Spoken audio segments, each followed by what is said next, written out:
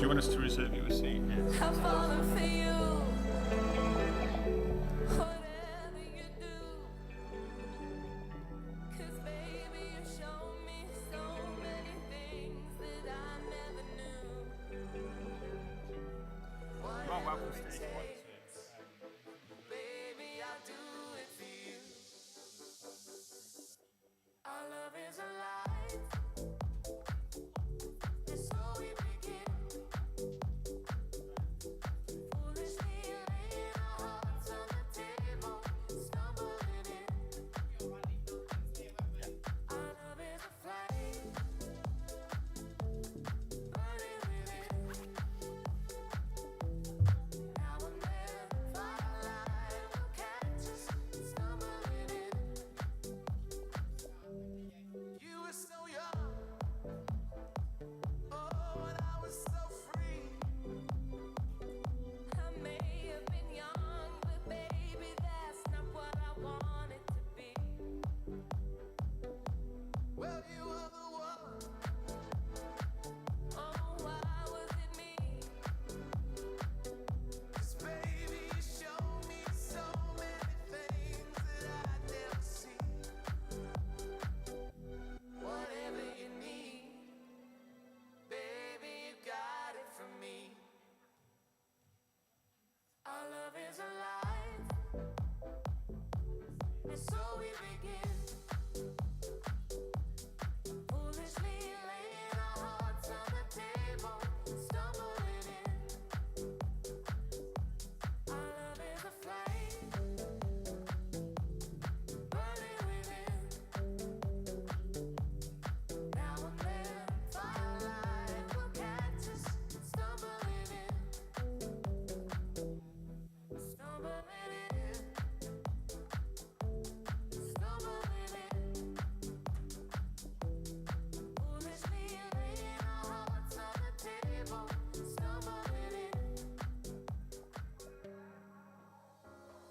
I took the long road across the ocean. I burned some bridges on the way. Feels like forever here in the moment. Just so forever is here to stay. Don't wanna say too much, speak too soon, and scare your heart away. Just wanna feel your light, the fire inside, for the rest of all my days. Lately, I just feel like I can't get you out of my mind. I feel love for the first time, and I know that it's true. Me and you, I could love you for life.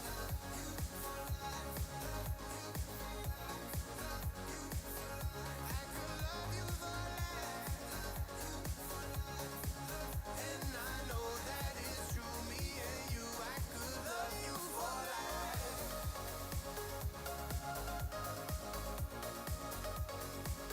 I could love you for life, and I know that it's true. Me and you, I could love you for life. You came and found me when I was hopeless. Right on the edge of giving up. You understood me, gave me focus. You're all that I could ever want. Don't wanna say too much, speak too soon, in case I scare your heart away.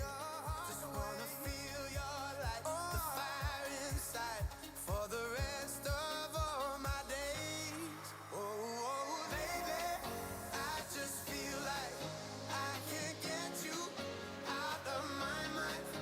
I feel love for the first time, and I know that it's true. Me and you, I could love you for life.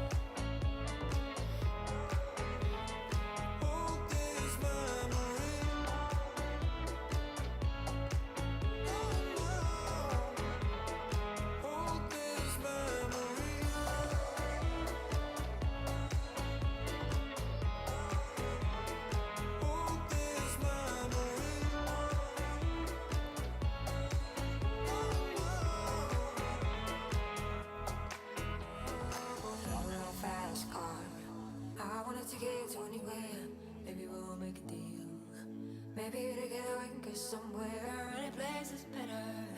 Starting from zero, got nothing to lose. Maybe we'll make something. Me, myself, I got nothing to prove. You got a fast car. I got a plan to get us out of here. I've been working at the convenience store. Managed to save just a little bit of money. Won't have to drive too far.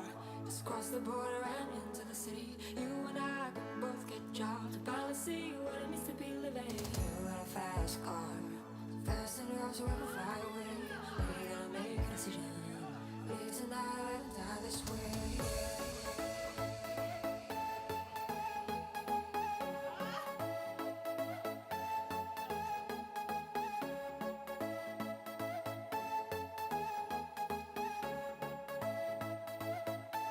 So remember we were driving your car. The speed so fast, felt like I was drunk. City lights lay out before us, and y'all felt nice wrapped around my shoulder. And I had a feeling that I belonged. And I had a feeling that I could be someone.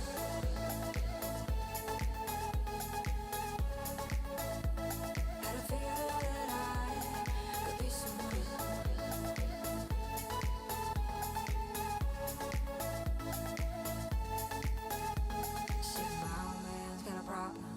Live with a bottle, that's the way it is. Said his body's too old for working. His body's too young to look like his. Mama went off and left him. She wanted more from life than he could give. I said somebody's got to take care of him. So I quit school, that's what I did. You got a fast car. We go cruising, entertain ourselves. You still ain't got a job. Not working the market as a checkout girl. And all things will get better. You'll find work and I'll get promoted. We'll move out of the shelter. Buy a bigger house and live in the suburbs. You got a fast car. See fast enough so you can fly away. You gotta make a decision. Leave tonight or let me die this way.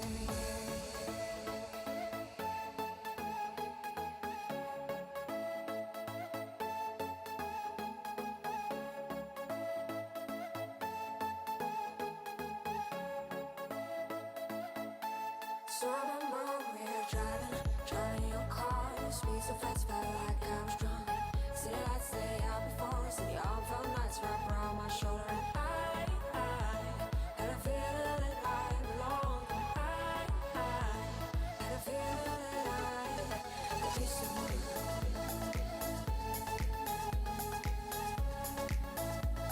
Had a feeling that I could be someone. Morning. If you're moving into the theatre, can you not leave gaps, please?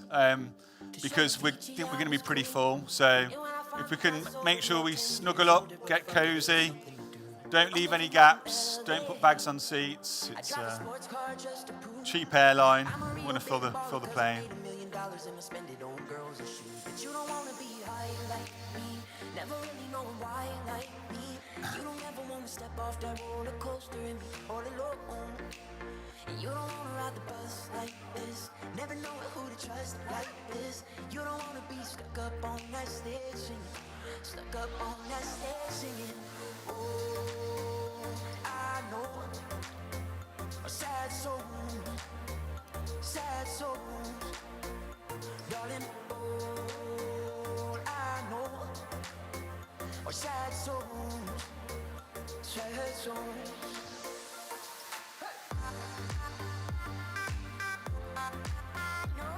Morning. As you're coming down, don't leave gaps, please. I think we're going to be pretty close to full. Can you move to the centre as well? Because people are just trying to get in. Thank you.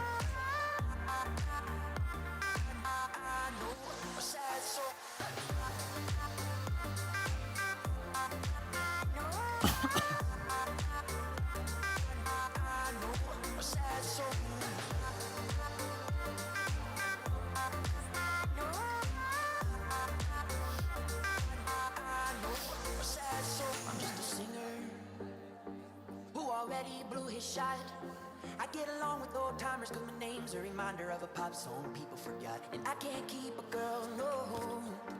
Cause as soon as the sun comes up, I cut them all loose and work's my excuse. But the truth is You can get to the seats from both sides, so you can go around the back and come in from the right or the left. you don't ever wanna step off that roller coaster and be all alone.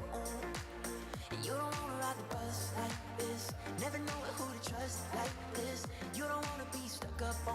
backstage, stuck up on that stage singing. Oh, I know a sad soul, darling. All I know are sad souls, sad souls.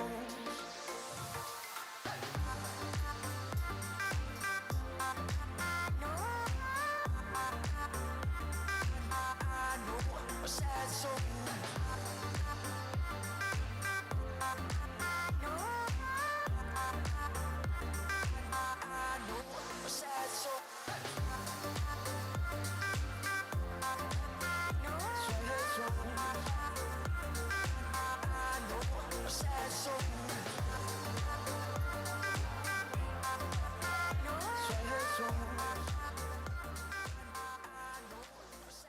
There's a space in my heart when it all comes crashing down. Anytime I hear your name out in public, there's a place that I go every time that you're in town. It's just me Catchbox. and the knots in my stomach.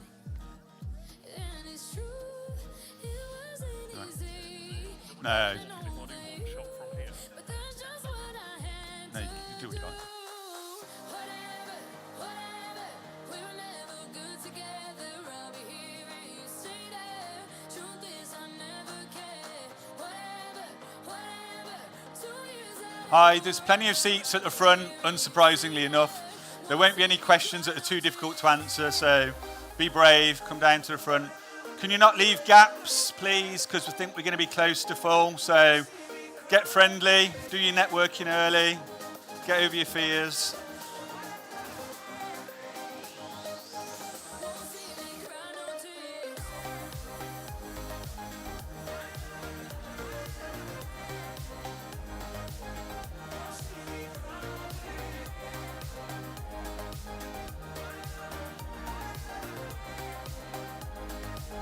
Won't see me cry no tears. Never mind, never mind. Feels like you were never mind. Don't lose myself in the arms of a stranger. And yeah, it sucks. Times of love. You try your best, but it doesn't work out, and it don't matter either way. Oh yeah. Whatever, whatever. We were never good together. I'll be here and you stay there. Truth is, I never cared. Whatever, whatever. 2 years that ain't forever. Morning, there's space over on the right hand side as you come in as well.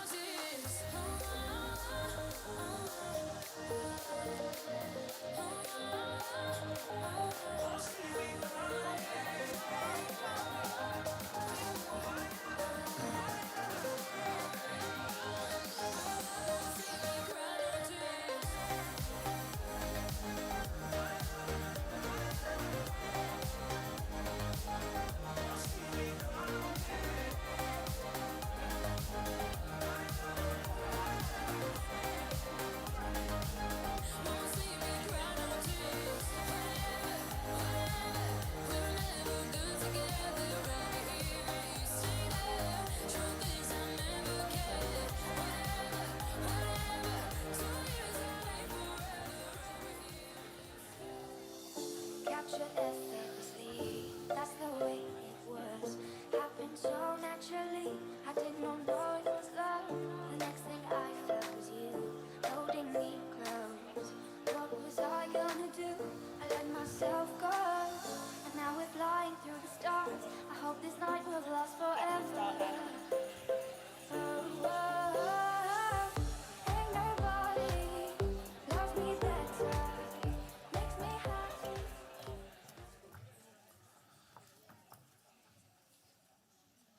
All right, Soph. Okay. Morning, everyone. Welcome to Orlo Big Social. It's the third big social that we've had, and looking at the few seats that we've got left, by far the biggest attendance we've had so far. So thank you all for coming. So I'm Phil Evans. I'm the MD of Orlo. I've been fortunate enough to hold that position for the last 5 years. It's a job that I'm really proud of, and I'm lucky. I get to really enjoy and love my work. I work with brilliant people and great customers and prospects like you guys. So I'm one of those people that walks into work with a spring in my step, which is a nice place to be. So as I said, Big Social's been running for around 3 years, and the first one was at the Rep Theatre in Birmingham. We're Brummies, we're proud of it. We don't shy behind it, we like our city. So hands up if you were at the first one 3 years ago. Right, so quite a few of you. So nice to see some return faces. And hands up if this is your first Big Social. Oh, wow, okay, the vast majority of you. That's great news. Okay, well, welcome to the community. And as you'll hear today, Orlo's all about community and building great communities. So today, our objective is to bring together public sector communicators to learn from each other, share best practice, and enable us to leave today with more knowledge than we came with, maybe make a few connections that we can use on LinkedIn afterwards to support us, and really continue to build the public sector community to help us serve our citizens in a better way. No, the clicker isn't working. Okay, there we go. So I know you all want to stay super connected, and we're all like social beavers, so we want to be on LinkedIn and all that sort of stuff, which I'm happy for us all to do, right? So you don't need to take recordings of the slides, but you're happy to just take loads of photos. They'll be available on demand in a few weeks, and you'll be able to download them, all those sorts of things. But feel free to take pictures, share them on your social networks. But I also know for myself that if I'm really trying to learn, I need to be present as well. So please try not to get too distracted by the pesky work emails from your CEO of your county or wherever it is or wherever you work, chasing you up or asking you for a last-minute campaign, as they always do. So let's try and stay focused on the day. The presenters in particular probably worked hard on their content, so let's give them the respect of staying focused on that. When you are on social, if you can use the following hashtags for us, that would be great. We like to get our message out loud and clear. So Big Social 2024 for the main day. And then for the big event, the big awards at the end of the day, if you can use Golden Elias 2024, that would be fantastic. So today's objective is all about learning, really. Information sharing, having some fun, and a lot of networking. There's a lot of opportunities for that throughout the day. So don't worry, you'll have lots of chance to meet each other and have a drink or some food on us. And we've gathered together some of the most talented people in public sector and private sector to talk to you about how they're achieving their goals, what hints and tips they can share with you, and what best practices they can share with you. And I want to thank early on all of the speakers for taking time out of their busy calendars to prepare their presentations, and also to the Orlo community partners that are here today that have helped us put today's agenda together and gather so many of you to enjoy the day. One of our Orlo community partners actually was in reception, and I saw a lot of people engaging with it, which was great. It was a great task. I tried it.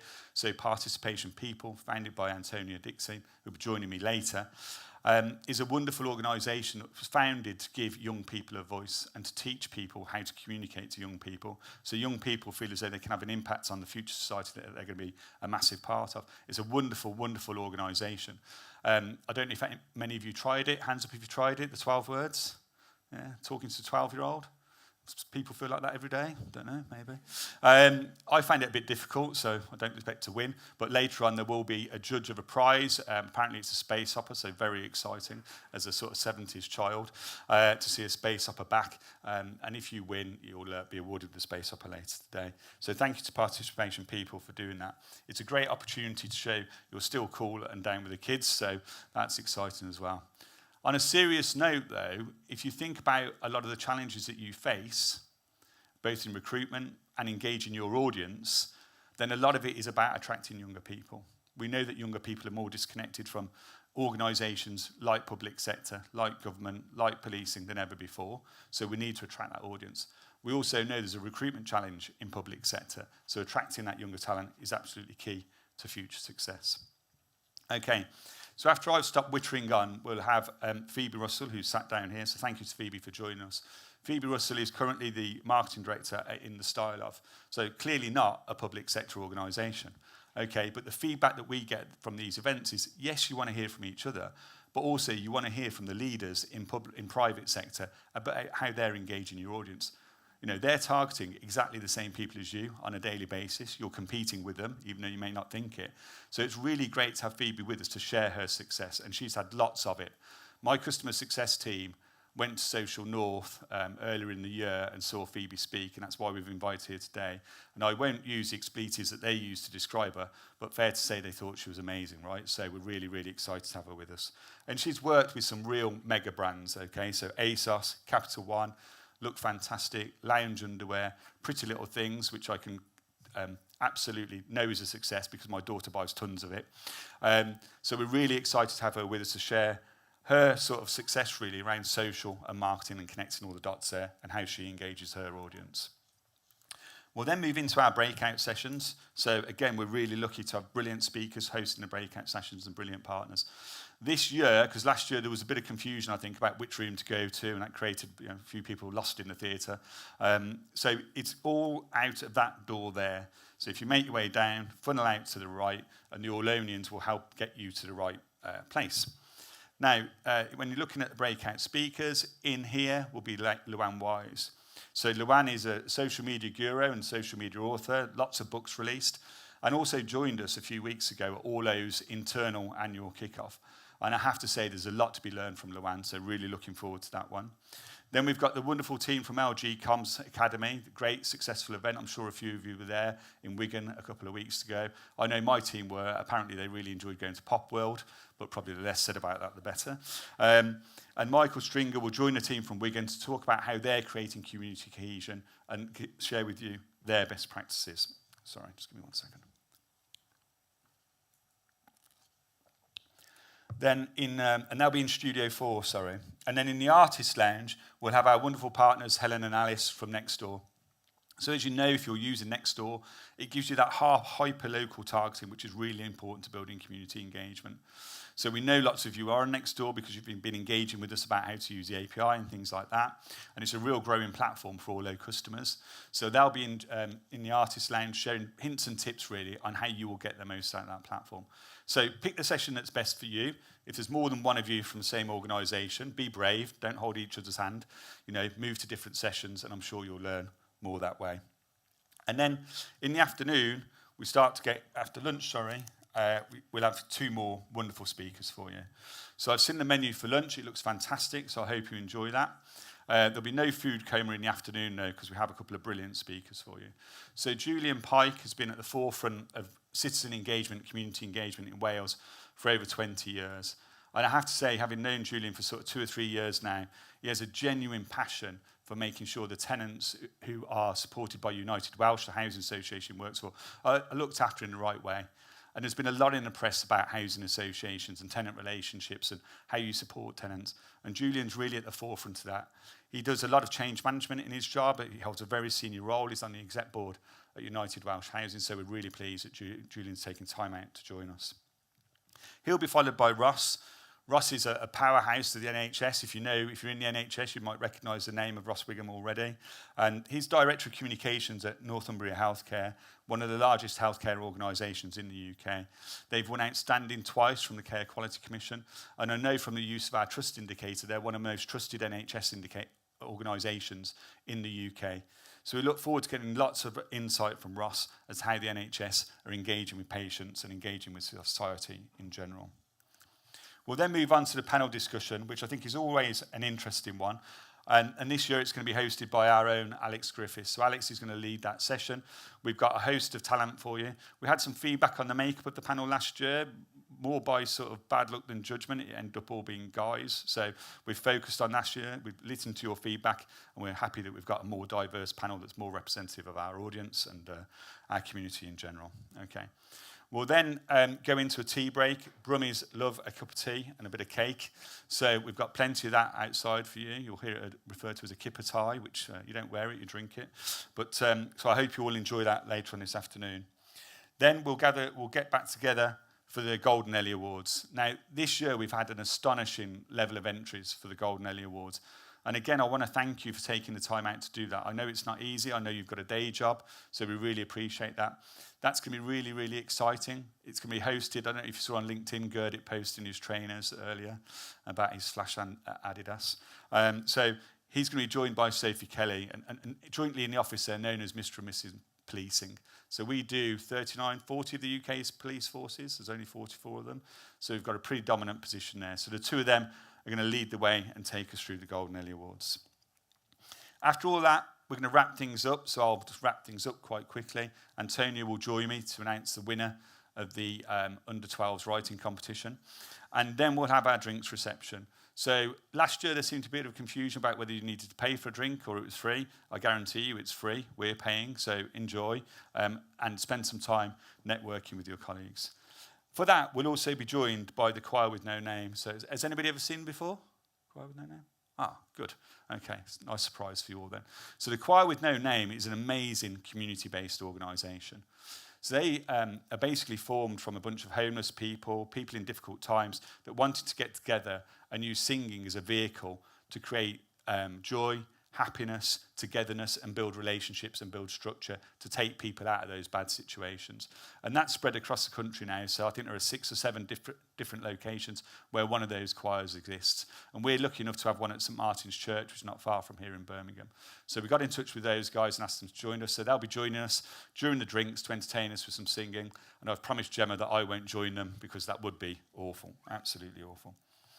So that's a brilliant example of somebody building a sort of wonderful community. So final bit of housekeeping, and then we'll move on to some more interesting stuff. So there's no fire alarm planned, so if there is a fire alarm, then we do need to leave the building. And in all seriousness, we just need to do that in an orderly fashion. So I won't try and do my airline steward or stewardess impression, but there's up there, exit signs in green as per any other theatre in the country, okay? And the Orlo team, who are in the black T-shirts, will help you out. And whilst we're on that, they will help you with anything you need during the day. So if you don't know where to be, you can't remember where the toilets are, or you're wondering when the next food break is, just ask an Orlonian, and they will help you.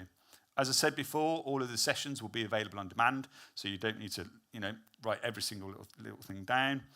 And at the end of every session, there will be Q&A. So we've got this catch box. So if you've been to an Orlo event before, we use these quite a lot. It's lighter than it looks, so it won't hurt you if it hits you.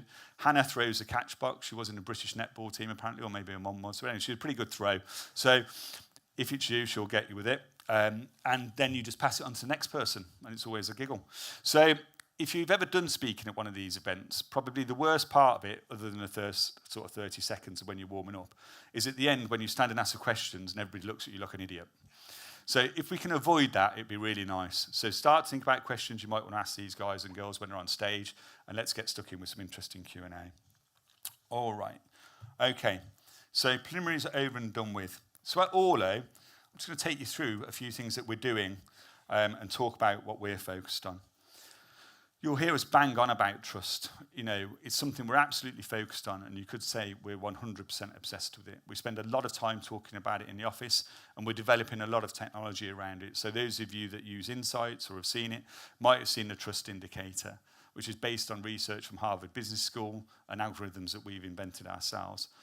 And we think it's really, really important to measure trust and understand trust, because we know from all of the research that we've done, so this is not our research, this is research by the OECD, government research, lots of academic organisations, that the trust is the key to building stronger, more resilient communities, which if you think about what the public sector is there for, that's it, right, to build stronger, more resilient communities.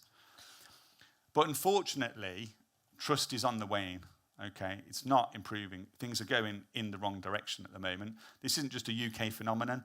If you go onto the OECD website, you can see quite clearly that this is a global challenge where governments and people are just disconnecting, right?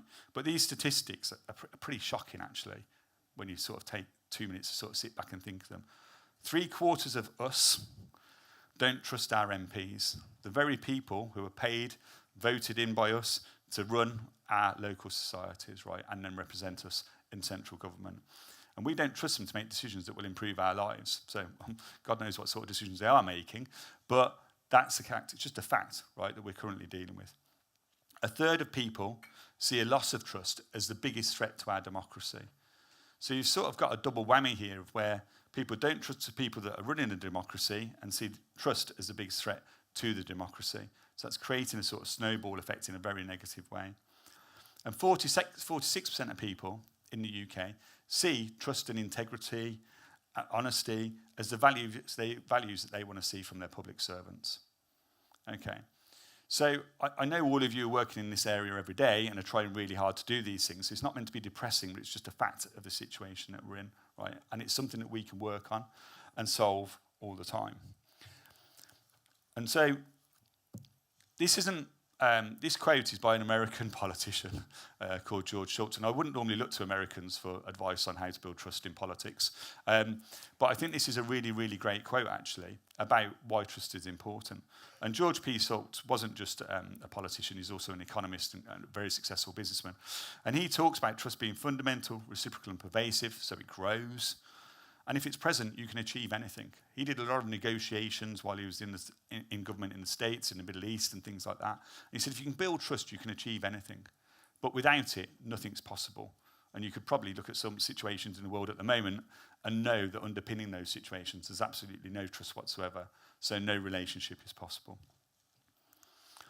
At Orlo, we're lucky enough to work with over 400 public sector organisations. Okay, so every day we're spending our time with you or with one of your counterparts, learning about what you're doing, trying to help you improve what you're doing. And we've been doing that for over 12 years. So we've spent thousands and thousands of hours working with comms people in the public sector. And what we've decided to do is try and condense that into a model so that we can practically use this model to help you advance building trust with the citizens that you serve. And that's been built from, talking to you, watching what's successful, watching what doesn't work, and trying to learn about that. And the baseline, the absolute foundation of the pyramid, and why it's at the bottom, is open and honest communication. Okay, so we need to be really clear, communicate with clarity, and be honest about what we can and can't achieve as public sector organisations. We've had a really great example of this in Birmingham over the last sort of 12, 18 months. Birmingham City Council went bankrupt. It's quite a public story.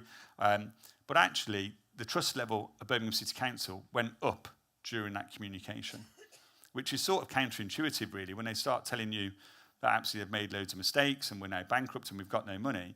But because of the way they communicated that, and they were so open and transparent about the mistakes they've made, people trusted them more. But you have to be really brave. It's really hard, and you're probably fighting internally to say, look, we need to be clear on this, and probably told not to, or maybe told to soften it down a little bit, try and make it look a bit better than it is. Actually, none of that works because people will see straight through it. You need to be brave and transparent with your community. The other thing that we need, and we know builds great relationships, is listening.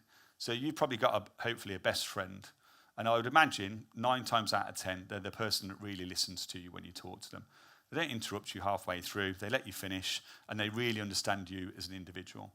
We need to try and do that as organisations, but that's really, really difficult when you're one organisation serving thousands, maybe tens of thousands, maybe hundreds of thousands of people. How do you listen to them all at once? Well, luckily, technology can help us in that area, and this is not me trying to sell you Orlo listening. There's lots of other listening tools out there. But you need to listen to your community, and not en masse either. You need to listen to sections of the community, different areas of the community, different demographics, different age groups, to understand what they're talking about and what they really need and what really matters to them. And we've seen countless examples in organisations that we work with where they've set their 4 leadership priorities, they use social listening and realise that the community don't really care about their 4 leadership priorities. Okay, so a far better idea would be to listen to the priorities and then listen to the community, and then set your priorities. So we really advocate that you start to listen to your audience. Once you're listening to them, we can then go back to communication in a way and make sure we're talking about the issues that are current, timely, and pertinent to the audience we're trying to communicate. Again, in a segmented way, not just broadcast across the whole piece. And once we start broadcasting out in a really effective way, what we'll get is engagement back. People will start talking to us. And now you might be sat here thinking, oh, I hope not. I haven't got any people to deal with that. Well, that's kind of worse than not getting it. You need to get that conversation going. Without getting that conversation going, you're not going to get an engaged community. They're not going to listen to your message. So once we get that two-way conversation going, our engagement scores will go up, and actually later in the year, Hards and the product team will be releasing some benchmarking on engagement. That'll be really interesting for everybody. You'll be able to compare yourself. Are you going up and down the charts? Are you getting better or worse? How do you compare to your peers? Because we know that engagement is absolutely key. And once we've got engagement, we then need to deliver on the promises. So again, in a way, this comes back to open communication. If you're communicating, setting the wrong expectations to citizens, when they get to the experience level, they're just going to be disappointed. So be clear about what you can do, be honest about the experience you can deliver, and they'll just get what they think they're going to get at the top, and they'll rate that a good experience. Experience management is actually really better described as expectation management. Deliver on the expectations that you're setting. And once we do all of that, we start to build trust. Okay. Now, we don't just do it all on a Friday and then think, right, we'll have another go at that in a month's time. That's going to need continuous effort and continuous help.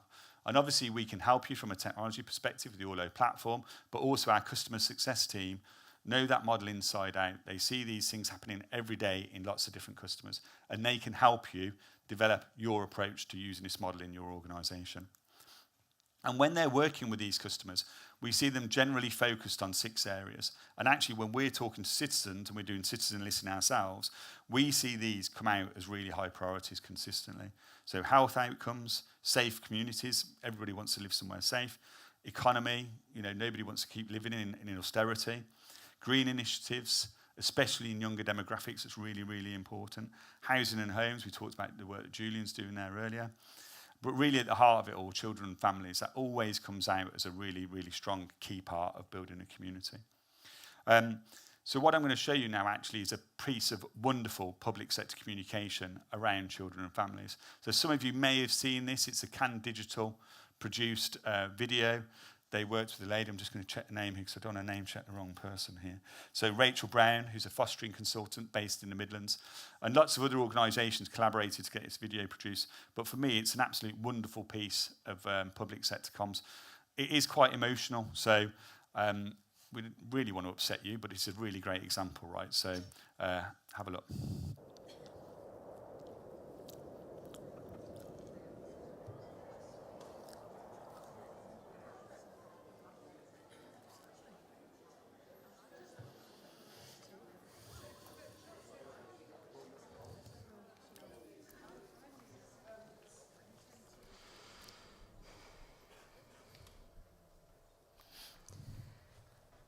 I'm a very ordinary person.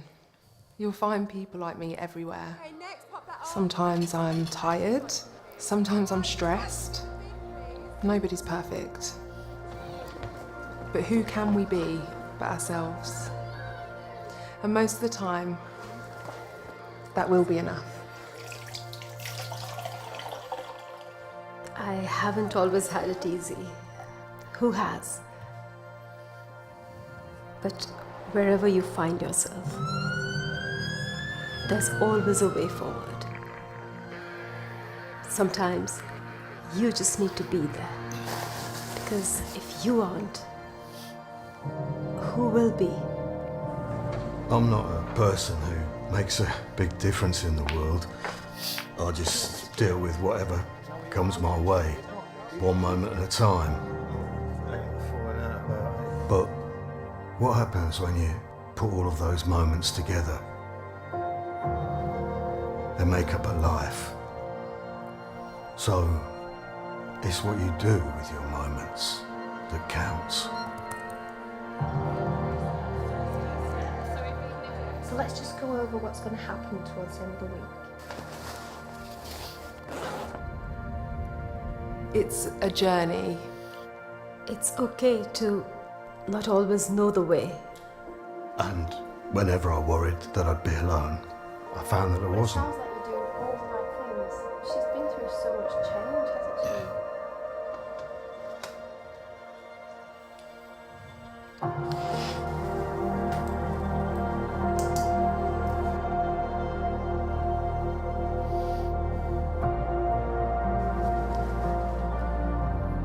And what I've learned is That I was capable of more. Than I ever thought possible. And what I've realised is That it could be any of us. That makes a difference in a child's life.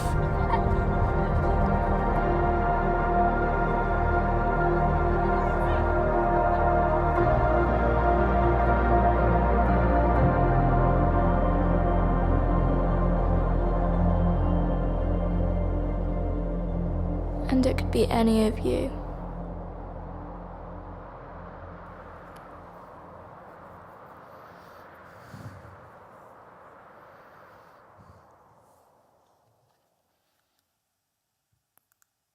It's pretty difficult to watch that without having a spine tingle or a tear or feeling choked or emotional. But for me, that's an example of really brave, open, honest communication that's going to engage our audience, right? And fostering, we know, is a huge issue in the UK. Lots of private sector organisations making an awful lot of money out of it. And if we can bring fostering back into more local authorities, we can save money and probably do a better job of it, right? So a wonderful video, and congratulations to the CAN team and Rachel for producing that. So, right, on a lighter note, a little exercise for you during all the breaks and during all lunch and drinks later. So, in reception, we've got, and I'm sure lots of you saw it, a light box set up with the Orlo pyramid, reflecting the Orlo pyramid.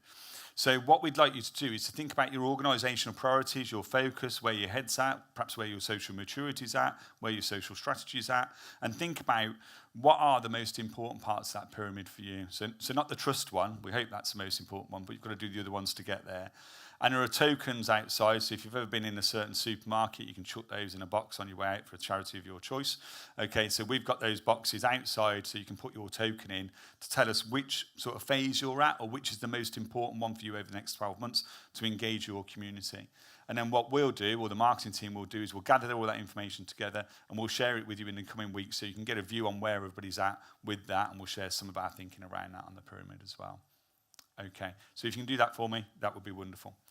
Okay, so we've given Phoebe a big build-up, right? We're really excited. So it's great that she's come to join us, and we take time out of her day to be with us. So if you can welcome her to the stage, and we'll hear from Phoebe Russell. I put you some water there.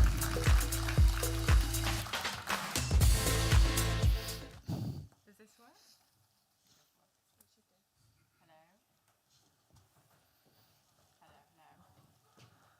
I can't.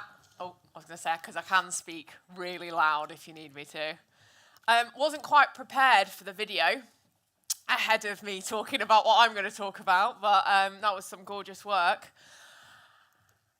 I'm going to talk about how in the private sector, the issues that we face are completely different to what majority of you guys in this room face, but hopefully you can take something away from this. And a lot of the things I kind of look at is how social media and search live in tandem. And when they don't, things can go extremely wrong. And when they do, they can go extremely right. Now, you might all be really proud of being Brummies, but it does rain a lot here. It does. I'm from Manchester, and it rains a lot there too.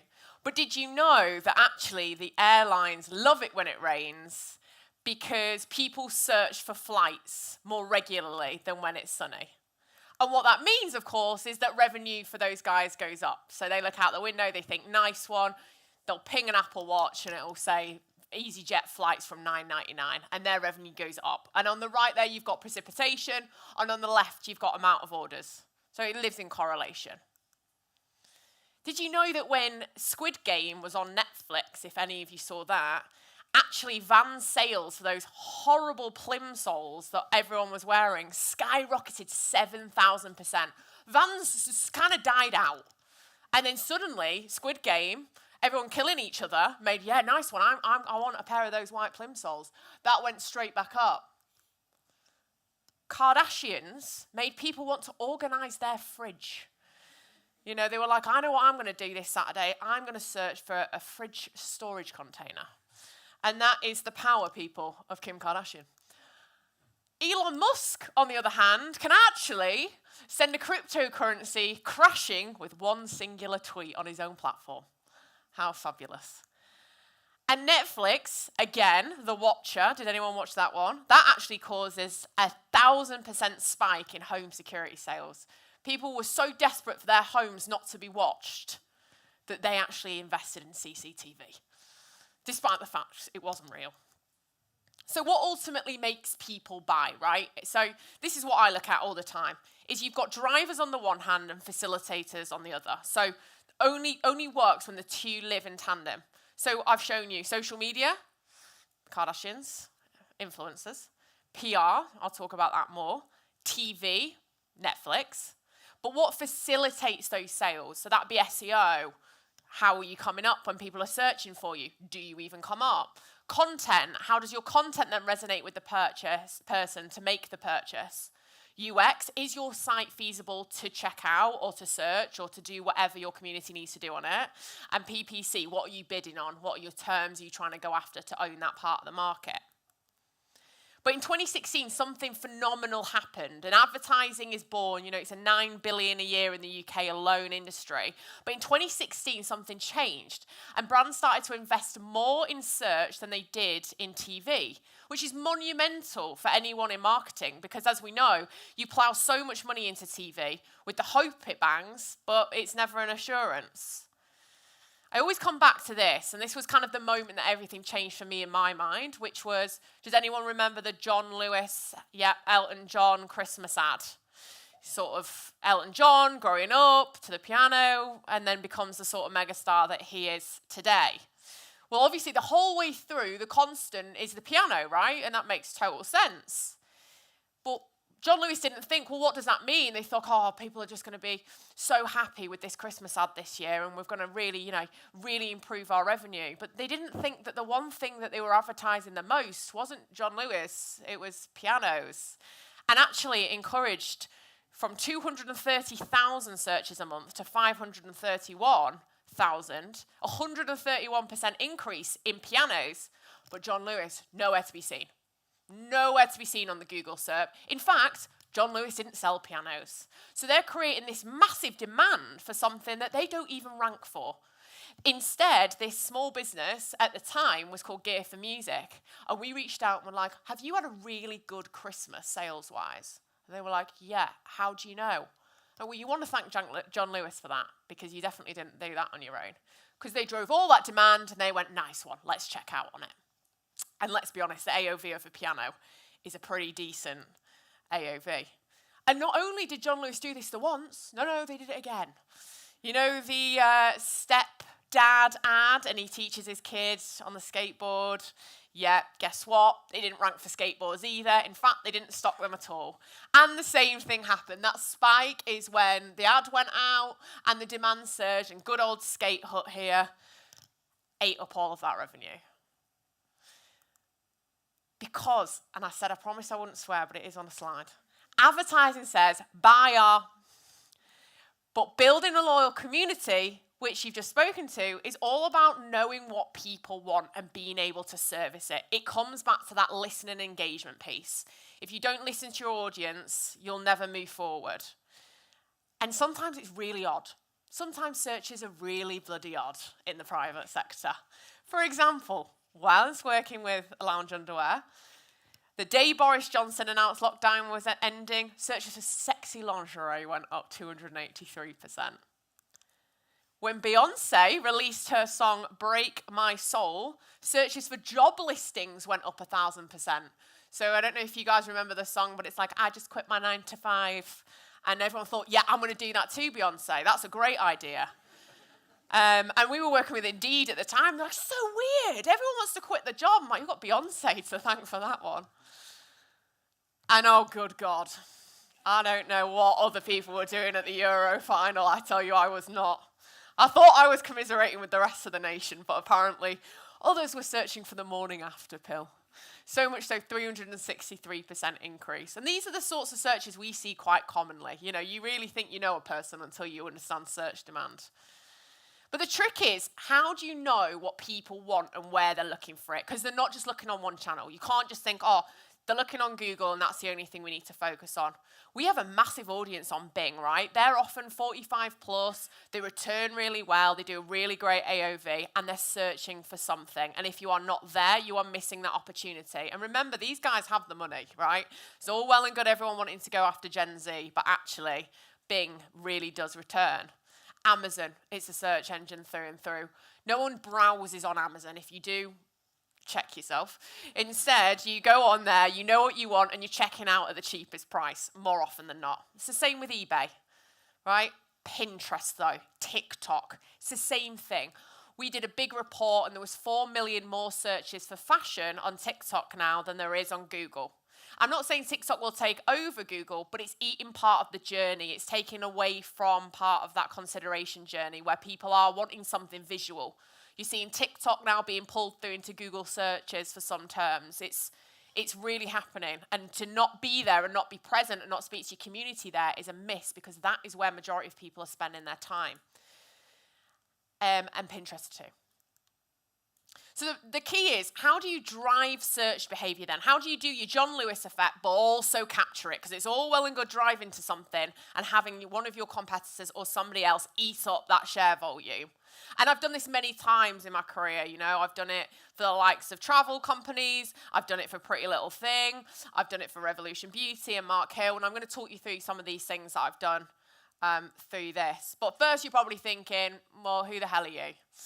Well, I'm Phoebe. I've spent the last 10, 12 years in the private sector working for a huge array of brands, whether that's in agency or actually in the brand. So I've got a pretty diverse offering, but what I have found is a formula that seems to be able to apply to any industry, because the constant is the search and social mix. The difference can be any single industry, which is why you guys could probably all take away something from what I'm about to share. So there's been a complete change in the way we understand trends recently. And I think this is a great question. Who has kids? Who has kids? Yeah, okay. So what do the following two things have in common then? You've got kids, you know, your daughter shops at Pretty Little Thing. The following two things have in common is, well, the first thing is music goes viral on TikTok before it even enters the charts. Who's heard a song from their daughter, son, before it even goes on your radio in the car? They know it, right? And in the same way, runways in fashion aren't creating the trends anymore. TikTok is mostly. I've used social because there are still influences from YouTube, but honestly, the majority is TikTok. We're actually just creating a brand new boot based on a girl that's gone viral somewhere in Idaho. And now suddenly that's what we're doing, because we've seen the search demand for it. So we're going to generate the product to fulfill the search, because currently no one ranks for it. Music and fashion are designed to be social first now. So it's strange then why any other sector or any other marketing team wouldn't look to do the same.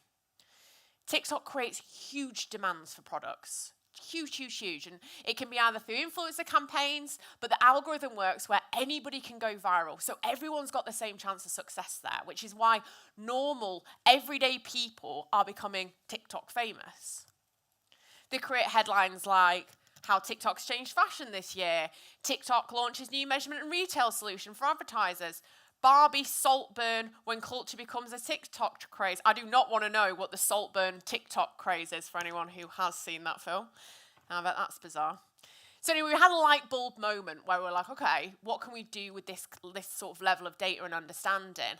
And it actually spanned from this original TikTok viral campaign, which were these leggings. This is like the OG. This was like 3 years ago, Musical.ly became TikTok, and suddenly all these girls were wearing these leggings. And we're like, okay, well, what does that mean for search? Because we're seeing it everywhere. Surely people then are searching for it.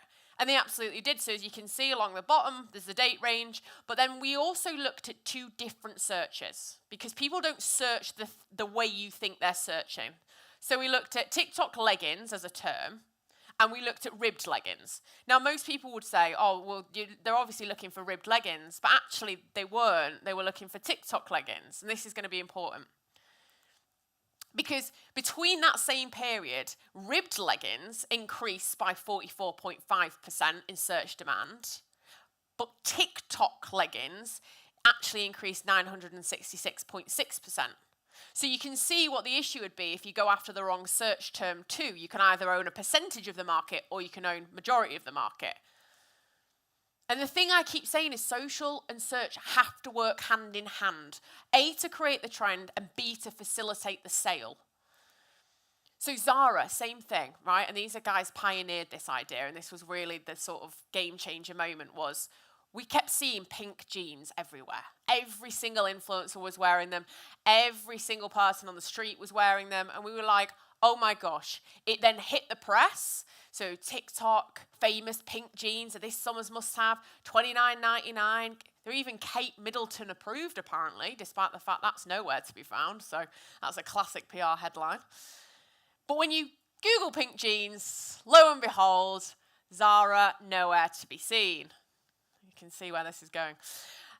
Instead, next, Amazon, shock, always up there in the rankings, and M&S actually were ranking for that term. So Zara, again, like John Lewis, gone out, created a trend, and not eating up any of the share volume from it. This is a missed opportunity for Zara, and any other brand who ranks for the term is going to gain from what Zara has created. And we've seen before that TikTok drives people to search, hence the ribbed leggings. So how much actually was the opportunity that Zara missed? Well, again, if you have a look, we've mapped pink jeans against pink jeans Zara. Notice people weren't searching for the brand term. They weren't loyal to the brand, they just wanted the product. That means that the decision making will come on price and ranking. It will not come on the fact it is Zara. So again, you've got this issue where loyalty goes out the window and the only person that's going to benefit is those that are ranking for the term pink jeans. And again, as you can see in the data, 112% more searches for the term pink jeans than pink jeans Zara, right? That's the thing about loyalty, especially in fashion. It doesn't exist. It's price driven. You guys won't go to one retailer and be like, oh, that's it, I'm only shopping from Zara. I won't look at any other brands. It doesn't happen. So we're up against this challenge all the time in fashion, where we're competing against everyone in the market. And one of our biggest competitors is always Amazon because they always rank for the searches. But building loyalty has to come from somewhere, and we find it comes from building trends. Again, good old Zara, puffer gilet. They brought the puffer gilet back, trended on TikTok, and this is what happened again to searches for the style. And year on year, they increased 1,272%, right? Just from TikTok. They didn't do any other work. And as you all know, Zara's e-com imagery for the girls in the room, not overly helpful when shopping to see a girl with bird on her head in the middle of a road, but it's talking about the shoes and the footwear. You know, it's rogue, but it works. But they went to TikTok to try and be more approachable, trying to be more accessible for their audience because their e-com imagery is not doing that. So instead of just looking at these trends and going, oh, that's really interesting, I thought, well, why don't we reverse engineer one and actually see if I can create a trend and eat up the search volume from it, because that seems to be the big miss here. So this was with Pretty Little Thing, and we looked at every single product that we ranked number 1 on Google for, because we know that's where majority of people in our audience are searching. So again, we just pulled this from Systrix, Ahrefs, and Search Metrics, and we were like, okay, headbands, thigh-high boots, and eventually we ended on halter neck tops. Because we thought, that's interesting. No one was doing it. There is the share volume. We've got the stock to facilitate the purchase. Let's give that a go. The strategy is so simple. The most overly simple strategy I think I've ever put together. So choose a product that we rank number 1 for, halter neck tops. Gather a list of influencers and trendsetters on TikTok that will all go out and wear the top. That's it. Simple as that. Not buy this top, not price point, just wear the top. You know, it's like Darren Brown advertising. Just you've got to plant it. Just wear the top. And then we got product PR, Trust Signal, to push it out and put our brand in the middle of it. Pretty Little Thing is creating this top. And then finally, how do we create that across other channels? Because we know our consumer doesn't just search on one channel, and we made sure that it was everywhere else too. Of course, all the press put our client at the center of those comms. So we got, 19 super popular TikTok fashion brands. We're in listicles, Love Island viewers, because we ended on there. All over was our client. So not only did we drive that awareness, we drive loyalty to the brand. The results. Searches for cross-body tops, halter neck tops, any variation of that term increased 841% after the campaign. We got 19 links, all follow links, back to the site for those that work in digital PR, etc., pushing us to number 1 worldwide. So we now rank for that term in the US, UK, Europe, Canada, anywhere. Okay, and on top of that, our followers had a combined, and this is quite, pretty little thing, big on influencer following, only had 4.29 million. So these weren't loads and loads and loads of really big Molly May type influencers. These are pretty much everyday TikTok people. It drove just shy of 50,000 traffic to the exact product page, and we got 10 million plus TikTok views. But the biggest increase was the increase in traffic that we got to the site, which was 187% up. This is just one campaign, and we just did that on one campaign. Zero paid activity. We weren't paying for the privilege to bid on PPC. We weren't paying these influencers, all gifted. But just one thing in common, they're all wearing a variation of a crossbody top. The trick was just 25 people all going out to America with the signal, wear this top is in. And that's literally all it came down to.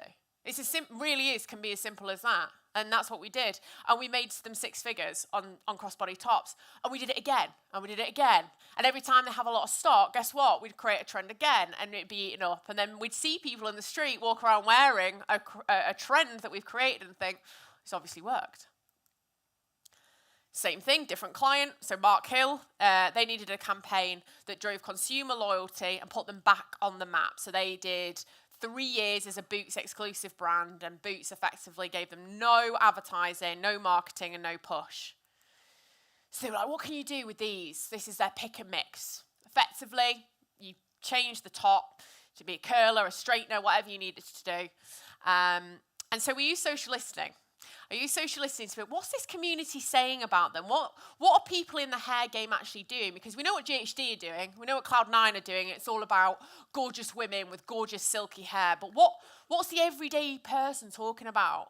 Well, we found loads of stuff. But the most impressive thing I think we found was the amount of comments that said that they resemble sex toys. And I thought, I can work with that. So I created a campaign called Do Your Hair, Not Yourself. And as we brought out new wavers, we do out of home saying the bigger, the better, because this was for our maxi waver. And we also sent out PR packs of like really, really small saying, does size matter? You can imagine how much we went to town on this. It was almost too easy. And we just got everyone to talk about it. The likes of GK Barry, a massive, massive influencer, loads of people in the hair care space. But the difference was not one of them did their hair. None of them did themselves. But none of them did their hair with the Mark Hill curler. Every other brand would be, oh, this is how I do this curl, and this is how I straighten my hair. And none. They didn't even use it. They all create skit parody clips of people finding them going, what's this? Or their mom coming in. And we made sure we used comedy influencers, everyday people, to put these guys back on the map. And it even got Love Honey, love to jump on anything sex related. So it's not that much of an accolade. But they were like, oh, maybe we could do a collaboration in the future. I thought, well, that can't be safe. But we did play for it, for curling hair and toes. And I think the point here was that everyone knew that was an ad. Like, that's so obviously an ad. That's so obviously prepped to be an ad. But we made sure that we did that because there's a lot of trust comes from pure transparency. Like, stop, the same way that I didn't make sure that the halter neck tops would be marketed to, like, oh, get it for $9.99 or, like, stop marketing. Just let it kind of ease itself through. And consumers love that. We hate being sold to. And instead it's like, click the link to this ad, it's brilliant. Click the link, read the message they put up, because when it came up, we had like an age warning, almost like they're hitting a porn site. It was all very, very sophisticated. Brilliant advertising. New ad campaign is so funny. And what we actually did eventually is Love Island messaged and wanted them stocked in the villa. So they went from like having no reception at all, Mark Hill, to now being absolutely everywhere. And of course, in primetime TV. What did that do? Well, it increased the trend of their products by 48%, with a further 23% for that individual waiver that I showed you guys that I put on the side of that van. And again, we got Mark Hill to be put at the centre of it. And we did a public announcement. We really built this out for PR, where we're like using social listening to prop up the PR campaign and sent that out with all of our other advertising that we put together. It's like people are reviewing sex toys that are actually hair products in humiliating posts. And then people that had their own waiver started creating UGC out of it too. So we created a trend out of that. Searches went up 48%. We only got 8 links in this campaign, but we saw a 67% increase in revenue from day one. Again, just shy of 51,000 traffic to the exact product page. 5 million TikTok views, but a 4.37% conversion rate, which in the private sector is insane. I mean, we're super happy with the 2.2. So it doubled conversion rate. And the other thing that this really led to was actually we sold out of a year's worth of product for Mark Hill in 2 weeks. Completely sold out. And that is a game changer. And after that, Pretty Little Thing knocked on their door and was like, we'd love to stock you. And now they're in a load of big retailers there too. So it's incredible what can happen from something really small. And in transparency, that campaign cost 10 grand. That's it. 10 grand. And they sold out of a year's worth of product in 2 weeks. But the trick, seriously, to creating loyalty and creating any of these campaigns is to think about your story first and your product second. It comes back to that, please stop advertising to people. They do not want to buy what you are selling. They need to think that they've come up with the idea themselves, like the Vans. So this is something that we did with Vans, was we just sent out the story. We got all their search data from their site, made the story. We actually got 900 media placements about it. All the press picked it up. And all that did was continue generating sales. Got 45,000 people to the website on day one to buy those bloody plimsolls. Misguided. We're like, oh, we've got a load of sweaters we can't shift. What are you going to do about it? I was like, have you thought about getting a matching one for your dogs? They were like, are you joking? I was like, well, no. And it sold out. People were like, oh my God, how epic. Me and my dog can match. I'm like, whatever does it for you. But it sold. And you know, the other thing is product on TikTok. So our client Revolution Beauty, they're iconic for dupes. And they were like, you know, this magic cream, all the girls will know, Charlotte Tilbury, 90 quid for a pot this big. When ours does the same thing, literally the same ingredients, what are you going to do? We want to get Charlotte Tilbury to think about the fact that we're a serious contender. Like, okay, well, let's put a strategy together to make sure we rank for their search terms, because their SEO is pretty crap. So that's what we did. So actually, if you type in even still Charlotte Tilbury Magic Cream, we come up Revolution Beauty. There is nothing worse than a competitor organically ranking for your term. And now, of course, all Charlotte Tilbury do is rank up all their PPC to make sure that the brand goes down. But we did it. We sold out of the entire stock that we had. That was 50,000 units on day one. All gone thanks to the fact of this campaign and just bidding on and just ranking for search terms. And the most recent thing we did was, I'm now within the style, which is definitely being a brand that's pioneered influencer marketing probably 8-9 years ago. It's had the craziest ride, going to IPO for 115 million, the next year losing 10, and we've just swung back to black. And that is a big journey. And the one thing that no one would expect us to do is put a customer with 300 followers as a face of the brand. And again, it's got 1 million+ impressions so far. This campaign started a few days ago. It's got 3,000 entries into the next competition mechanic of everyone just desperate to be the face of the next collection. 750,000 engagements, and it's cost me nothing. I think what I'm really trying to say is sometimes you don't have to throw loads of cash at a wall and think like John Lewis Christmas ad and think, oh, this is going to be revolutionary for our brand. It's not. People know you're selling to them. And my God, if you're not ranking for the thing that you're selling them for, you have missed a massive opportunity. We've got loads of takeaways, but I think the biggest 6 are these. Please use social and influencers where possible to create search trends for you. People trust other people more than they trust you. People trust people. They do not trust brands or governments. Use social to amplify a campaign and get your press for free. You can get press easier if your hook is, this went TikTok viral. Like, think about writing that in your headlines. This TikTok viral craze, you'll see it everywhere. Use it. There's a reason why people are getting pickup from it.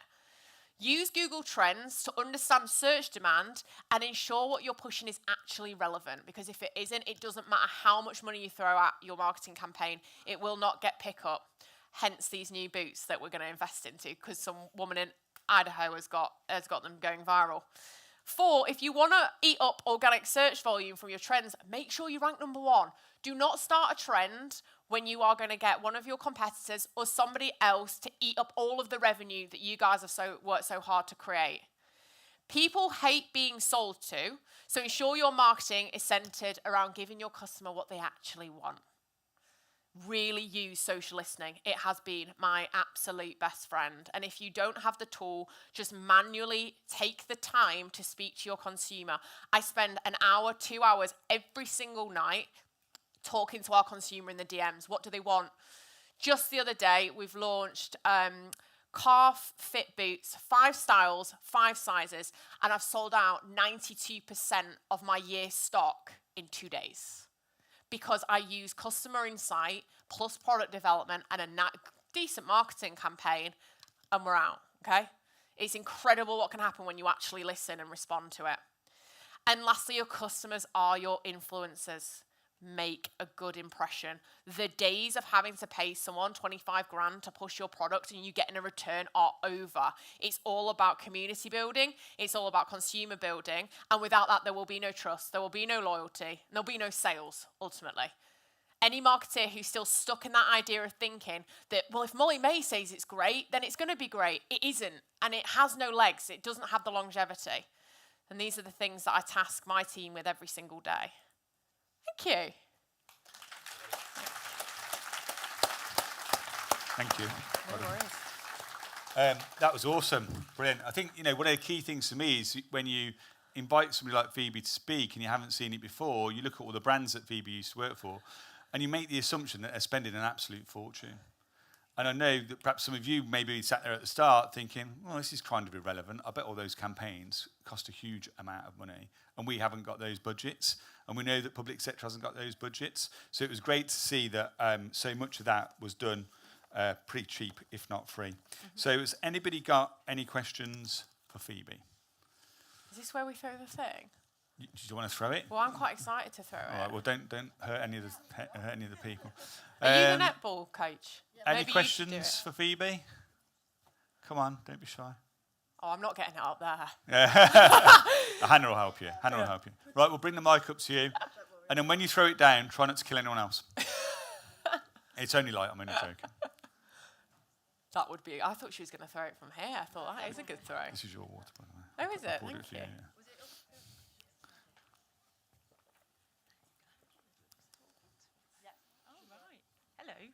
Hello. Hi, my name's Liz. I'm from Leicester City Council. Thank you, Phoebe. That was really interesting. I just wondered, you mentioned about giving people what they want.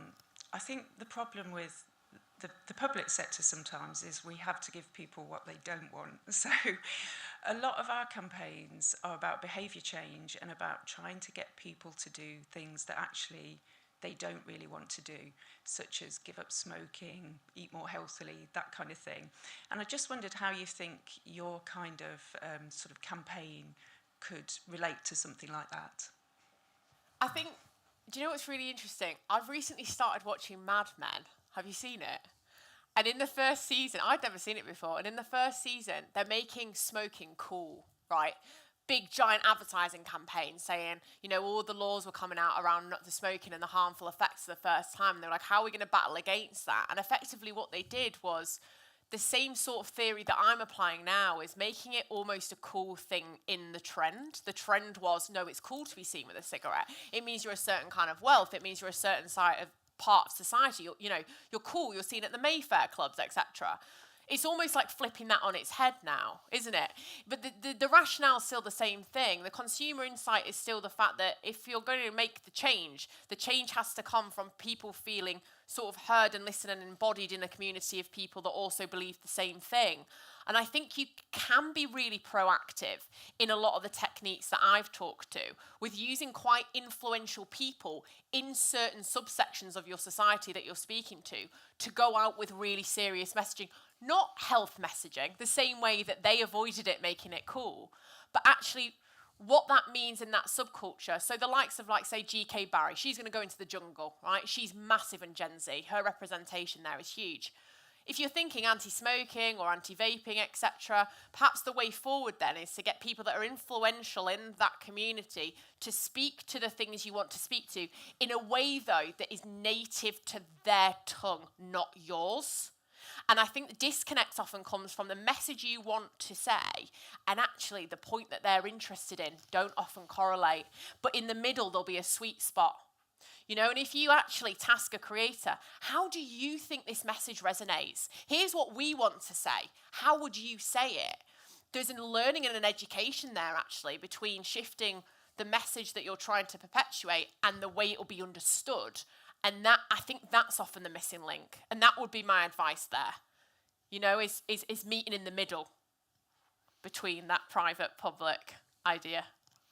There's actually a good example of this very close to you, actually, with Leicester Police. So Leicester Police ran a campaign on knife crime, either last year or the year before, and they didn't really talk so much about knife. They talked about knife crime just not being cool, and I think there was a significant drop in knife crime. But they used young people to transmit that message, and people who would normally be the targets of knife crime or the perpetrators of knife crime to take that message, not sort of, you know, mums and dad type looking characters. So it was a campaign done from a totally different approach. So we can get you the details of that if you need it. Oh, well. on that actually, just a question, just a thought.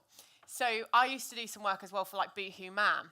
And knife crime amongst males is obviously higher than females. But we thought how cool it'd be to do a campaign where we partner with a charity, say a knife crime charity or a local authority, and drop the name man. So it just said Boohoo, but then man's almost like faded out. And then all the econ models disappear because it's the life without. Does that make sense? So it'd be the clothing and then it'd be resemblant of a life without men because they've been lost to knife crime.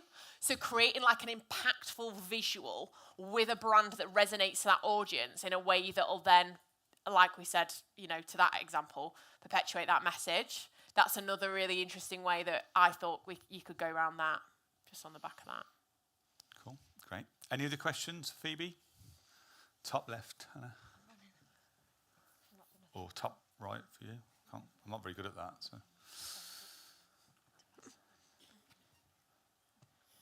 Hello. Ooh, hi. I'm Emma. I work for Avon Somerset Police. We've gone through kind of a little bit of a change recently of really trying to engage with people more in the comments. So, you know, really trying to reply to them, getting a little bit sassy sometimes and things like that. And I just wondered, you know, with a brand such as yours, who probably does have really loyal customers and who will be very vocal when they like or don't like something, and you're wanting to engage them, what's your kind of strategy for when, you know, you have your loyal customers and the one who always praise you, but the ones who maybe are kind of coming for you unjustly or, you know, spreading misinformation or things like that? Do you have a strategy to kind of correct them, or do you let that slide? Great question. Recently, so I'm currently in a very, very loyal founder-led business, and the founder has now departed. You've seen, okay, yeah. And this all played out on social media. What's normally sort of like corporate wranglings in a room has the nature of the business is it's a social first business. So this has all been playing out, and the strategy, first of all, is don't post and ghost. I say this all the time. The second you post and you don't engage with your comments, you're not doing social media. You are just doing every other form of marketing. Like, that's the golden egg, right? That's the difference between this and anything else you do. When it's negative, why do they always seem louder? They do, don't they? It's always the loud ones. It's like never the champion. The cheerleaders seem to be quite quiet when this stuff's going on. I think acknowledge where you feel factual enough to acknowledge, but don't play into it. I find that sometimes when you acknowledge too much, it becomes something then that it doesn't need to become. I prefer to take it to the DMs and say, hi, you know, I appreciate your comment. We're going to take this on board. Say if it's a stock issue, I'll go say I'll speak to product. If it's the founder issue, we understand and reassure. I speak back to the values. The values don't change. Morally, we're the same business in that sense. And, you know, we're happy to take on board any feedback you've got to the relevant department. But I honestly talk to them. Like, they're angry, and I'm just talking down. Like, you know, like you kind of would to a child. and you're trying to get out of them what they actually want you to say. And often the end point is far less severe than where they've started. But I always take it off. I always take it to DM. It's a conversation between us, not a conversation that needs to be in that public sphere. It can be really brand damaging, as you know. I like the fact that you're being sassier, though. That's good. I like a police site that's a bit sassy. That could be fun. If you knew Avon and Somerset Police, you wouldn't be surprised. That's fun. I like the whole that. Glastonbury stuff we did last year. And that is my new catchphrase now. What's Don't that? post and ghost. Don't post. I thought you were going to say be sassy. I thought That wouldn't sue me. Any more questions? We'll take one more, if you want to be the last one before we go. Where is it? In the middle. About 3 rows down, lady with a black and white striped top on. Come on, Hannah, chop, chop.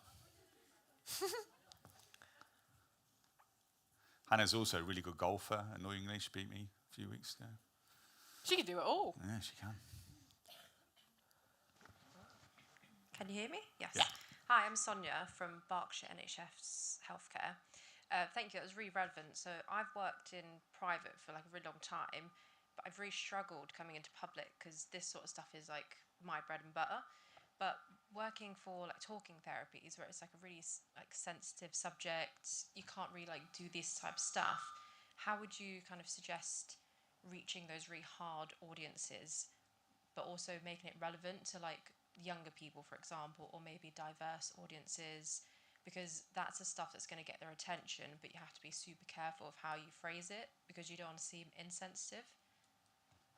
Honestly, I would use creators. I think there's only so much as a brand, like on the brand side of the fence, you can speak to because we're always, highly regulated, don't want to seem too insensitive. The whole point, right, is getting somebody to talk. So you need to talk to them directly from a creator way, and I don't think that's mass created. Like, I don't think that needs to be somebody who's got a gazillion followers. I actually think like the volume of people coming out and talking, maybe doing a campaign where people are brave enough to talk quite openly about their struggles, and it's like if they can go to that platform and talk about that, you can talk to us. And you kind of have to phrase it your sort of roundabout way of creating a movement of openness without them feeling constricted to it. I also had an idea once where imagine that you built, and I don't know how you do this smaller scale because I haven't got that far yet. I have these random ideas at 3 o'clock in the morning when I've got insomnia.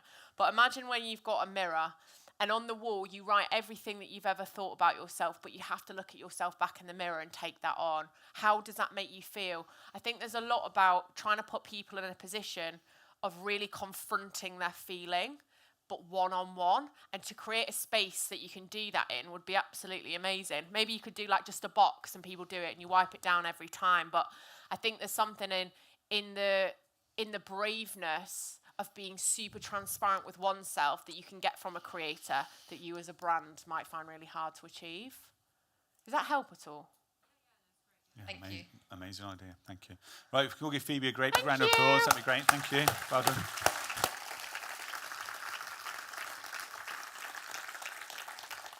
I think that was an absolutely inspiring presentation, and thinking at the end of that about all of it seems to me to come back to authenticity. It was quite interesting to hear a stellar marketeer talk about not marketing and being authentic. I think you tend to think about marketing as sort of dream weaving and black arts and all those sorts of things.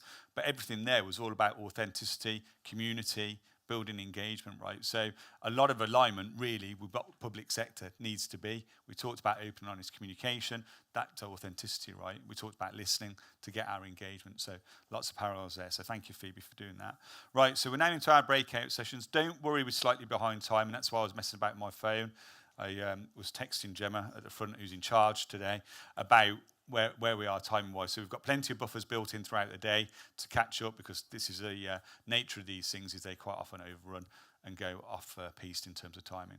So just to summarise again, you've got Luann in this room, okay, who's going to, thanks, who's going to talk to us about, I can't dance by the way, so don't put any music on, who's going to talk to us about social media. Luann's a guru, lots of books that I'm sure you've all read. She was great at our internal event a few weeks ago.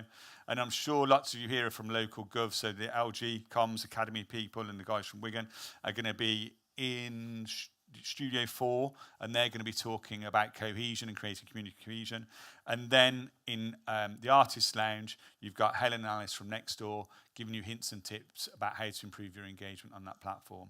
And we look forward to then seeing you over lunch. So enjoy the next hour or so, and we'll see you back here soon. That way. So bottom right. Thanks, Anna.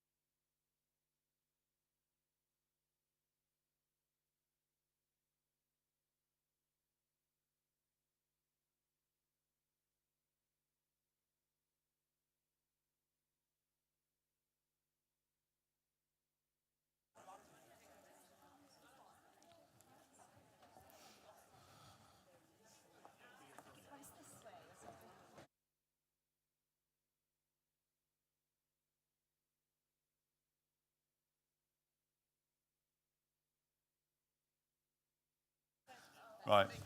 Thank you. Everyone, not surprising to see lots of people staying for Luann's session. So I'll hand over to Luann. I think have you got everything sorted? Sorry? Oh. Thank you.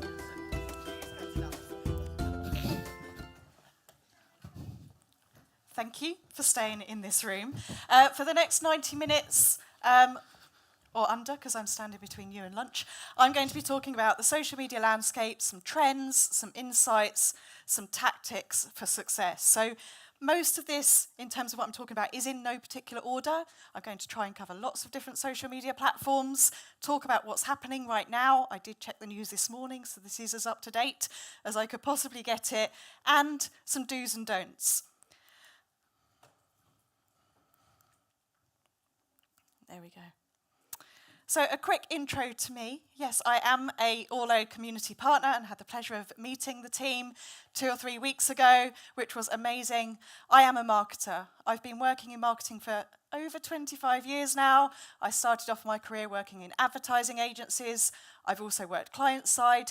Mainly B2B is my sweet spot where I like to work, but I also do a lot of work with higher education, manufacturing, financial, legal services, and public sector and not-for-profit as well. I've been running my own consultancy business now for almost 15 years and have the absolute pleasure of working directly with those clients and also doing a lot of teaching and training from a practitioner point of view as well, which has led me to some amazing moments in my career working directly with some social media platforms. So I do work with LinkedIn, their learning platform. So if anyone has a premium account and goes to LinkedIn Learning, I have some courses in there. I'm also a lead trainer for Meta in terms of Facebook and Instagram.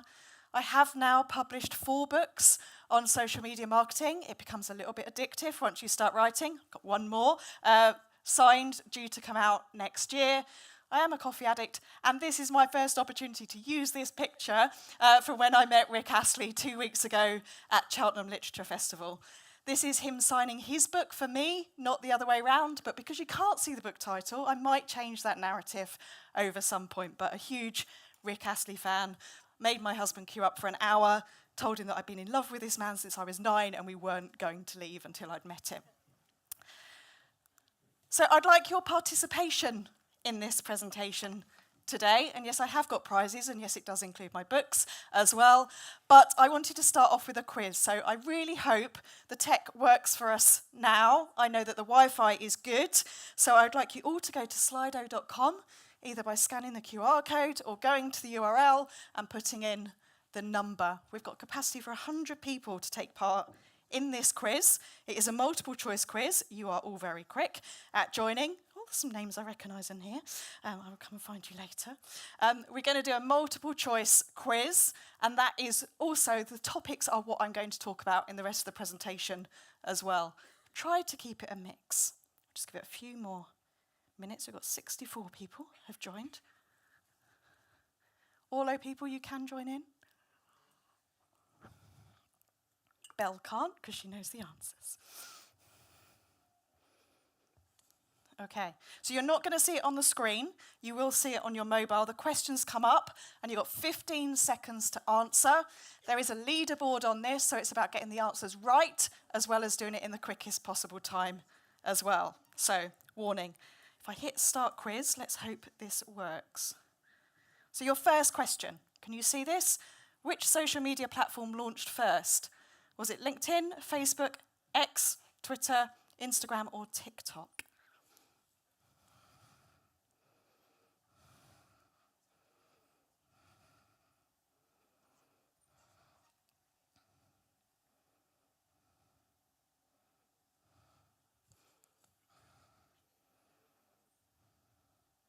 Okay, most of you on my screen, well, let me see if you can see it, 79% of you put Facebook, but the correct answer is LinkedIn.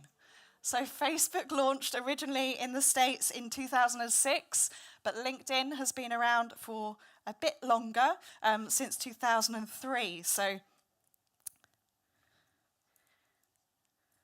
let's see. Jude Coulter, you're currently at the top on this one. Okay, next question. 15 questions in total. Next question. What is the average amount of time per day spent using social media? And this figure is from July 2024.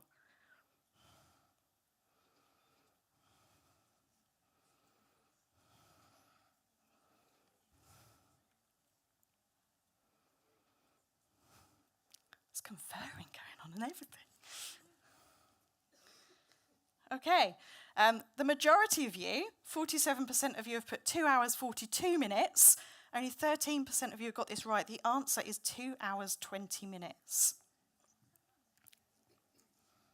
It's gone down slightly since January, but it's still 2 hours, 20 minutes. Jude, you are still in. No, Lauren is now in top position. Okay, third question. What is the average number of social media platforms used each month per internet user? Well, I can tell you that WhatsApp and Facebook Messenger are included in this, TikTok, Facebook, Instagram, X.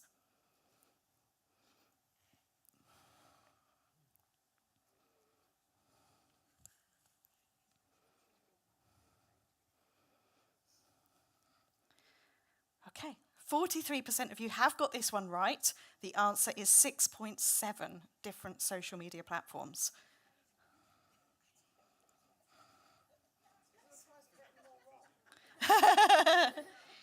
I should probably do it again at the end after I've done the presentation as well. Ellie Rowe is now in top position.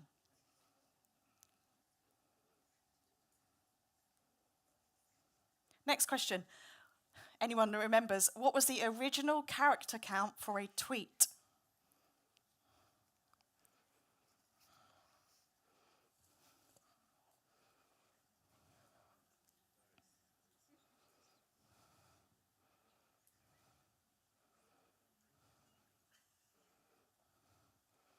Okay, it's neck and neck on two answers here.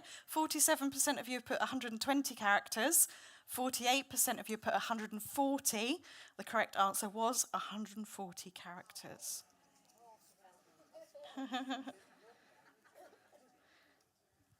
Lydia Green is now in top position. Next question. Hopefully an easier one. What is it now? How many characters for an X post, tweet, is it now?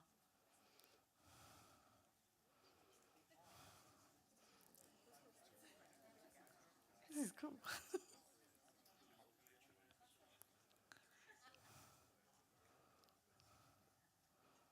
Okay, 51% of you have put that it's 240 characters, but it's not, it's 280. It doubled. Lauren is back in top spot. Okay. In which year, and it was on Twitter as a clue, in which year was the hashtag first used? 2004, 2005, 2006, or 2007?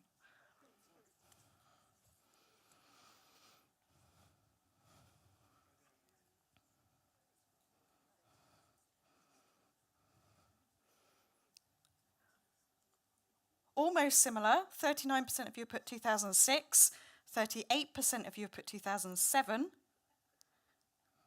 and the correct answer is 2007.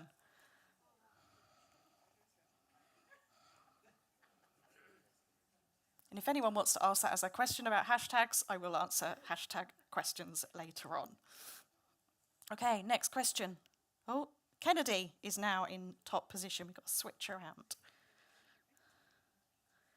How much did Elon Musk buy Twitter for?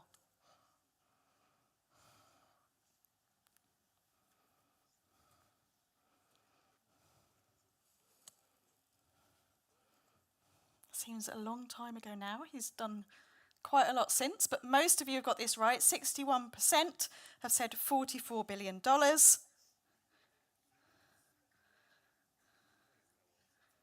We know the trivia. Kennedy, still in top position. Okay, a few more to go, similar nature. I'm trying to cover all the platforms in this quiz. So we've done Twitter. Let's see what we've got next. LinkedIn, company pages. Which of these companies has the most followers on LinkedIn? Google, LinkedIn, Amazon, Microsoft, who own LinkedIn, or Apple?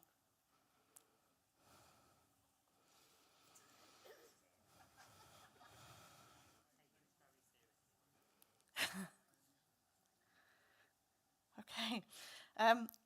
28% of you put Apple, 26 Microsoft, 24 LinkedIn, 16 Google. 7% of you have got this right. The answer is Amazon. It has the most followers on their company page.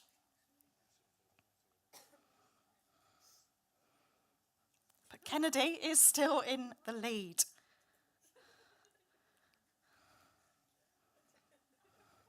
Okay, let's go to YouTube now and video content.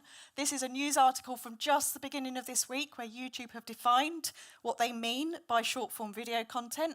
So is that less than 1 minute, less than 2 minutes, less than 3 minutes, or less than 5 minutes?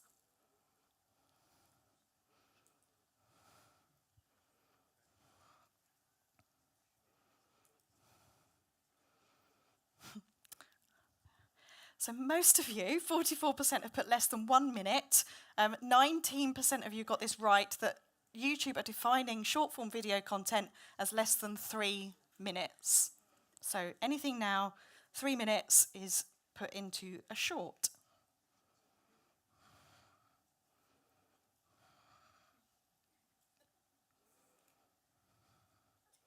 Okay. Just a couple more. Search. TikTok. What percentage of TikTok users search for something within 30 seconds of opening the app? We've talked about search already. I will talk more about search in a minute.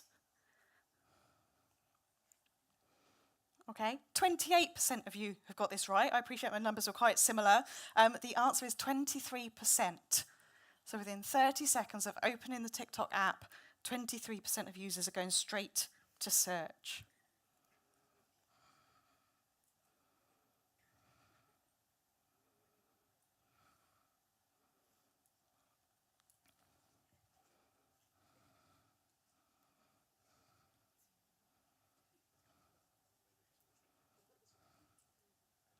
Next one, Gen Z. We talk about Gen Z, but do you know what their birth dates are? When were Generation Z born? Now, the answers to this do vary slightly on this, but hopefully you can work out the category here of the date range for our Gen Z.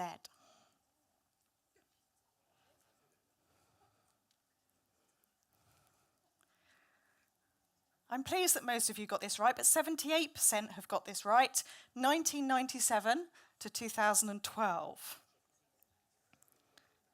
Anyone younger is Gen Alpha, who are turning 13 this year. Other than that, we've got millennials or we've got Gen X, which is where I am.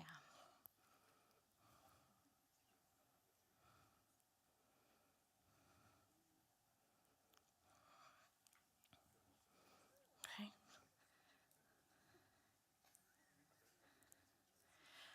Facebook. Again, they've shared this data in the last week or so, so anyone like me who keeps up with trends, groups on Facebook, public groups on Facebook, how many are currently active every month?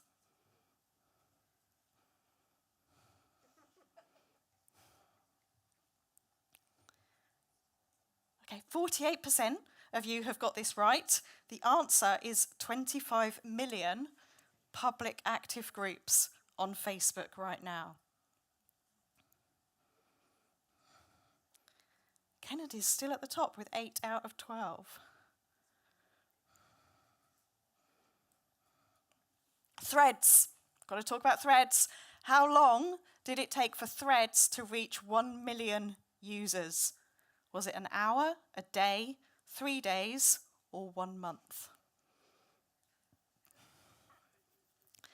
Some very optimistic people who think you can get 1 million users in less than an hour. Considering they launched it earlier than they said they were going to do overnight, back in July last year. So 43% of you have got this right. The answer, it's just come up on my screen as an hour.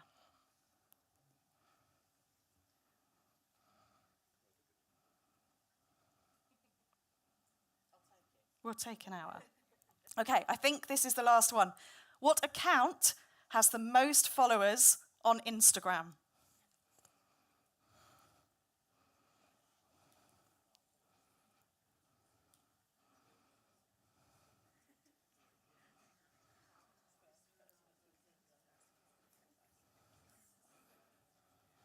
Okay.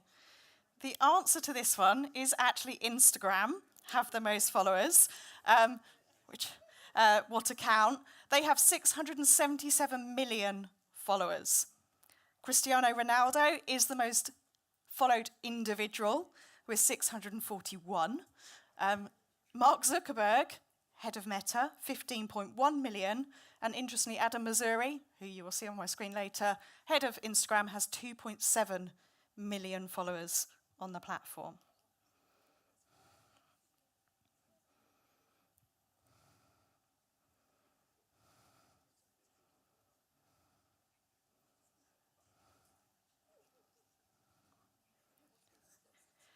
This is the last one.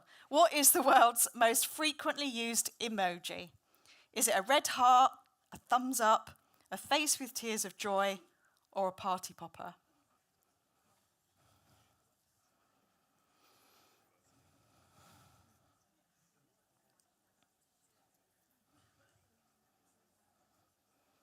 Okay. 14% of you said red heart. None of you said party popper. 53% of you said thumbs up. But the answer is face with tears of joy.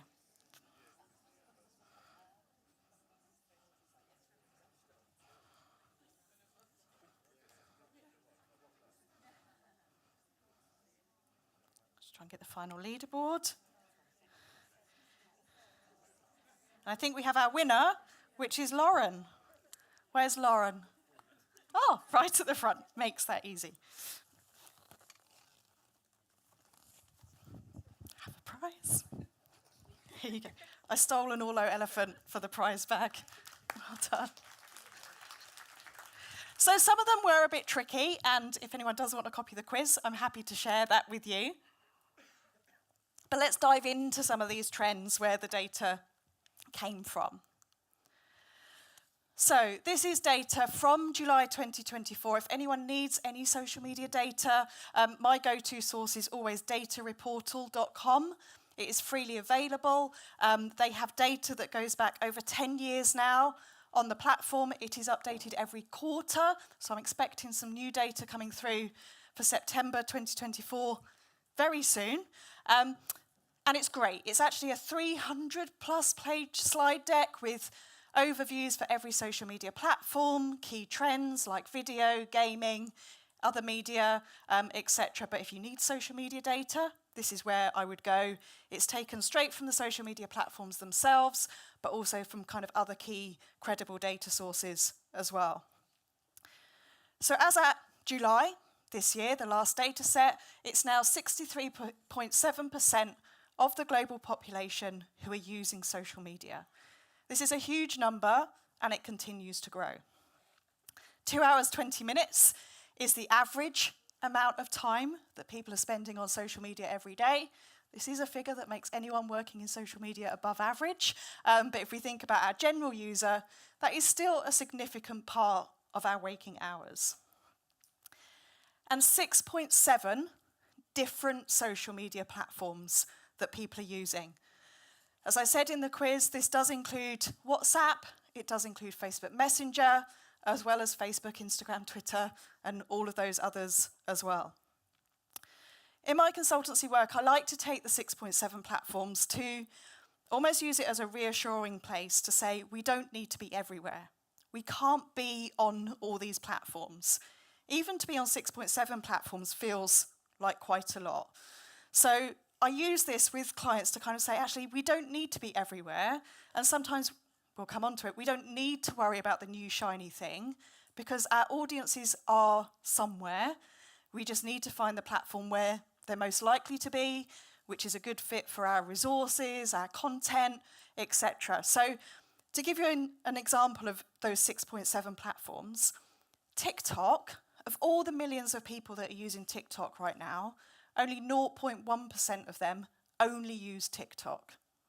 So if you're getting pressure to use a new platform, you can say, but it's okay, we're not really missing an audience because we're not on TikTok. They are somewhere else, and we're already on these platforms. So I try to use that in a reassuring way that we don't need to be everywhere, that we can use the platforms that we use alongside those other key decision criteria, such as I said, fit and resources.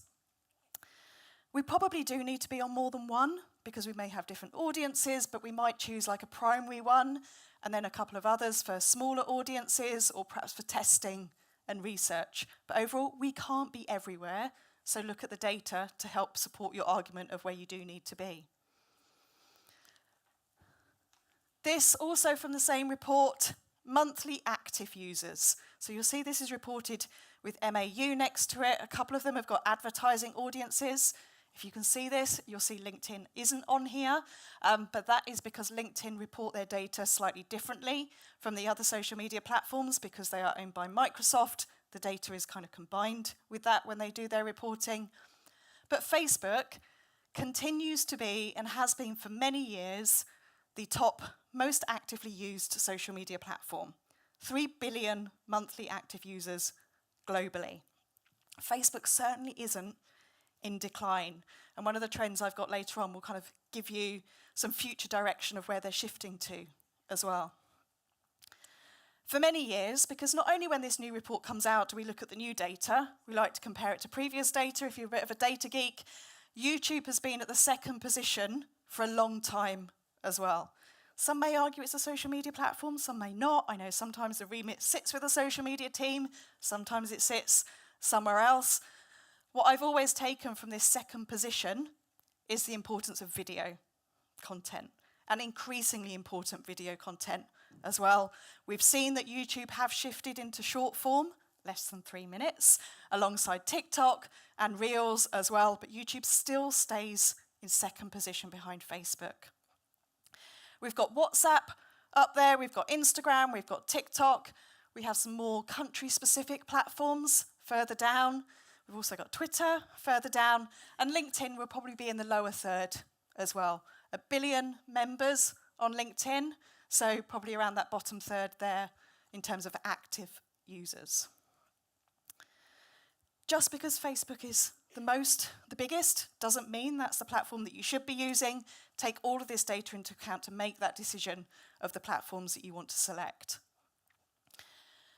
The big question, there's lots of big questions around social media, but should we stop using some social media platforms? Should we start using new social media platforms?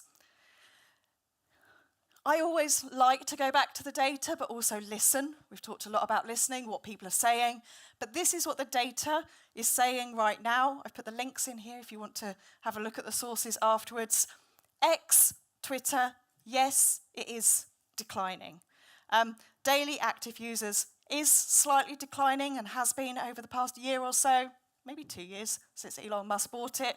Threads, the new platform from Meta, just past its first birthday, slowly growing, but there's still a massive gap there. So should we be testing new platforms? Should we be stopping to use platforms? That's a big decision to take. And I know Rosie, I don't know if Rosie's in the room, has recently done a piece of work around the housing sector for a panel session she was on around who is still using X. Should we stop using it? And the overall conclusion was like, let's stay there for the what ifs, listening to the conversations. We can use social media platforms just for listening and insights. We don't actively need to be posting on all of them. But who's tried Threads or who's actively using Threads? A few of you. The biggest data shift I've seen in the last week related to X is X when they announced last week around new blocking and whether you can block or you can't block. 500,000 people started to use Blue Sky last week. So there are other platforms.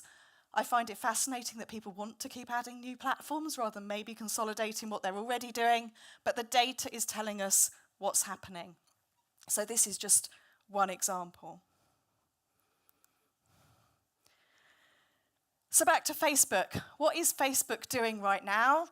Earlier this month, Facebook have announced that they are redesigning to focus on Generation Z. So if anyone is having these conversations or has children, we're not on Facebook because that's where our parents are. You know, we're now on the other social media platforms. Facebook, of course, know this. So they are redesigning the platform. I don't know if anyone's got this yet. It's probably rolling out in the US first before it gets to us in the UK. But they're very focused on wanting to reach Gen Z, 1997 to 2012. And how they're redesigning this is actually really good for communities, what we've been talking about today. They're shifting some of their content into a local tab. So they've identified there that Marketplace is somewhere that Gen Z hang out for clothing and household items, etc. Groups, 25 million of them active on Facebook at the moment. This is a place where people may communicate locally or with peers. They are also moving the groups into local. They're adding an Explore tab, which we've seen on Instagram, so a bit more search focused on social. And events. You may already see events being advertised on Facebook. You can set up events, they come up in your feed. LinkedIn do events as well.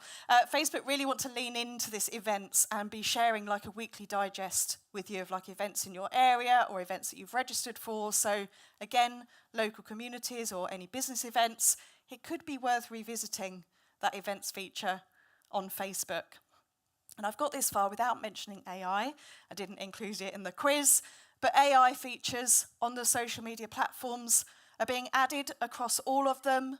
We're using standalone AI tools as well to help us with content creation, data analysis, etc. I think this is a good thing that AI is being added to groups. so that people can maybe search for their answers within the group before they ask them. If anyone's in a lot of groups, the same questions do get asked all of the time. So encouraging people to search within the group and make that better search results, that's where we're going to see AI come into Facebook. So quite a big shift. Whether it works or not to reach Gen Z, we don't know, but they've recognised this, and that just shift around to local and communities as being the primary reason to go to Facebook, I think is really interesting.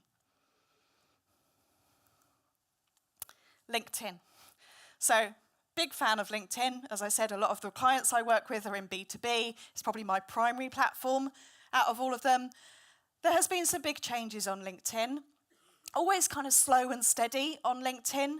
They are absolutely leaning into video, which I will come on to in terms of content, but they're also adding more and more features for the company pages. So Amazon is the most followed company page. You can now upgrade and pay, I think it's about $60, $90 a month for a premium company page. This is valuable if you want some additional features, like boxes to fill in that would help your company come up in search. But one of the best advantages of it that I've seen and worked with people seeing results from, if someone engages with your company page content, you can automatically follow them. So you can start building the followers of your company page. I do continue to believe that people connect with people on LinkedIn, and personal profiles is kind of where the engagement really is. But if you are a large organisation, you are trying to build your company page, maybe you're using it more for recruitment, employer branding kind of content versus kind of PR activity. That small fee a month to build your following, do some automation, and they will add more features under a premium product, as they all do. They've also added some great features which I really like. Yes, they're paid for, but thought leadership ads. So this is where a company can take a post from an individual, whether it's an employee or now a non-employee, and put some budget behind it. And I've seen, again, this works really well because of that personal relationship with people on LinkedIn. So if you've got a chief exec or one of your leadership team, sometimes it could be better for them to post on their personal LinkedIn profile, and then you can put some budget from your company page behind it to push it out further. Now, this works by you still use LinkedIn Campaign Manager. You have to go and find the post, and it can only be a single image or a video post at the moment. You have to seek the permission of the individual to do this. But I think this works really well, as I said, for leadership team announcements, maybe for recruitment as well. But if anyone's organising events, for example, what Orlo could have done for today, we didn't need to, you filled the room, but I could have done a post as a speaker, and Orlo could have promoted my post as a speaker from your company page. So this is different from advertising, but I just kind of think getting that personal connection, those announcements out there, is a really good opportunity with thought leadership ads. Really easy to set up as well. And newsletters. As a form of content on LinkedIn, originally were only available to individuals, can now be created by a company. You can have up to 5 different newsletters from a company page now as well. You can create these newsletters. They get pushed out as content. They can go into people's email inboxes, and you can sponsor them too. So you can get them out really easy to existing connections, but also put some extra budget behind your newsletter to reach new audiences as well. What I've been doing with clients a lot with newsletters is if they're already doing something in MailChimp or Constant Contact or something else, already got an email newsletter somewhere, just copy and paste it into LinkedIn and send it out maybe a few days later, maybe do a shorter version, maybe do a new customer version for the advertising option to build your audience. But again, repurpose existing content, and it's a really easy way to get followers, get more messaging out there. You can sponsor it from a company page or also individuals' newsletters as well. Some quite nice new features coming through on LinkedIn. And Phoebe's already talked a lot about social search and the importance of social search. It's not just about TikTok. So my quiz question was, how many people search on TikTok within 30 seconds of opening the app? And it's 23%, which is really high. But overall, search on social is starting to take over some search engine space as well, particularly by Gen Z. They will search on social first, whether it's TikTok, whether it's Instagram, whether it's hair, makeup, travel, destinations, etc. Social is now a place for discovery, which is really important to have these conversations internally. We can't separate, let's put it on the website, let's pop it on social. Social media is really important for getting yourself found, top of funnel, discovery, etc. It can't be that add-on anymore. So this is about kind of user behaviors. TikTok are also adding in search ads. So as an advertiser, you can get into the TikTok search results. There are some collaborations with Google around that as well. And TikTok is also starting to add voice search as well. There's not one in here. If it's anything like my Alexa at home, I'm not sure how effective that is going to be. But in terms of being able to pick up your phone and say, oh, I've just arrived in Birmingham, where's the nearest place I can go and get a cup of coffee? This is what we're going to start coming through search and social as well. So it's a different mindset. I think it's a very different set of conversations internally with your website team, that maybe social media is as important as the website and content going on the website. SEO needs to be thinking about being on social media as well, and that we are reaching new audiences, getting our products, our services, our messages discovered for the first time on social media platforms.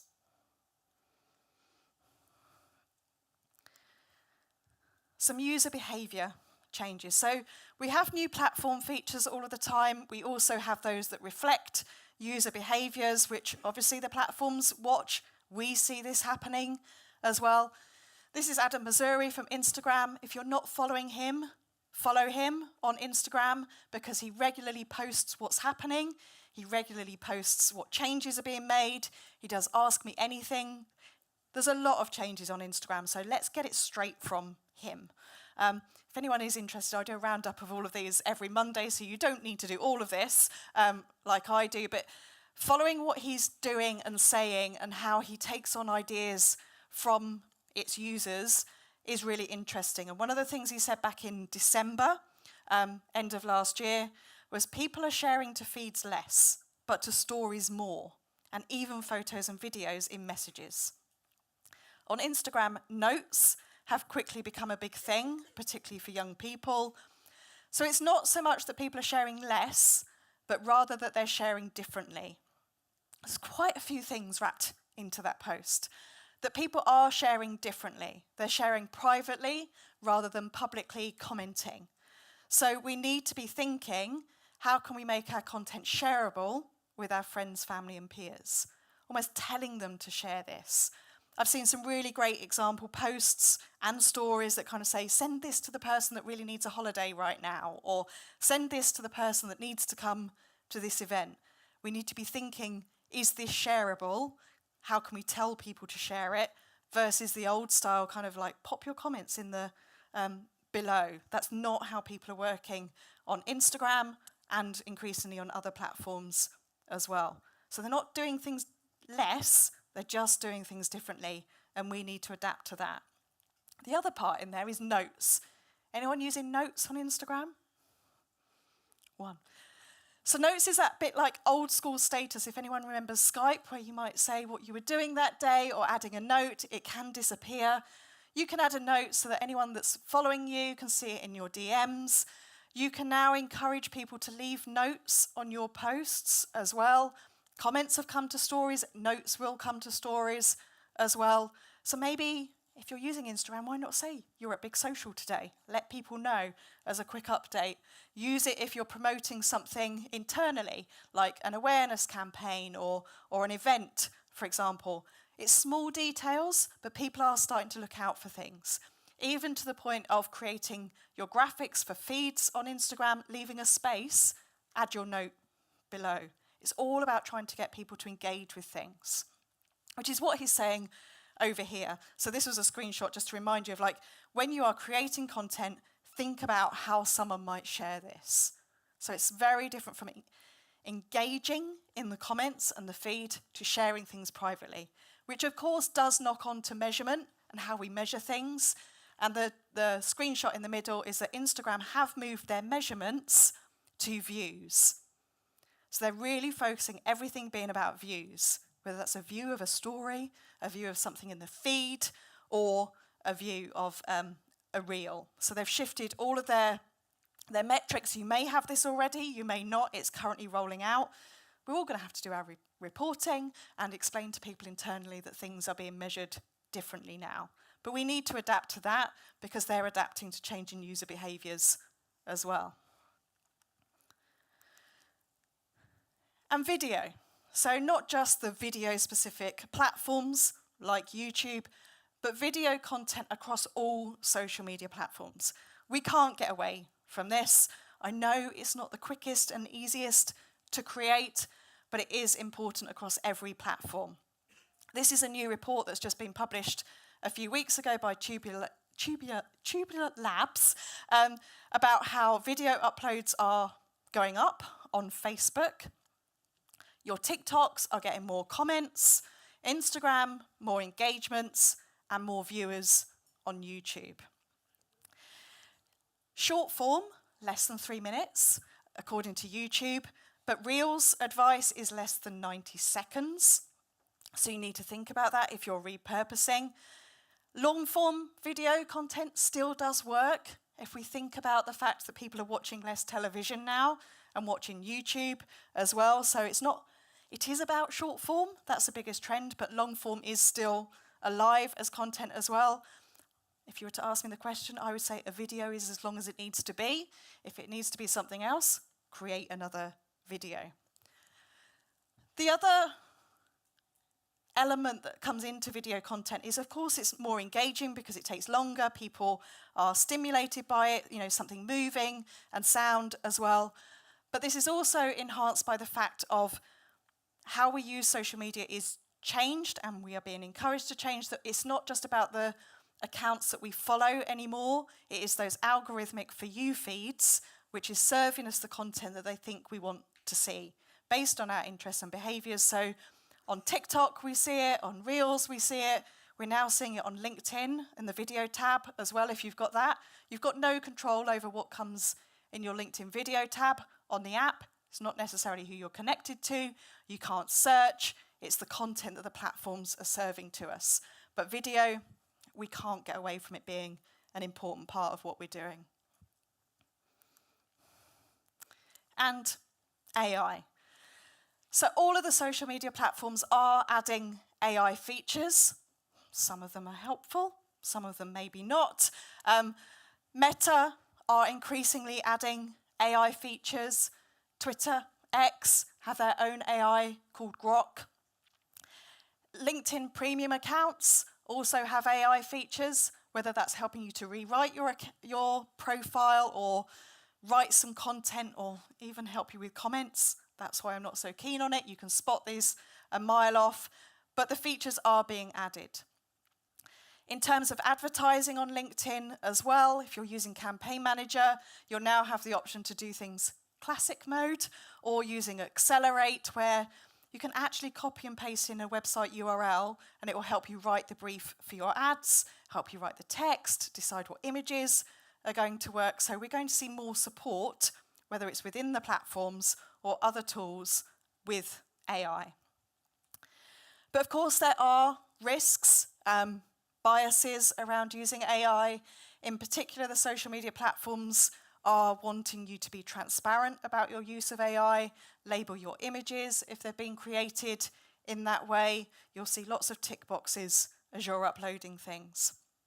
And one of the biggest things doing the rounds recently is privacy settings and opting out from the platforms using your content to train AI. You cannot opt out by sharing a screenshot in an Instagram story. I'm sure many of you have seen this. And I think Phil said earlier, and Phoebe, the bad stuff or the incorrect stuff always seems to fly, doesn't it? It always gets shared. That doesn't work. What does work is going into the privacy settings. So if you're using Meta, Facebook, or Instagram, you can go into your privacy settings. At the moment, you kind of have to apply to have your content opted out of AI training. X have added it this week as well. LinkedIn, you don't need to worry about it yet. It is not being used for UK users. It is for US and Brazil and other countries. As and when that comes in, you'll get a pop-up. So think about whether you need to opt out on Meta, is probably the primary one at the moment. Okay, there's my trends. So I'm now going to talk in no particular order about some kind of social media do's and don'ts. If anyone wants to add to the do's and don'ts, you can go back to slide 8. We will have time for questions as well, but I'd love to see your do's and don'ts. Go back to slide 8, and then there's kind of a Q&A section, so if anyone wants to pop anything in there, I'll have a look after I've done mine and see what else you've got to add. I think the biggest challenge with social media is that there isn't a rule book. If there was, whoever wrote it would be in good stead. But things are changing all of the time. So I think this is about really defining your own best practices, observing what's working, what's not, and deciding what's the most appropriate for you. And the place I would start with that is to make sure that you do have a social media policy. I'm sure many of you, public sector, do have these within your organisations, but to think about not just like preventing what people can do, but using it as a document to empower them as well. You know, you want your colleagues to get involved. You want your colleagues to give you content and support. So maybe reframe your social media policy around kind of do's and don'ts and ideas as well. But here's a few of the things that I would include in do's and don'ts. Starting with keeping your profiles updated. And it sounds really simple. I do a lot of audit work for clients, and it's something that I love to do. You're not looking for mistakes, but how often do we set up a social media account, may not even have been you that set it up, and then forget about it? We work in dashboards, particularly if you're using a platform like Orlo, and we forget to go back to the platform where our customers are. We forget that the banner photos that we put on our Facebook profile might be 3 years old, and it might have just been a quick image we found on our desktop at the time. If social media is being used more now for search and first discovery, we need to really focus on making that good first impression. So I would encourage all of you, anyone knows me, I love lists. I think Jess has lists in her LinkedIn profile header, if she's in here. Lists are so important, and these are the really easy things to forget. So I would create yourself a housekeeping checklist of, if anyone does want one, I do have one, I can send it to you by platform, of like your header image, your profile photo, your bio, the link that goes in the top of your profile. When did you last check these? Alongside checking your privacy settings as well. Do it as something like maybe a quarterly housekeeping, but also if you're running any campaigns, the easiest thing to do is to update the header image, add a new pinned posts, and update your bio. Let people know what the account is for. I'll share X. I'm no longer really active on X, so I've updated the bio to say, just here for listening now. If you want to keep up with what I'm doing, head on over to LinkedIn. Keep your accounts up to date because people will be discovering them all for the first time all the time. And it's a really quick win to do it, but it is so often forgotten. Know what you're sharing. This is about you as individuals as well as your organisation. Across every social media platform, do you know what you're sharing and who you're sharing it with? One of the biggest challenges is that the social media platforms make this open as a default, so you need to go in and close things down. If you are still Facebook users, I would encourage you on your mobile app to go in to your mobile app, tap the 3 dots, and view it as someone that's not one of your friends. Are you showing the last time you updated your profile photo? Are you showing your cover photo? Do your friends, can they tag you in to things? Can they post on your timeline? I don't do anything really exciting, but I still don't let anyone post on my profile. I don't want other people to see my photos or my updates. It's very much for friends and family. But the amount of times I see people within business, particularly if they're active within Facebook groups, what's the first thing you do? You click on their profile and go and see who they are. And then you can see possibly more than you needed to. So Do this for yourself, but also really do this for your leadership team. Really put this within your social media policy. And actually, this is something that will really make your colleagues feel more comfortable about supporting you on social media. If you can say to them, you're not going to be sharing your holidays, your kids, your home, and everything else because I've shown you how to close down the privacy settings, that can make a huge difference. So I see this a lot on Facebook, particularly by older users and members of organisations, but also on LinkedIn as well. So this is the professional network, but there is also a lot of visibility settings that you can change within LinkedIn. For example, are you sharing everything that you update? Are you sharing all of your connections and the people that you follow? You might not want to share all of your connections with people, for example, or your clients, suppliers, partners. You could close that down. If you're following loads of competitors or people within an industry because of a project you're working on, you may not want to let them know. You can close that down in the settings. And then you can also close down whether you are showing people that you're looking at their LinkedIn profile or not. You can do things anonymously. These settings do change all the time. Yes, there's loads within it, but I would add that to your housekeeping list, go through and check them, and also in your social media policy, train your colleagues, let them feel more comfortable about what they're sharing and what they're not. Mine are mostly do's. I try and even turn a don't into a do. Accessibility in terms of your content. There are many more people with disabilities, whether it's visual impairments, neurodiverse conditions, hearing disabilities, than we possibly are aware of. And all of these amends, changes, best practices we can do for accessibility doesn't just help them, I think it helps everyone as well. So if you're creating any images for social media, anything online, check the color contrast. You should be adding alt text descriptions to any images when you upload them. You can do that whether you're uploading them natively or through third-party platforms. A short description of what the image is. If no one has ever used a screen reader, I recommend downloading the app and just closing your eyes and listening to how your posts sound to someone who may have a disability. It's a huge difference and awareness piece. In terms of video, best practice, I hope you're doing it. Prepare for sound off, delight with sound on. Not everyone has the sound on as a default on their phones. I know how important audio is to trends and reels in terms of discoverability as well, but do think about if people don't have the sound on, can they still understand it? Add captions, describe what's going on in the video. Add subtitles if there's a voice. Also check your font types and sizes. If anyone sees fancy fonts on a social media post, bold, italic, etc., it is not screen reader friendly. It's been created in a third-party app, cut and paste it. Try a screen reader app and it ignores all of those bold, italic, fancy things. A screen reader also goes,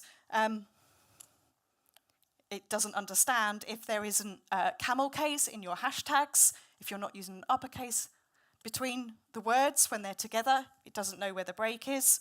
I could have done lots of don'ts on that, but I'm sure you've seen them. Emojis as well. Emojis can look lovely. You might think using them as bullet points looks great and aesthetically pleasing, but they are not great for screen readers. Please don't use emojis to replace words. Add it as an addition, and don't overuse them as well. So all of those kind of celebrations, what have we got here? We've got party popper, we've got hands up, we've got celebration, champagne glasses. Again, not always understood by everyone, but particularly not by screen readers as well. So it does take a bit more time to do this stuff, but it's really important, particularly for those of you in the public sector. And then be social. We had the phrase post and ghost earlier. I think that is incredibly important, but also social media manager jobs are not just about creating a post, posting it, job done, move on to the next one. It can feel like ticking boxes. There is so much more to it. I would, if I had my ideal day, spend all my day in comments, whether it's reading other people's comments to learn from them, whether it's commenting on other people's posts to increase my visibility in front of them and to their followers and my followers as well. If you're not overly confident about creating your own posts, which can be daunting, get in the comments. It's much easier. Add value in the comments. Don't forget to be social. And you can customize your invitations on LinkedIn. Yes, there are some limits if you have a free account at the moment, but none of us would just walk into this room, say our names, give a business card, and then run out again. We need to be more social. So again, the way I use social media for networking, building my business, staying in touch with people, just send lots of messages. From the first message when you connect with someone to, the day-to-day messages as well. And just really work it. I'm off to another conference tomorrow. I've already been through the entire agenda and all the speakers to send them messages in advance. I see you're speaking at this event. I'm coming along too. Can't wait for your session. Hope we get a chance for a cup of coffee. Really quick, really easy, but it starts the connections straight away. If I don't get a chance to meet them, I'll send them one afterwards saying, sorry, I missed you. Hope you enjoyed it, etc. We forget this bit of social media. And I think this is the most fun bit as well. I know it takes time, but it doesn't have to be in the moment as well. So I would recommend scheduling some time to be social on social. And be authentic. Again, we've heard this word today as well, just being authentic on social media. People do know when they're being marketed to. Don't try to hack things. It's nothing worse for me. I hate the words, here's an algorithm hack or an algorithm trick, or this is what to do next, or let's try this. This is a slide from Adam Missouri from an Instagram talk. You probably can't see it that well, so let me read it. On the left, it says what can help distribution on Instagram. It's when you're driving authentic engagement, when you're considering when your audience is online. So yes, the social media platforms that give you the data about when your audience is online, that is a good time for you to show up. High resolution, quality, and also they've put posting your content at the same time as other platforms. I think on Instagram, this is because they've got the reputation of things go on TikTok 3 weeks before they go on Instagram. So he's trying to encourage you to do things at the same time.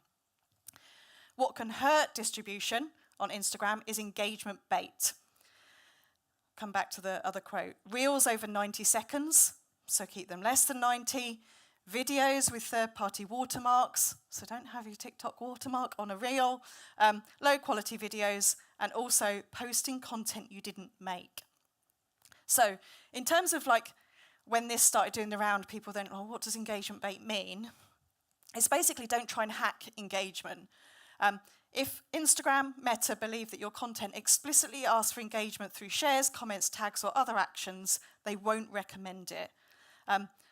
The bait bit is if you're trying to do it comment with a specific word, put a red heart emoji if you agree. That's not meaningful engagement. It's just trying to get people to bait or to add an emoji. They want conversations to be happening. We wouldn't have a conversation after and I'll go, great, because that would feel a little bit awkward, wouldn't it? So they're looking for more value, more engagement in the comments rather than just you're my bestie and red hearts everywhere. The posting content you didn't make is that Instagram are really focusing on the creator versus the people that just share other people's content or the memes. So they are helping to prioritize the smaller users that create their own content versus the bigger accounts, and they will give priority to the original creator of the content versus all the people that are sharing it as well. So that's something to bear in mind too. Empower your employees. This is particularly for LinkedIn, for your B2B content as well, in terms of, you can't do all of this yourself as a marketing and comms person. So think about how you can get your colleagues involved as well. And if there's anything that works when I'm trying to do this, it's give them some data and give them a good reason. And for LinkedIn, this is it's a few years old, but the data still works. We're 8 times more likely to engage with content that's shared by employees than by brands. We're 24 times more likely to reshare content when it's come from an employee, and also click-throughs as well. So we're more likely to get click-throughs. So it is all about your employees. I talked about the benefits of a company page. I still do think it adds more value when you get your employees to share your company page content out to their networks. But you need to tell them to do this. You need to get them over the mindset that LinkedIn is just about recruitment and jobs and not their job. Explain to them that, I need your help. You've got the power on this one. Look, the data says it. And then you can do all the proof points afterwards when they start to get the engagement and you get more website traffic. But you need to get them on board and change mindsets. It's quite a big do. And then measuring what matters. We all have to report on data. We're all asked about how many followers or likes we have. I don't tend to use this in consultancy meetings, but I will use it in a presentation. Is 4 followers a lot? It does depend on the context. In Instagram, no. In a dark alley, yes. But also think about the quality of your followers as well. I don't know if anyone's ever had a follow or a message from someone that maybe in their world feels famous or something. Like, that's amazing when you get a follow or a comment from someone like that. I always try to focus, there's so much data involved and you can get some amazing dashboards, but focus on what matters to your business, your institution, and your marketing objectives. Bring it back up to the objectives. We need to stop the conversation about likes and followers, particularly because the platforms are shifting away from that. They're not talking about likes and followers. They're talking about views and alignment and conversions. When I'm looking at measurement as well, my biggest do is to not present all the data. That's for me to come out with my conclusions, and I will always present under 3 headings.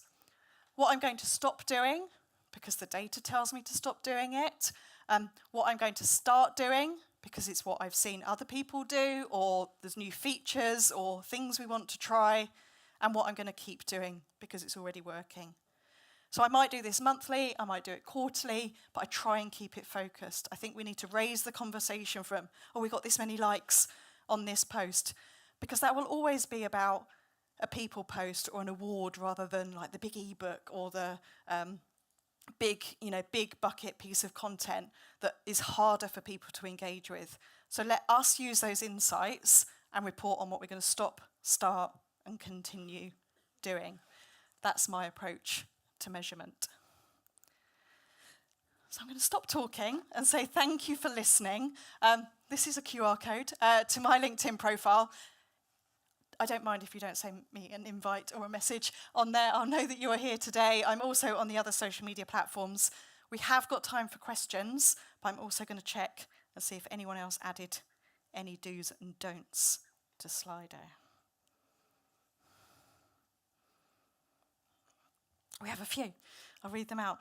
Don't just copy and paste the same message across all social media platforms with no variations. Brilliant.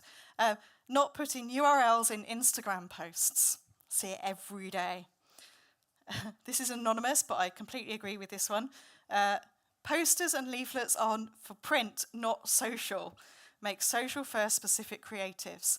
I'm sure many of you are asked to put about 6 logos onto a social media post and just resize the flyer. Copy and paste the press release. There's loads here. Engage with your comments. Use campaign graphics. People prefer posts with real people. Absolutely. Don't market or publish your campaigns on all the platforms that you're on. Think about content, audience, etc., and then decide which platforms are best. Love that we can get channel specific. For public sector colleagues, not allowing services to have editorial license over your copy. Services should check for accuracy, not to rewrite it 100%. Some great emoji use in here as well. And then I've got one question in here, so I'll answer the question while... Is Hannah going to chuck the box around for questions? I'll take other questions. What do I think the best way to grow communities online in a B2B company is? So a lot of today is about communities. Orlo is about communities. Community first is a concept that is very real. Gartner actually announced this as like community is what marketing in the 2020s is all about. I know that because that's my talk in 2 days' time, so I've written that one. Communities is really important. It's about thinking about who you need to be in your community, who you want to network with. I often advise to play in other people's communities first. You don't have to dive in and create your own. It takes a lot to create your own community and build your own community. So why don't you think about being a go-to person or someone really visible in someone else's community? The power of collaborations and partnerships, all those features that exist on social media as well, I'd be thinking about those in terms of community building. Influencer marketing does work in B2B, but I would think about what communities exist and the voice that you want to have. And then it's just networking. It's building your contacts and having those conversations as well. So I don't think it's different from building a B2C community. You're just doing it in a different context with a different purpose in mind. But networking, commenting, and maybe going into other people's and partnering with those rather than having to dive in and create your own. Any other, Jen? I can try and throw. Don't. Oh. Thank you, Gertrude. I was just curious, the sharing differently slide. So I'm terrible for on Instagram taking a video and taking it into WhatsApp, and I wondered how does that affect the original piece of content? Does it still grow its numbers? So within Instagram, there will be a metric around sends, the little paper aeroplane, or whether you download it. It's a harder metric to find, but I think they'll develop it. So it is going to be harder for us to measure. You know, we're used to measuring number of comments or likes. It's a lot harder to measure our DMs and sentiment around DMs as well. So there is a send count that they are looking at in terms of shares, but you know, how many of us kind of screenshot something as well? So I think we're going to see some different data coming forward, but ultimately what does anyone want is they want their message shared, and that's what it's about. But yeah, I think it's going to come into it, but it's not there quite yet. Cool.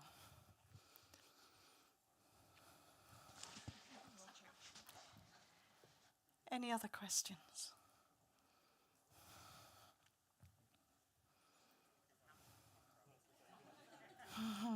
This way. Hello, I'm Rebecca from Police Scotland.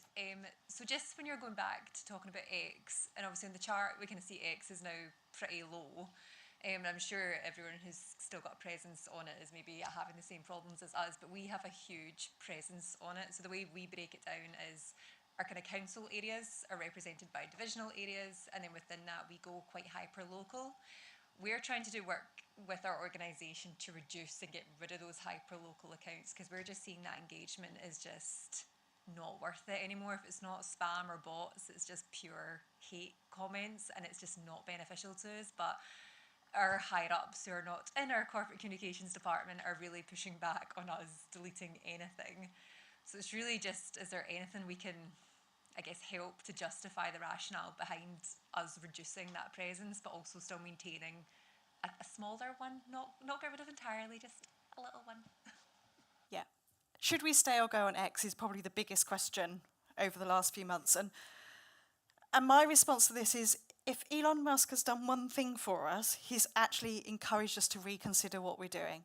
Because it would have been very easy for us all to keep going with every social media platform and join a new one and not kind of really question what we were doing. He has forced us to completely reevaluate what we're doing, and because it is so public and in the media, we've all got our colleagues asking us about it as well. You know, is it ethical? Should we be there?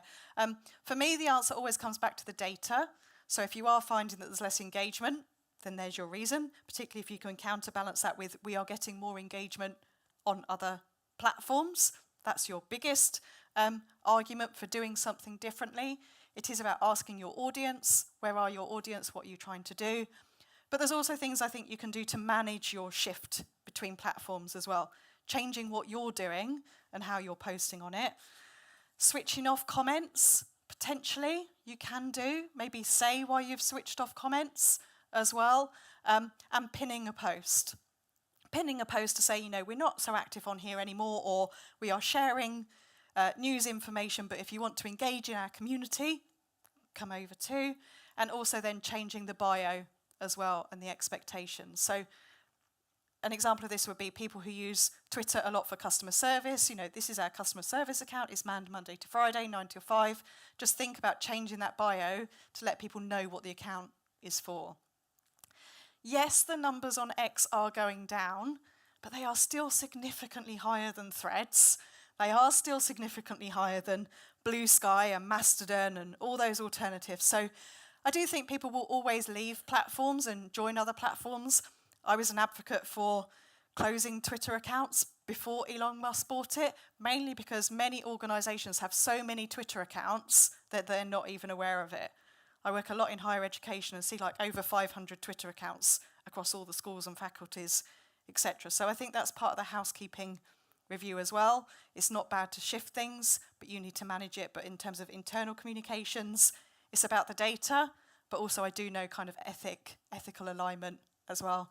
But people are still using Twitter. If you want to know what's happening in the news right now, or you know, events, that is the real-time focus group. So personally, I don't think it's going to disappear. It's possibly just going to become more niche. I've got one down here. Oh my gosh, should I launch it? Who is it? Right. That's right, we didn't kill anyone. Hi, I'm Danny. I'm Senior Communications Officer from West Sussex County Council. I had a question around, because I'd imagine there's quite a lot of public sector colleagues here, is how would you suggest breaking the opinion from senior colleagues that community engagement is not a comms team priority? I cannot tell you how many arguments I've gotten into where they're saying, well, we need to be engaging more, we need to, respond to these comments, we need to build the trust. And they say, well, it's not really our comms team priority, and they just shut it down. An absolute challenge to tell people that even, I'm still working with clients now, like they don't have a presence on social media, and the business case is we need to, and they're like, oh, we're going to get more negativity. It's like, it's happening anyway. We just need to be involved with it and manage the situation. Conversations are happening on social media, whether we're there or not. Community engagement does take a long time, just managing the comments. I work with some clients who their approach to it is that they are risk averse and they would rather not engage rather than get involved deeper than not. I think this is one of those situations for scenario planning and role playing and taking a number of comments you've had, having sessions internally to say, what could we have done? And if we'd have done that, what would have happened? And maybe kind of use a RAG rating for those kind of situations as well, of like, if this happens, we would comment. If this happens, we wouldn't comment. Because sometimes it can just be the trolls that are coming up, they're looking for an issue. Climate change is one example. They're looking for the issue rather than your organisation. I think it's got to be an organisational decision around how do we want to do this, and if we are going to do it, I think it's something that you almost need to create your own commenting guidelines as to when you would and when you wouldn't, when you would switch things off and when you wouldn't. But having the scenario and role play, the biggest way to always get buy-in from colleagues, I find, is to tell them what everyone else is doing. Go out and look for your peers, whether it's direct peers, equivalent, or whether it's other people in industry, because remember, our users on social media, our competitors are the accounts that appear above and below in the scroll. Our phones are full of screenshots to show them what other people are doing and then the sentiment around it. Most of the consultancy work I do is I work out my business case and my argument, then I go and find others that are doing it, or where there's a gap, and that's usually the bit that, creates the conversation and the decision that you need. I think being risk averse is our problem, because it's not that we don't get engagement, because we manage quite a lot of corporate accounts. As soon as we get hundreds of negative comments, senior management are like, okay, no, we're going to stop engaging. And it's like, no, we could address this, we could change the narrative, but they just don't want to do it. I think attitude to risk is an internal decision. I have heard speeches from some people at events like this where they'll say, seek forgiveness rather than permission. I'm not advocating either one, but it can happen as well. But ultimately, it is kind of it is the corporate stance on it. But I think organisations do need to be less risk averse, because this is happening anyway. It's more important for us to control the narrative than to let someone else do it. Maybe if anyone else has got any advice, if they've managed to overcome this, we can chat at lunch. Anyone else? In that case, thank you for listening. I think it is now lunchtime, Gurdip, outside? You don't know? We'll go outside for lunch. Thank you, everyone.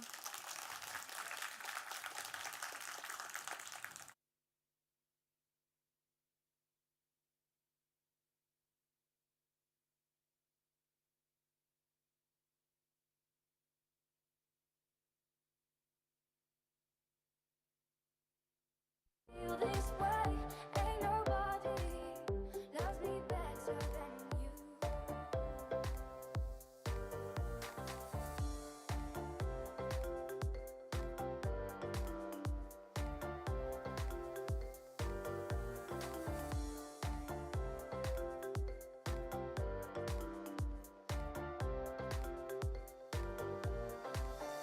I've been waiting for you, it's been so long.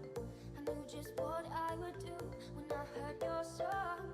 You filled my heart with a kiss, you gave me freedom. You knew I could not resist, I needed someone.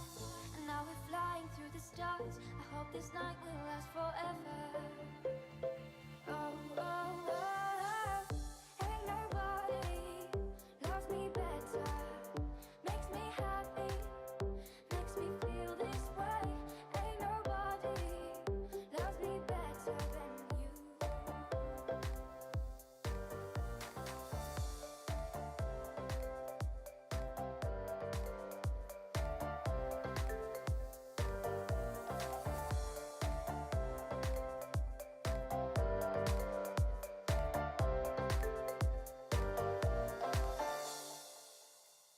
At first you put your arms around me, then you put your charms around me. We stare into each other's eyes, and what we see is no surprise. Got a feeling most for treasure, and a love so deep we cannot measure. Ain't nobody loves me better, makes me happy, makes me feel this way. Ain't nobody loves me better than you.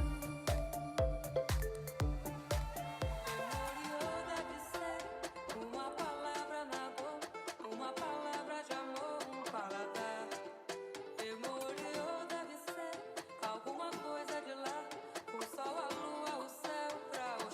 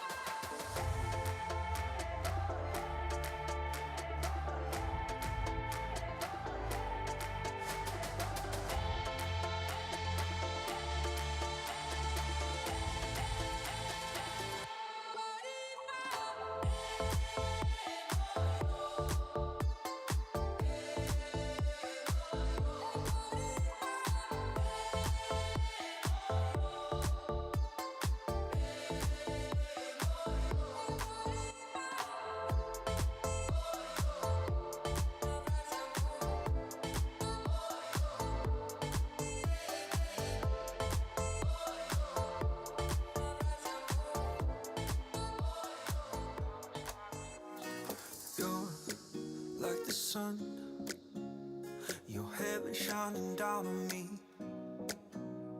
I know I should run. Our love is like a mystery. And diving in your ocean so hot and so cold. Lying,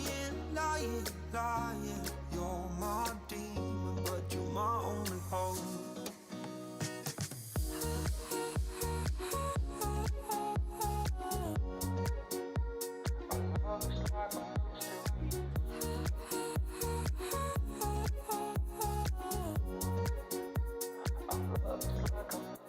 A saint in disguise.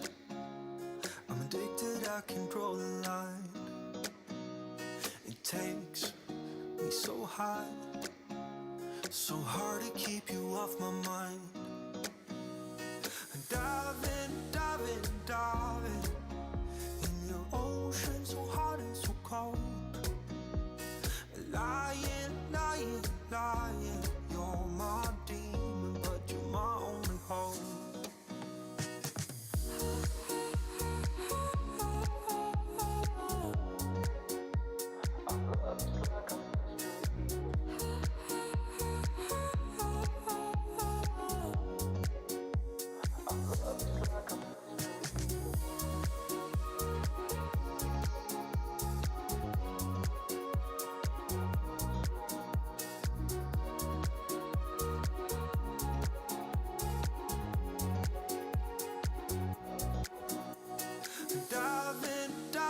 Diving in your ocean so hot and so cold. Lying, you're my demon, but you're my only hope. Were you here before? Could I look you in the eye? It's just like an angel. Your skin makes me cry. You flow like a feather in a beautiful world. I wish I was special, so very special. But I'm a creep, I'm a weirdo. What the hell am I doing here? I don't belong here.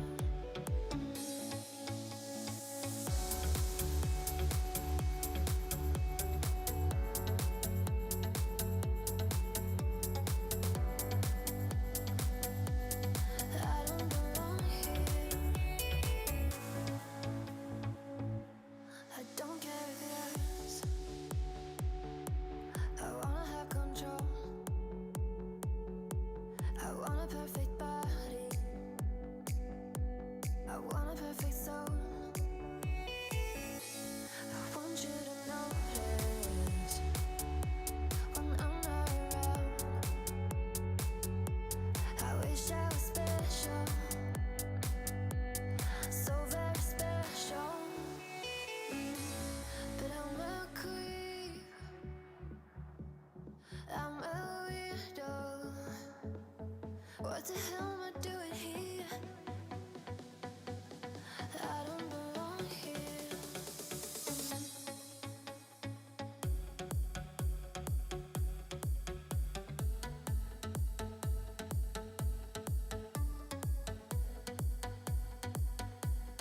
I don't belong here.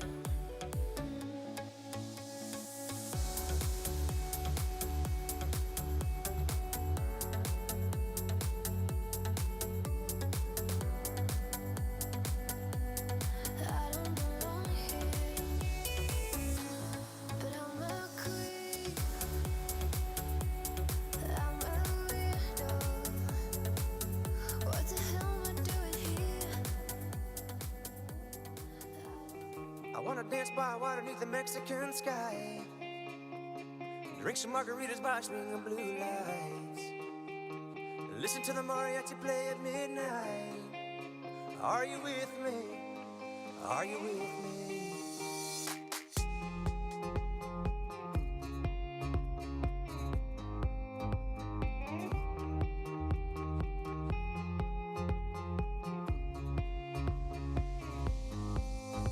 Are you with me?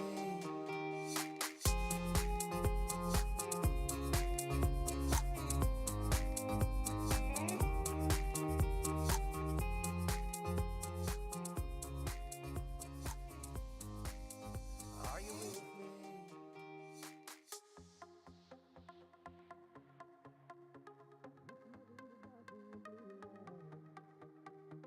Listen to the mariachi play at midnight. Are you with me? Are you with me? I wanna dance by water beneath the Mexican sky. Drink some margaritas by swinging blue lights. Listen to the mariachi play at midnight. Are you with me? Are you with me?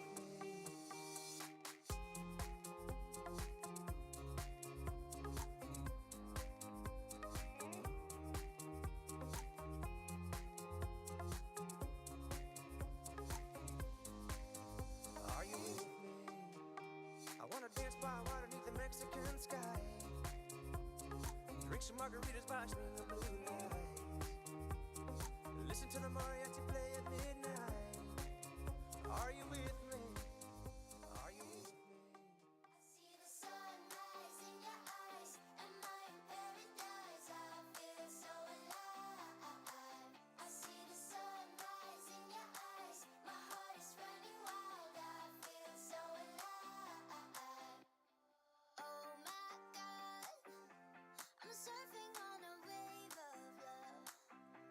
You set my heart on fire. I take a leap of faith for you. I'm in it for the good, the bad, the in between. As long as I got you, then I got all I need.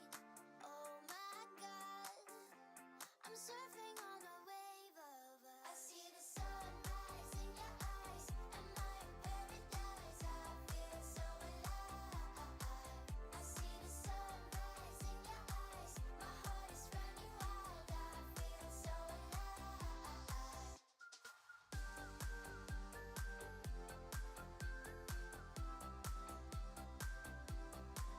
I see the sunrise in your eyes. My heart is running wild. I feel so alive. We don't know what the future holds, but I've been saving up to spend all of my love on us. We don't need no glitter or no gold to be. As long as we got us, then we got all we need. One thing sure, I'm never gonna let this go. Let this go. I see the sunrise in your eyes. Am I in paradise? I feel so alive. I see the sunrise in your eyes. My heart is running wild. I feel so alive.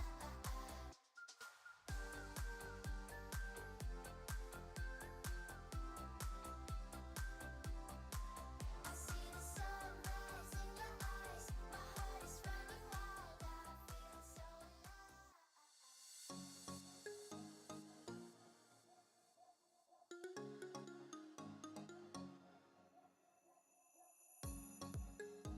You were looking at me like you wanted to stay. When I saw you yesterday, I'm not wasting your time, I'm not playing no games. I see ya. Who knows the secret tomorrow will hold? We don't really need to know. 'Cause you're here with me now, I don't want you to go.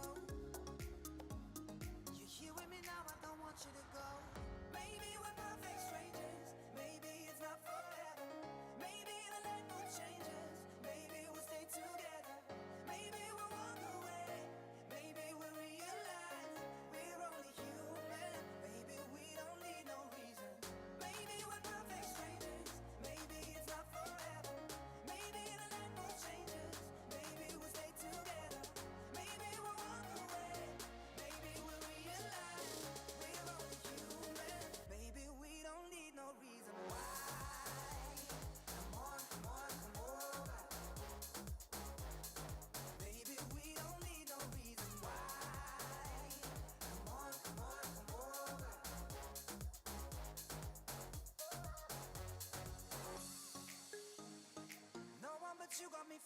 this way.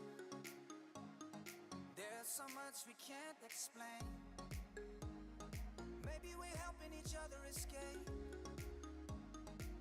I'm with ya.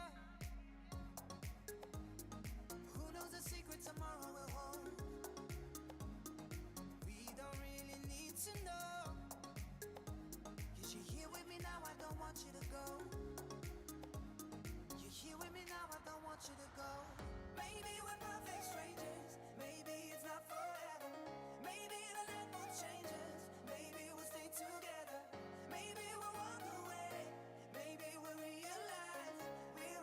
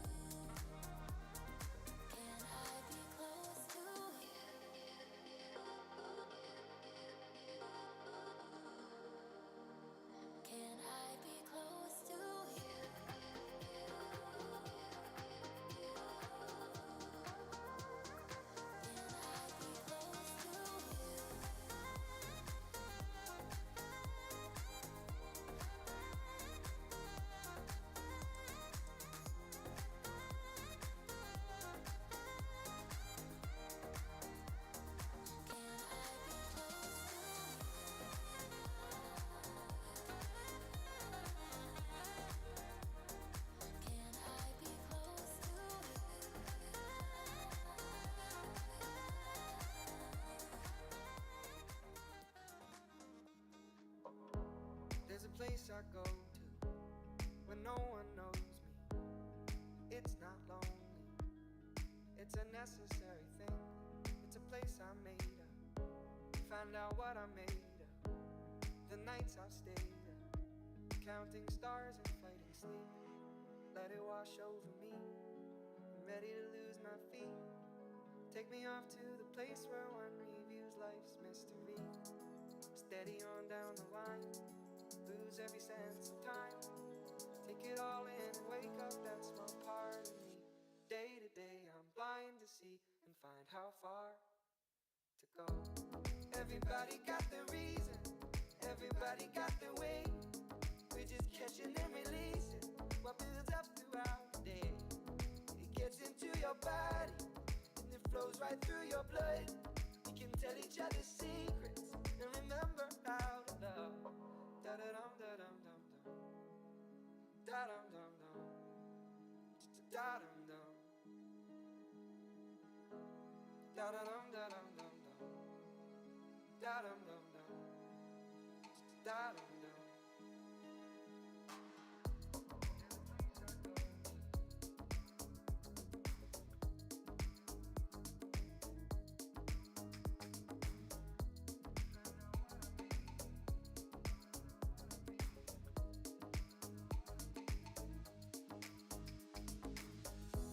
There's a place I'm going, no one knows me. If I breathe real slowly, let it out and let it in. It can be terrifying to be slowly dying, also clarifying. We end where we begin, so let it wash over me. I'm ready to lose my feet. Take me off to the place where one reveals life's mystery. Steady on down the line, lose every sense of time. Take it all in and wake up that small part of me. Day to day I'm blind to see and find how far to go.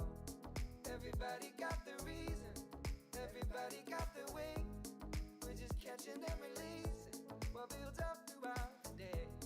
And it gets into your body, flows right through your blood. We can tell each other secrets and remember how.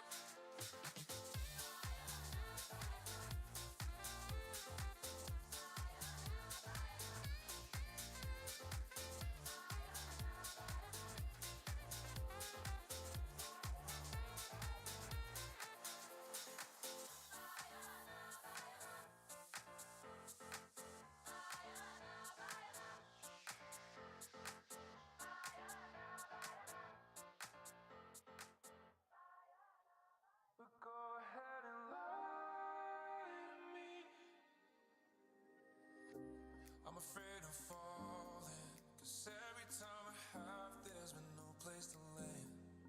Even when it feels like it's heavenly, clouds floating on a breeze, it slips through my hands. But go ahead and lie to me, tell me it's all gonna be alright. Go ahead and lie to me, tell me how different it is this time. Lie, lie, lie.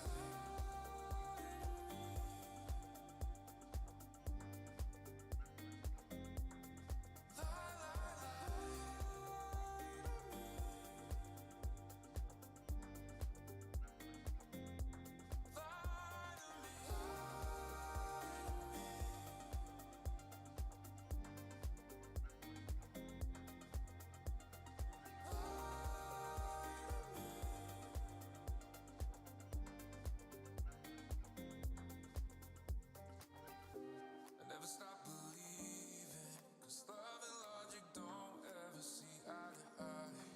I'd rather get my heart in pieces than sit here all alone, never trying to find something that'll last through the summertime and warm up the winter nights. Is that just naive? Even if you say it's delusional, it's unattainable. Let me be deceived and go ahead and lie to me. Tell me it's all gonna be alright. Go ahead and lie to me. Tell me how different it is this time. Lie, lie, lie.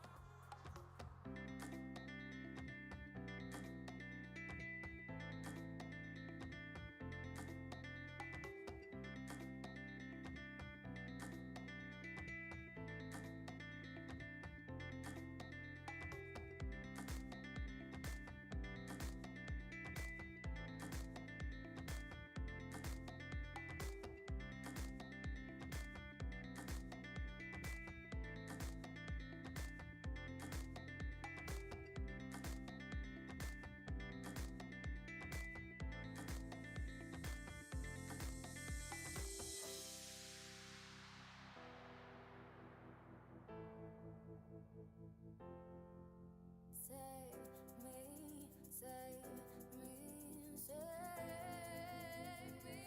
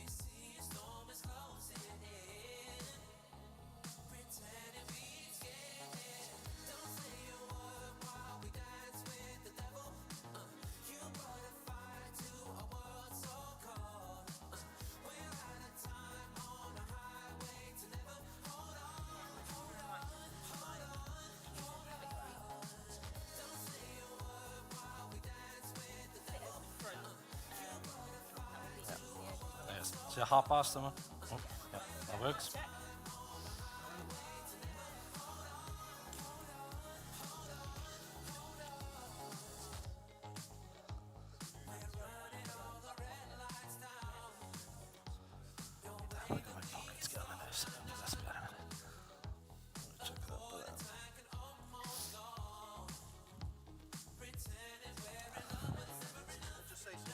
Hello, hello.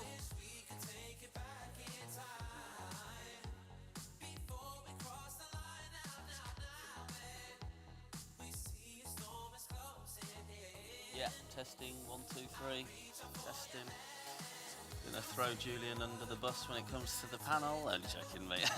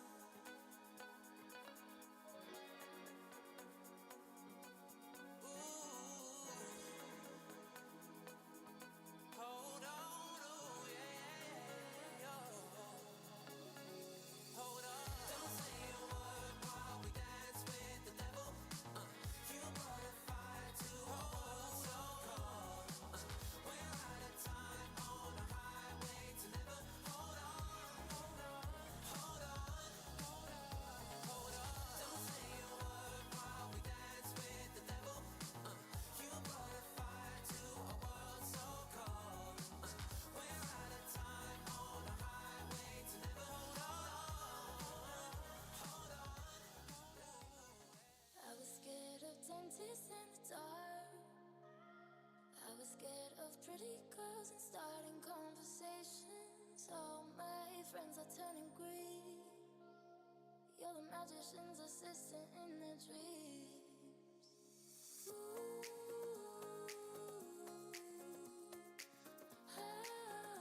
And they call my star. Baby, running down to the riptide, taking away to the dark side. I wanna be your lieutenant. I love you when you're singing that song, and I got a lump in my throat 'cause you're gonna sing the words wrong.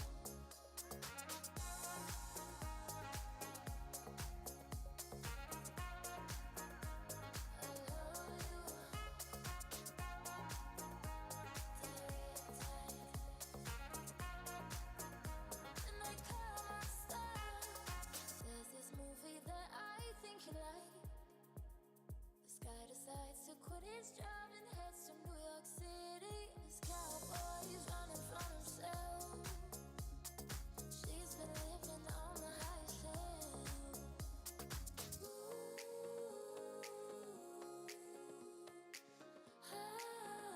And they call my star. Baby, running down to the riptide, taking away to the dark side. I wanna be your lieutenant. I love you when you're singing that song, and I got a lump in my throat 'cause you're gonna sing the words wrong. Welcome back to the afternoon. If we can operate the same drill as before, please, and not leave gaps and things like that. I think we may have had some people leave, but I know definitely we've had some people join, and we were pretty close on seats before. So, marketing team are hoping we've broken a magic 200 of attendees. So, might do a little count with the gaps just to see where we are. There's a bet running in the Orlo team about what the number of attendees is, and I want to win it. So.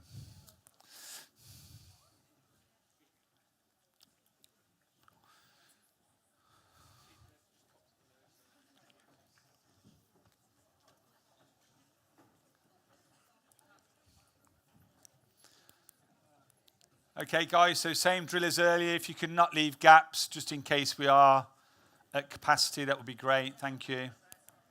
Sort of make it easier for people by filling up the middle first. That'd be great.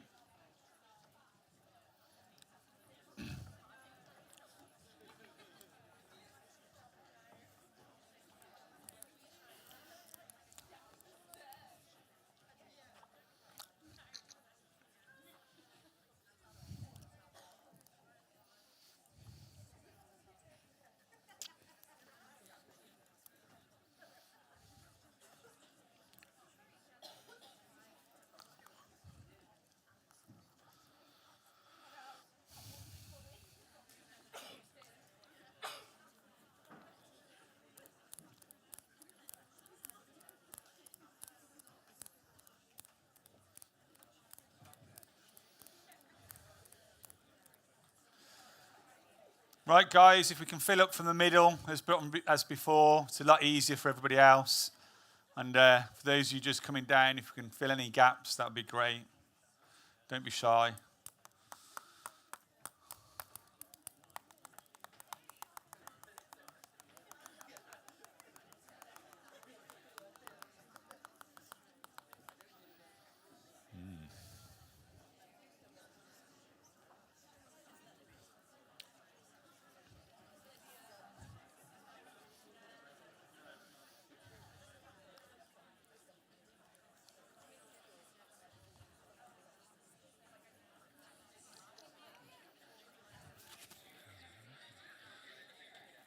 I'm sure there must be psychological studies into where people sit on one of these councils and how they do it.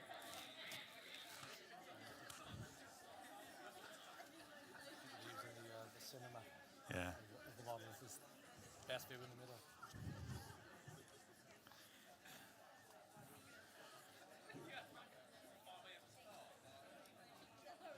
There's plenty of space down the front, and there's more space on the right-hand side as I look at it, that side.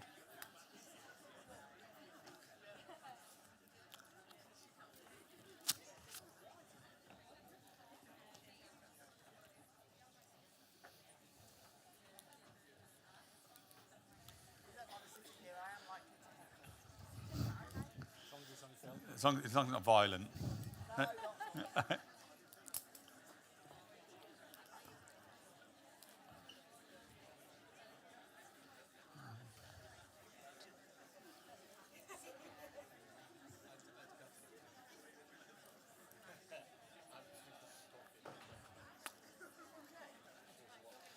If you're coming in, there's more room on the right than the left, and more room down the front than at the back.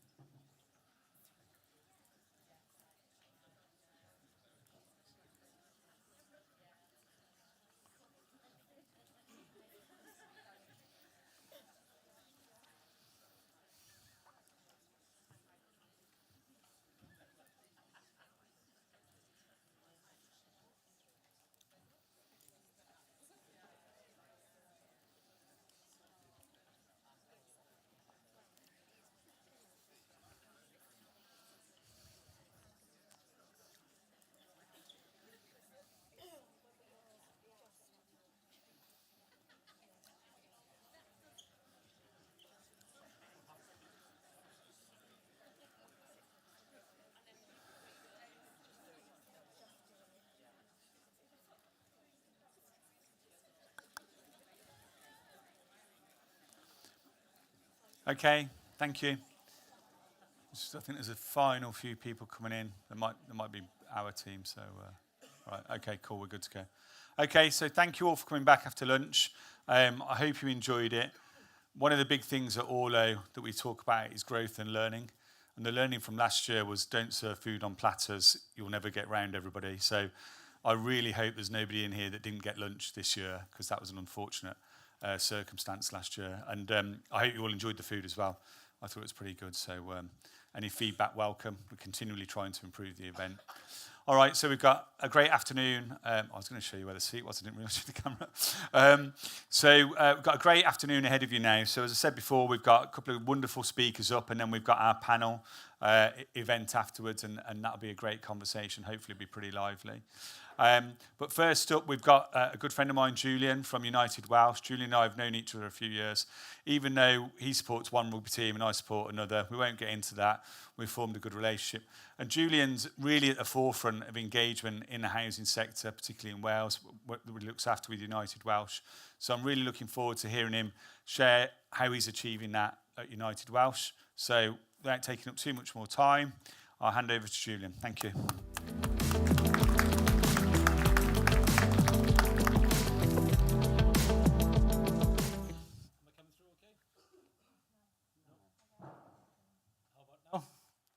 Yeah, working now. Thank you. Thanks, Phil. Thanks for the introduction. So my name is Julian Pike, and as it says on the slides, I'm Exec Director for Housing Support and Communities at United Welsh. So I'm part of the executive team. So I'm going to talk to you today about our journey, our sort of trust journey at United Welsh. And we're probably just coming in, just leaving the sort of discovery phase of that journey. So by no means have we got all the answers. But what we have started to do is pull together some data sets and some other information around sentiment and other things to start to understand our customers' asks and wants and how that's affecting trust within us as an organisation. I got two caveats before I start. I'm suffering with man flu, which is otherwise known as a really mild cold. But I might sound a bit nasal, so apologies for that. And if I start coughing, I'll either collapse or try and get a drink of water. And secondly, I'm a housing board. Been doing housing for 22 and a bit years. I'm not a communications professional, so yeah, whenever I answer, that comes with a strong caveat as to my understanding and experience, I suppose. So yeah, I'm going to run through trust and why it's important to us as an organisation, how we measure it, and what we're starting to do with some of that information in the delivery of services at United Welsh. If I start by providing some context as to who we are as United Welsh, that's obviously quite useful to know where we're coming from. So we're a registered social landlord. We've got around 6,500 homes, around about 11,000 customers living in those homes. And across the group, we've got about 400 employees. So we've essentially got United Welsh of about 220 employees, and then the arms length repairs and maintenance organisation has about 160, 170 employees. And then we've got a small timber frame house manufacturing firm with about 17 or 18 employees. We provide a wide range of services. So again, depending on your understanding of the social housing sector, it is quite varied. England is quite discrete from Wales on times, but we provide a wide range of services which vary from traditional landlord services, repairs, maintenance, dealing with antisocial behaviour, all the stuff you would expect, dealing with neighbourhood issues, through to bespoke mental health services, homelessness services. We've got direct access hostel, and we've also got a number of almost 1,000 supported bed units across South East Wales. And in the last 2 years, we've ventured into a timber frame manufacturing organisation as well. So we're starting to build some of the homes with local timber for ourselves and for other organisations in the housing sector. We operate across 11 local authorities, so we're quite broadly spread across South East Wales. And as an organisation, we launched our new corporate strategy last year, where customer satisfaction is probably our primary feature as a way of measuring our success as a service organisation. But probably in the last 6 to 12 months, we starting to have more conversations around customer experience, what that means. It is certainly becoming more of a focus for us. And we're starting to dip our toe into understanding what becoming a service-oriented organisation really looks like and feels like. We're certainly not there, but we're at the very start of that journey of understanding how we may want to realign ourselves to deliver better services over time. We've got about 100,000 customer contacts per year. About 50% of them are through repairs and maintenance, which is probably not unsurprising. And they come in through the usual channels: telephone, in-person, repairs and maintenance appointments, social media, and some others too. So what is trust? I've just provided the Oxford Dictionary definition because it's quite useful, as you'd imagine. But it's a firm belief in the reliability, the truth, or ability of someone or something. And you'll probably notice as we go through the slide deck that some of these, if you start thinking of trust in those terms, then you can start to make sense of some of the sentiment which comes through some of the information that we've been gathering in recent years. So how do we measure trust at United Welsh? We use a firm called Acuity. So they're an outbound telephone company that specialises in research. So they contact 75 of our customers randomly per month. It's a perception survey, so we ask a standard set of about 12 questions, which is consistent across Welsh housing associations, and the question set, which was devised by Housemark, which for those in the sector will know it's a housing organisation. So it provides us with statistically relevant information.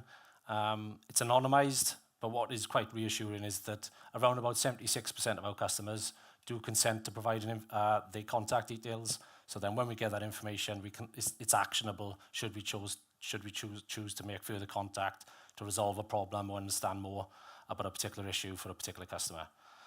The information's readily available as a dashboard, and it provides us with timely data. And again, we've been doing these surveys for probably 5, 6, maybe more years. And it's probably only in the last 12 months we've started to really get some juice out of it. We're starting to look at it as a senior leadership team, as the executive team, and we're hoping that more and more of our team leaders and managers will start to use this information as live information, because it is literally, it's a couple of weeks old, which is pretty good. But it is only the tin opener, not the answer. So quite often it leads us down different rabbit holes, which we gladly explore. But it doesn't always give you the answers, but it does start to shine lights on certain areas within the business and leads us to ask more searching questions of ourselves. This is the question, so of that question set of 12 questions, this is the one that relates directly to trust. I won't read it out, but it's essentially, do I trust my landlord? And then you've got a sliding scale. So it's quite a typical question, and it is comparative then. We can benchmark with this information across Welsh local authorities and the rest of Acuity's clients across England and Wales. So that gives us a real strong data set to compare ourselves with like-for-like peers. So why does trust matter to us and to our customers? So from a selfish point of view, as an organisation, we require a number of things from our clients and customers. So we require compliance, so we've got to do lots of regulatory things. We've got to test gas, electric, Legionella. We need access from them to undertake lots of our regulatory tasks. We need their consent for various things in terms of how we use their information. We need them to report repairs and maintenance issues in a timely manner. So again, they live in our asset, if you like. It's their home, but it's our asset. So the more they trust us, the more readily they report repairs in a timely manner for us to step in and resolve some of those issues for them. We want it to be our eyes and ears in the neighbourhood. So again, antisocial behaviour, if there's anything happening in particular communities, whether it's around local issues. Only last week we had some flooding, a very localised issue. But again, quite often we will hear of it through second or third hand. But what we're trying to do is gather as much information as we can to direct our efforts. And obviously, the final point there is we require them to pay the rent and service charge. So there is that contractual relationship between ourselves, but for that money, they're expecting services and high quality services. So customers' perspectives, the reality is they're far less likely to do these things if they don't trust us. So they're more likely to make repeated contact to ourselves, to chase things up, double check, get second opinions, and appeal decisions that we may have made in the course of our duties. It often generates more work volume and failure demand, which again is frustrating, and it's not a particularly good use of our resources. It makes our jobs and obviously our lives more difficult, and consequently also theirs. So the more efficient we can become, the less impact that we get, the less detrimental impact we can have on our customers, and the more beneficial impact.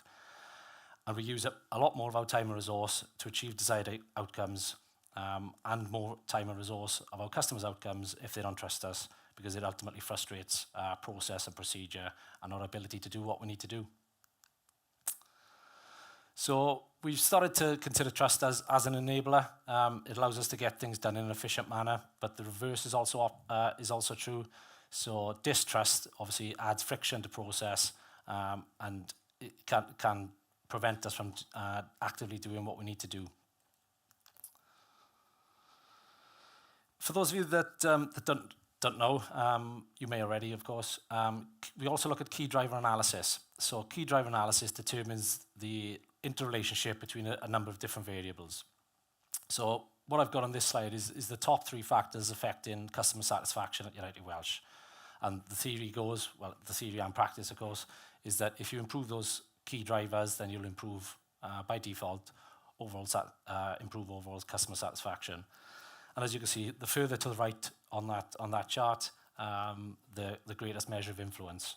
So for us, being easy to deal with is number 1, trust is number 2, and repairs and maintenance is number 3. So they're the 3 biggest things that affect our customer satisfaction scores.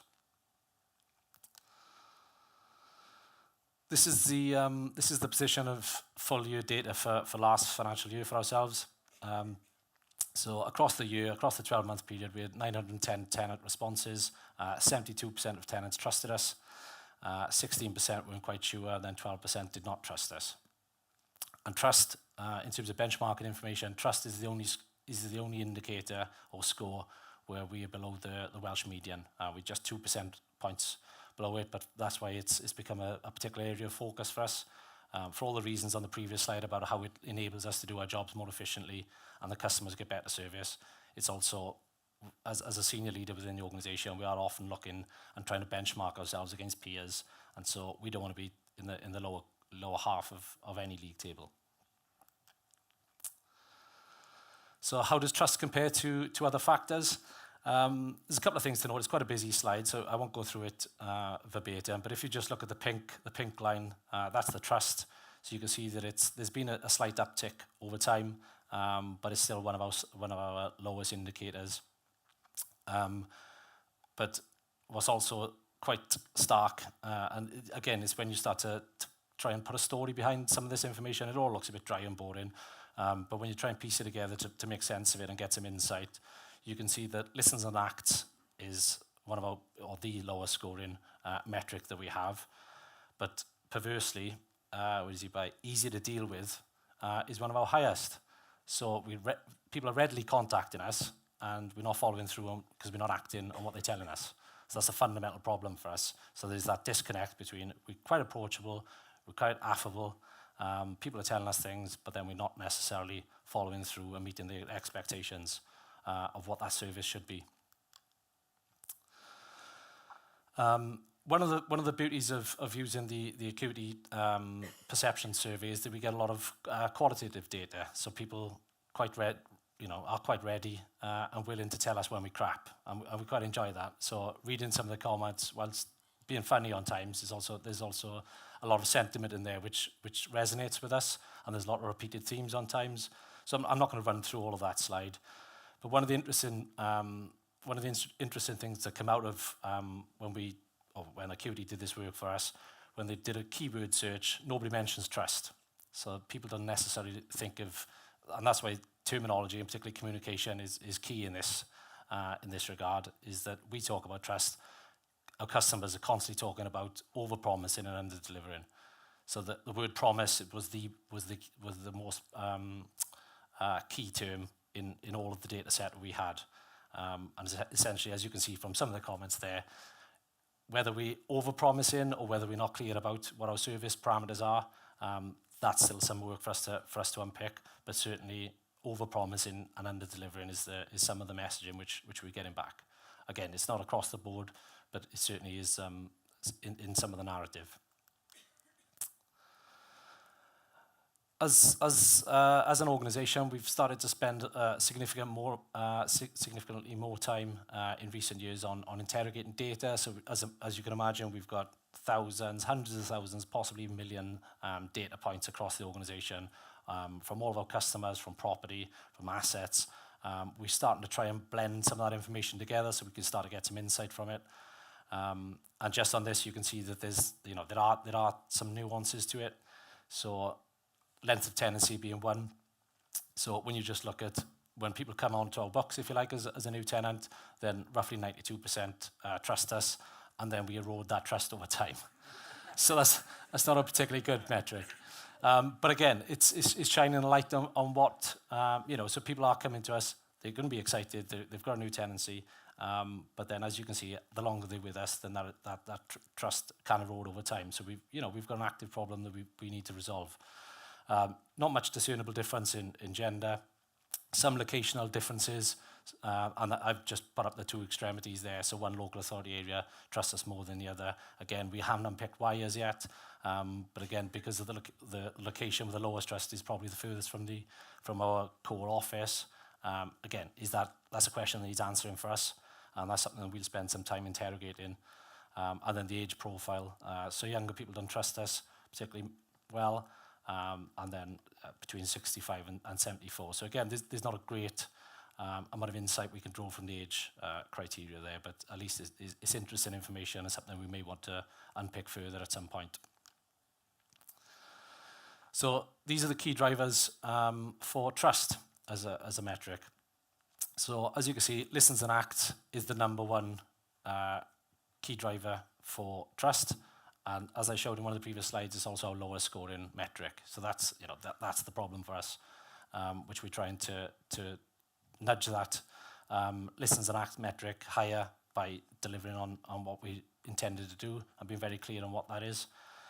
Easy to deal with, again, is second, and then the opportunity to participate in decision making. And again, that's been a key focus for us for a period of time with customer involvement and customer interaction, colleagues. So there's a significant piece of work within the organisation to address some of these issues. So what are we doing with this information? So some of the stuff on the next slide is stuff that we're thinking about. Some of it's already in train and in action, and other things that probably haven't even discussed as an organisation yet. So it's a bit of a brain dump, if you like, of myself from myself. But it does show that some of these things are inextricably linked, so we can't do some of these things in isolation. And I think that as organisations, we often try and look at things through a particular prism. When quite often, if you step back, a lot of these things are interconnected, and it will be better if we tackle them as such. So in terms of customer experience, as I've said, we've started to shift our thinking in terms of broadening the sole focus on customer satisfaction to customer experience and what is it like to use our services. We're looking to refine some of our internal communication. So again, telling people when we're going to be there, when we're not going to be there, the reasons why, what are the parameters of our services. Refine some of our external comms. We shift into a new CRM system. So again, capturing the customer story is key for us. At the moment, we've got multiple systems. The repairs and maintenance system is discreetly separate from our core CRM system. So again, those things don't necessarily communicate with each other at the moment particularly well. We're considering developing a customer experience strategy, which again will pull various strands of these things together so that we can have a clear focus and it's some actionable tasks for us to chase. And we're looking to be consistently good or great. Some of the ways we'll get there is defining some of our customer service standards. So again, for key services, we don't have particularly overt customer service standards. So there can be discrepancies between the way we deliver services in particular areas by officer or by team. So again, we're looking to consolidate that, become more consistent so that we're up front and centre as to where the boundaries of our services are, where they start, where they end, and what that experience should be like whilst receiving some services from us. Again, it helps us to set expectations, holds us to account. And one of the key things one of the key methodologies that we've started to deploy is user-centered design called UCD. So again, it's about using customers' experience at the start to understand what their problems are, what their challenges are, and then how our services are enabling them to either solve things for themselves or where we need to resolve issues for them. And again, that works almost at its infancy, but it's a significant piece of work for us as an organisation. We've started to take considerably more notice of repairs and maintenance, obviously, because of the key driver analysis we're saying. Lots of our contacts, it's not rocket science, but it's probably been underplayed in the organisation in previous years, but there is now a far more greater scrutiny on repairs and maintenance services and blending. We've started to consider whether to blend some of that customer service and customer experience journeys together, because at the minute they're quite discrete organisations providing quite discrete services. So we're starting to think, well, is that the best solution? Is pressing 3 for repairs and maintenance the right solution when they might have a whole host of things they want to talk to us about? And again, that's with the intention of providing one front. And again, this stuff isn't rocket science, but it's just, I suppose it's a conversation starter for ourselves to reflect on where we are now and what the future might look like for us. Complaints, again, always a rich source of data within organisations. So we've got a new complaints approach, which again is consistent across the group. And for the first time, this launched last Monday. And for the first time, we're getting one view of all complaints across the group being dealt with in the same way. We can start to pull some insight from that. And that's going to be a really rich source of data for us in the coming weeks and months. And one of the things we've always tried to commit to is professional curiosity. So asking questions of ourselves, trying to be a data-led organisation, so interrogating the data, and then the more we can blend that with other sources of data, often within our control, but either siloed or hidden away in legacy systems. The more we can blend that data, then the insights will in theory pop out to us to provide us with something to shoot at and something to aim at and to focus our attention on so that we can make significant strides forward. So some of the desired outcomes from some of this work, obviously better services is paramount for ourselves. We're looking for a fuller understanding of our services, improve customer satisfaction. We want happier, more content customers, better understanding of our customers' needs and wants. And again, that comes back to the user-centered design approach. So we will need to design our services so they meet the demands of the customer, not solely focused upon how we want to structure ourselves around teams and silos, which again, it's the same in lots of organizations. You're not necessarily set up to deliver the services you deliver. You're set up because the structure suits us, which it can, in some organizations it's probably fine, but in others it can frustrate process, progress, and the service itself. We're looking to improve deployment of resources and produce better systems. So again, the CRM system I mentioned and use of Microsoft Dynamics there. So again, we'll be more in control of our own destiny in terms of where we hold data.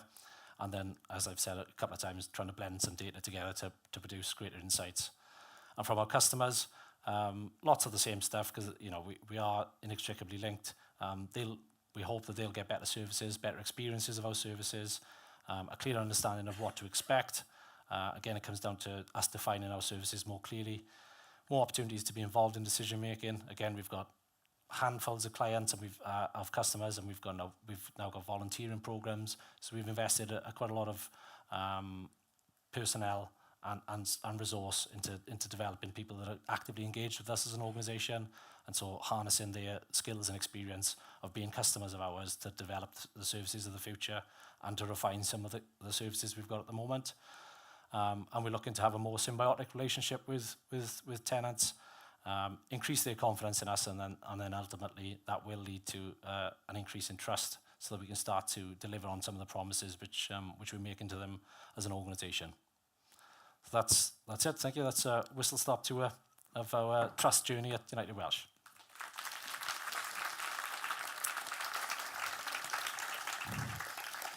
Thanks, Julian. Thanks for being perfectly on time as well. That's a record. I think I don't know if you've ever had anyone who achieved that. Any questions for Julian before I dive in with my questions? Anybody got any? Yeah. Okay. Cool. I think I can manage this myself with you just being sat there. Thank you. Thank you. Kate Ballinger from Shrewsbury and Telford Hospital. So we sit on the Welsh border and deliver services to patients over in Wales. 2 questions. The first one is, do you have to do any of your communications with your tenant base in 2 languages? And if so, do you keep any record of who reads what? And the second one then is, one of your questions there had 5 options. One of them was sit on the fence. Why do you do that? Why don't you just make them be either positive or negative in response to a question? Okay, thanks for the question. Questions. In terms of Welsh language standards, they haven't been rolled out to Welsh RSLs yet. So local authorities had to adopt them probably 8-9 years ago. So they had to produce everything bilingually, and that was obviously a huge volume of work and expense. I think it's later this year that they're deciding how far that will go for housing associations. So we're watching that with bated breath, really, because it'll be a significant amount of work. Expensive, but but also we've got significant client groups from a variety of ethnic backgrounds, different languages, and again, it comes back to that data journey that we're on. Most organisations are probably on the same journey. It's trying to access the stuff that we've got, but also improve the data, because a lot of our services are standard services. You get everything in English, whether you like it or not. You give us all your communication preferences, and we communicate how we want. So it's, I think that's, and that degrades trust, doesn't it? Because we're asking you things, you're telling us, and then you're getting standard services. So I think lots of organisations are in that boat, but I think we do recognise that, and there's significant work ongoing to try and resolve that for us. In terms of the second question, which was about sitting on the fence. That's again, it doesn't give you any insight, which is frustrating. But again, that's in terms of the being able to benchmark. So that question set, the responses are set. And that's the Welsh Government format, essentially. So it allows us to be on the fence with everyone else. But yeah, we'd be daft to. Well, I don't even think we could move away from that. But yeah, I don't understand. Yeah, it's weird. Yeah, I think pretty much every survey methodology, whether you choose NPS, CSAT, the Acuity one, has got that middle ground choice. So you get promoters and detractors and passives in NPS as well. So in our experience, pretty much every survey methodology has got that sort of I can't quite make up my mind option for the person completing the survey, which is useless. But there you go. Any other questions for Julian? Anyone else? Right, okay. Hannah, it's up there on the right, and then we'll come to you after. Thanks.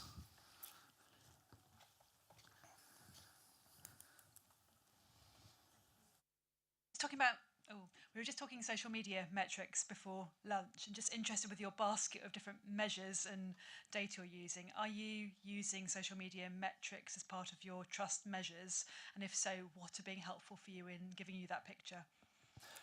We do, but I'm not sure we do it at the senior level as yet. So some of the things that we do get lots of sentiment through social media. So we've got a relatively small but well experienced comms team. So they deal with all of our social media interest. So we get in lots of these data sets and pockets of information, but we're not quite blending it all together as yet. So we do get lots of that. We get Google reviews, complaints and compliments information. But again, we're not necessarily actioning it as well as we can. So that, again, that's something for us for the future. But it's certainly on our radar. All right, cool. Thanks for the question. There was a chap with his hand up over there. Yeah, thank you. Hi there, Daniel Faulkner from Alliance Homes. It's interesting to hear about your experiences, very similar to what we experience. But I wanted to ask you about how you're measuring trust on perception. Whereas in a sector we're facing increasing pressures following the death of Albab Ishaq and the Grenfell disaster, that perception is negative and has, over the past couple of years, increased. So how do you measure your trust based on perception when in fact the perception is influenced by things external than the service you're delivering? Yeah, good question. I think the only thing we can do is look across in terms of benchmarking. That's where it's really useful, and that's where Acuity as an industry expert, if you like, in research, they provide us with some of that context. So what we've been able to do is track things over time. So you can imagine there's the pre-COVID world, the post-COVID world, and some things significantly improved, some things dropped off a cliff during that period. So that's where I think that's where benchmarking becomes useful to us, because 72% for us, we're not happy with that, but it's just below the median, for instance, on trust. But that might have been 62% 5 years ago, and might have been brilliant. So it's all in the wider context. So we've got to be mindful of that as we go. And I think that's where benchmarking is really useful. And going back to the point down the front is that's where the standard question set, the standard responses allows us to do that over time. So it's with all of this stuff, we get monthly data, but the scale for the margin for error, is relatively significant.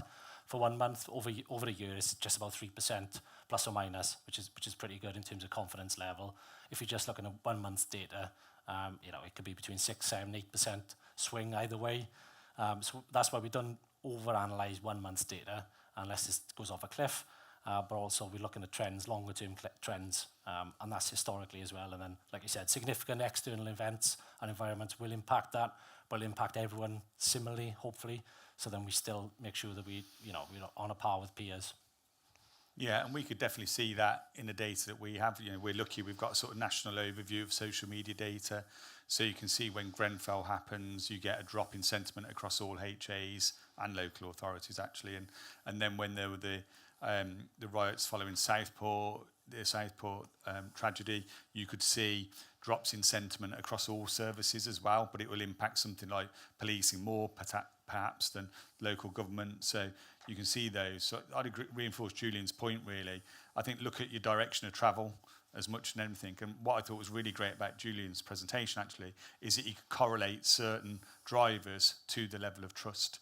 So in the long term, United Wales should be able to see, well, we've made this change and it's had this impact. And I think that's a really important thing, and to test and learn those changes and impact as well. Any other questions before we move on? No? Okay. Well, I'd like to thank Julian again for being so open and vulnerable as well about the challenges that they're facing and the things they're doing. So thank you. Cheers. Thanks, mate. Great. Okay, so we're just about to move on to our next presenter then, just before the panel. So Ross is Director of Communications at Northumbria Healthcare. I know I was just reviewing his bio again when I was down here. He's also the current National Chair of NHS Providers Comms Leads Network. So got real good oversight on a national basis of what's happening in NHS communications.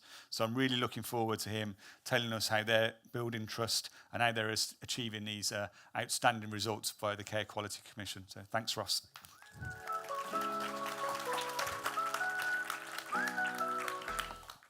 Thanks a lot. Now, I do talk about this around the country and things, but never in a venue as grand as this. So I'm just going to have to be careful I don't start going from Ant and Dec Geordie into full-blown Jimmy Neal Geordie, and no one, will, apart from about 2 people, will be able to understand me.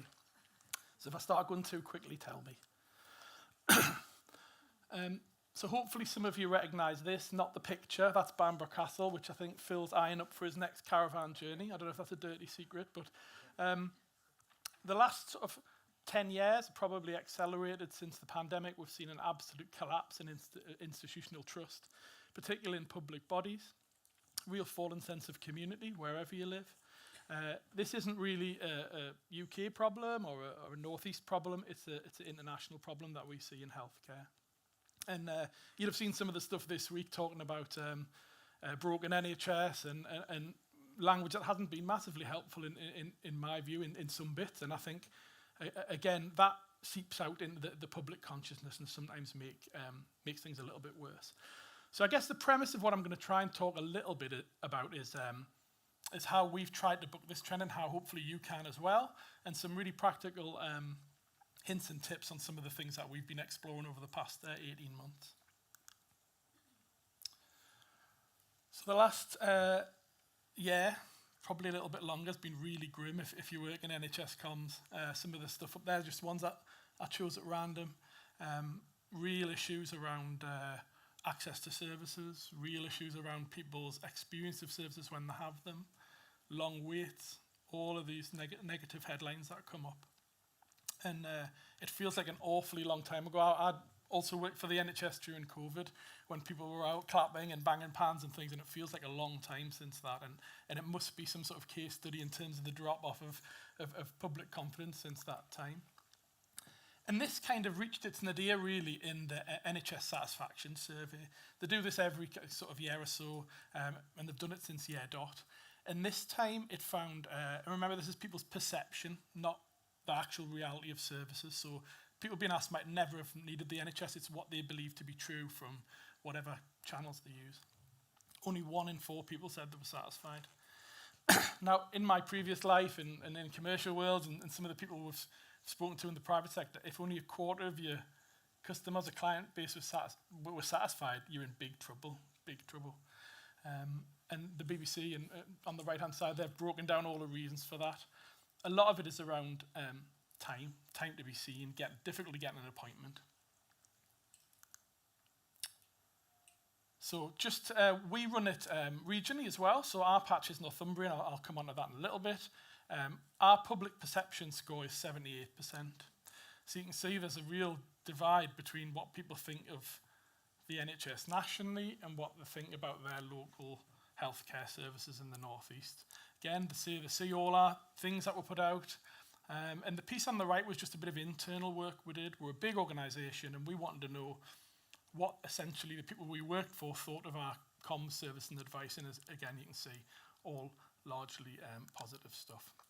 So I don't show you that to say how wonderful we all are, and I thought I'd just put a kind of pop culture reference from about 30 years ago up there just to make everyone feel a bit older. And we certainly don't have all the answers, but hopefully some of this will resonate with people, and you'll see the sort of type of work we're trying to do. So I won't spend long on this, but just a little bit about our organisation. We're a big acute healthcare provider. So the stuff on the left you see, we don't do ultra specialist stuff, so we're not doing kind of all the fancy stuff you might see on TV. It's the workaday stuff. We see about 2 million patient interactions a year, and it's the normal day-to-day healthcare that people receive, babies being born, operations happening, procedures done, and then people coming in emergencies through A&E. Geographically, we're one of the biggest. So the map on the right there shows you all our hospital locations. And if I told you, so I live right on the bottom there to the right, and I regularly have to go up to Berwick at the top there of the map. That's a 3.5-hour round trip. So we'll cover about 2,500 square miles, which I'm told is the same as traveling to New York. So really tricky to do. It's not just one community, it's loads of different communities with different needs and different expectations and different inequalities. So we serve some of the poorest areas in the country, Old Coldfield, particularly in the bottom right. And then we also have some of the wealthiest. So if you've seen Harry Potter, Hogwarts is Alnwick Castle, which is home to the Duke of Northumberland. So we'll have some incredibly wealthy people and communities as well. One of the first things I was going to say, actually, and it sort of probably goes against everything we've heard already today about kind of social, digital. I think in the NHS especially, we fell into the trap a little bit through the pandemic if we suddenly discovered that you didn't actually have to see people. You could do it by video, or you could do it by Teams, or you could, all these other methods. We've had a real concerted effort of trying to get back to what public relations and intelligence gathering is meant to be, face-to-face with people and cutting out that direct middleman. We've had all kinds of, geography is our real challenge. So you can see some of the miles we've had to challenge to host things like face-to-face governor meetings. Had a series of World Cafe events where we're talking to different communities about what's important to them, how services should be shaped. We'll have community conversations where it's literally a couple of people will drop into a healthcare location, could be a GP, supermarket, wherever people are, and asking them what's important to you, what do you think of services, what could we do better? And I would say, just sort of anecdotally, through the pandemic and afterwards, we relied on Teams and a lot of virtual methods to sort of do this. I probably got more actionable intelligence out of the first 2 meetings we did than the first 3 years we've done of online stuff. So just to reel it back a little bit, about 18 months ago, we decided on a new strategy and tried to work out what it is we actually wanted to do. And it's great to hear trust mentioned so often today, because actually our organisation is a trust, and yet we don't seem to value a great deal in that trust. When we came together as a group, we decided it was a bit more about how we build that trust rather than just pumping out communications and traditional PR. We've settled on building positive relations, reputation and trust is the actual core of our strategy. So everything we're wanting to do would be focused on that. My team is a much wider team than just communications, so I look after our kind of customer service team, our chaplains, our engagement, our charity, and all of these are different levers that you can pull to kind of build those relationships, build trust, uplift that reputation. And one thing I did find was, I think, if a community does trust you and you mess up, they'll let you off with it once, you'll get another go. If they don't trust you, you'll never get that chance again, and they're not interested, and from day one you're the bad guy. And I think where a lot of that negativity kind of spreads in from that sort of relationship. I'd be interested to know what people think about this, but I've found ourselves really shifting from that kind of next big shiny campaign to stop smoking or obesity or whatever it is, and moving much more into the world of that incremental day-to-day reputation building. And trying to keep that going over time rather than having sort of these huge big bang campaigns that to me often feel are sort of here today, gone tomorrow. And that's one thing that people did tell us. They felt inundated by national campaigns, local campaigns, often trying to achieve the same thing. One of our key things we tried to do was, in an area so big when I talked about the geography, was harnessing other people to help us and do our job a little bit for us. So on things like mental health, we recruited our local ice hockey team, and they were able to really kind of talk about particularly men's health and issues some of those players and managers had faced, and really be the sort of delivery mechanism for those messages. They were trusted people and people who were looked up to in the community. We didn't have to get involved necessarily other than help and support that message.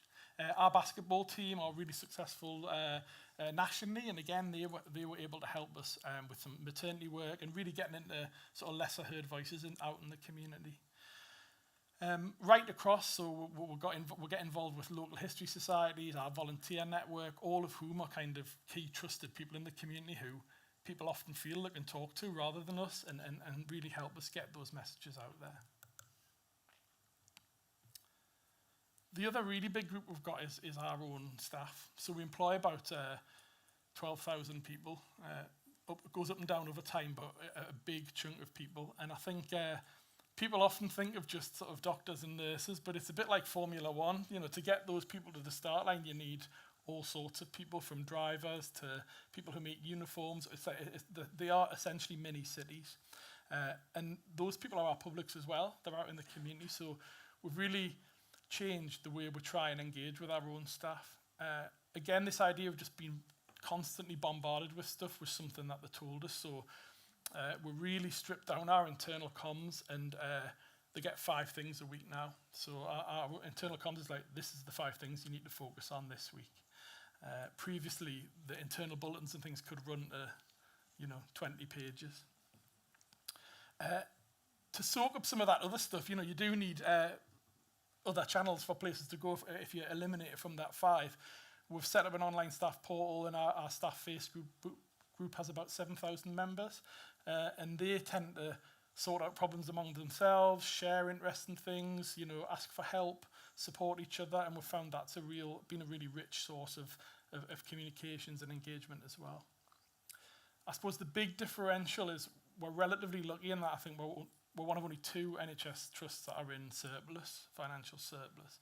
So we're able to reinvest some of that money in supporting staff and doing staff recognition. So there's probably too many things to mention, but the most recent idea was this idea of Wonderful Wednesdays. So what we would do on a Wednesday is arrange kind of pop-up food outlets, and it was kind of, a pop-up pizza van would turn up at a location, or would arrange for a musical concert on a ward, and we would do that across the whole estate every Wednesday. So it was a fairly mammoth thing to organise, but again, it was just those little touches that help staff, especially when we're thinking about the sort of messages they hear nationally.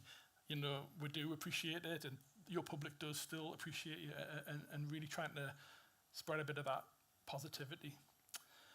When the cost of living, I think everyone assumes everyone who works for the NHS is rich as well, because it's doctors and surgeons, and you see the top end of it. Most of our staff are not, and quite a lot of our staff are employed in jobs like domestic, cleaner, and in real financial hardship. So we do, at the start, when the cost of living crisis kicked in, we started offering free food to staff where we could. So from our canteens, anyone was entitled, anyone who wanted one was entitled to a free hot meal at lunchtime, which we found if you're doing a 12, 17-hour shift, that was actually a real big benefit to people that didn't have to worry about packing a packed lunch or all of that sort of stuff, that could just come to work and get on with it. Around the sort of festive period, we also we did about 17,000 thank you boxes for staff, and in there was just small token. I mean, it wasn't financially expensive, but it was small tokens of appreciation that were locally made and often referenced. So some of the things, we had one at Bamburgh Castle, local landmarks that people would recognise. The other thing that makes us slightly different is we're the first NHS trust to make a formal commitment to CSR through our community promise. And this focuses on those pillars you can see there, and it's much more moving into local authority territory. So we're doing loads of work with schools, voluntary groups and staff as well. One, to try and stimulate the local economy a little bit and get things going, but also really respect the things we know that future employers are interested in. So someone earlier mentioned those green initiatives, which younger people, and particularly our younger clinical teams, are really, really interested in the environment. We have an all-electric fleet now to service that big geography I showed you earlier. The other thing is trying to inspire younger people within our community to think about NHS. So we're having a real, and I think nationally there's a real struggle on staff. So these little mini scrubs were sent around to, we did 57 school visits, and it's not all doctors and nurses. I think there was even a director of communications one, so God forbid. And just to try and start that conversation about these are the really wide range of careers we have within the NHS at such an early level. We established a community bank with our local authority where staff can get lower rate loans. And again, we're really focused on trying to tackle inequalities. There's quite a lot on our website about that, so I won't talk about it too much now. The big differential as well is around local jobs and local procurement. So the NHS, I mean, we're an £800 million organisation. We spend a lot of money. Hardly any of it is spent in the northeast of England. A lot of it's spent in China or wherever. So at the end of COVID, we set up our own factory, employing local apprentices, local people to make things like scrubs, consumables, curtains. And the idea of that is, one, to reduce the environmental cost of shipping over masks and gowns halfway across the world, but also trying to bring back a lost trade to the northeast where people can learn in the textile industry as well. So a few people have talked about this already, and again, we've had a real pivot to video as part of our strategy. So we've got an international partnership with YouTube, along with a few different trusts, and we know that people are far more likely, staff and patients, to check, to watch a brief video, than they are to trawl through loads of the stuff we pump out. We've seen a real success in this in terms of not just the sort of transactional, promotional type videos, but also patient information. A lot of the feedback we got was when someone's coming into hospital, one of the hospitals, they're stressed out anyway. They've then got to fight to try and find a parking space. It's raining. You get there, you kind of potentially having a real difficult, life-changing moment. You get a 15-minute appointment and you come out and think, I can't remember a word of what that guy said apart from a word. And that might be the condition I've been diagnosed with. So the clinicians will give them a little card with the YouTube link on so they can go back and watch whatever that condition they've been diagnosed with. Just take a bit of time to understand what it actually really means. And 90% of the time it's not as bad as people, they hear the last word and walk out in a panic. And that just really helps reinforce that, I think. We don't really pay for anything. It's all organic. And what we're trying to do is really find answers to problems. So I think a lot of the things we think people are interested in, they're not. And a lot of the things we would never dream up, they are. So YouTube does help us say, look, these are the most searched for conditions in your area. Why don't you do a video about whatever this condition is?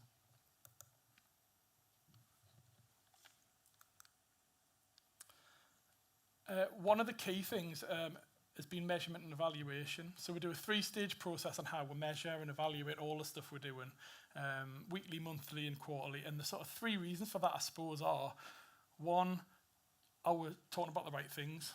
Is our intel right? 2, are the things we're talking about effective? Or are we actually, is it working? Are we doing the right job? And then lastly, I think there's a real return on investment part of it.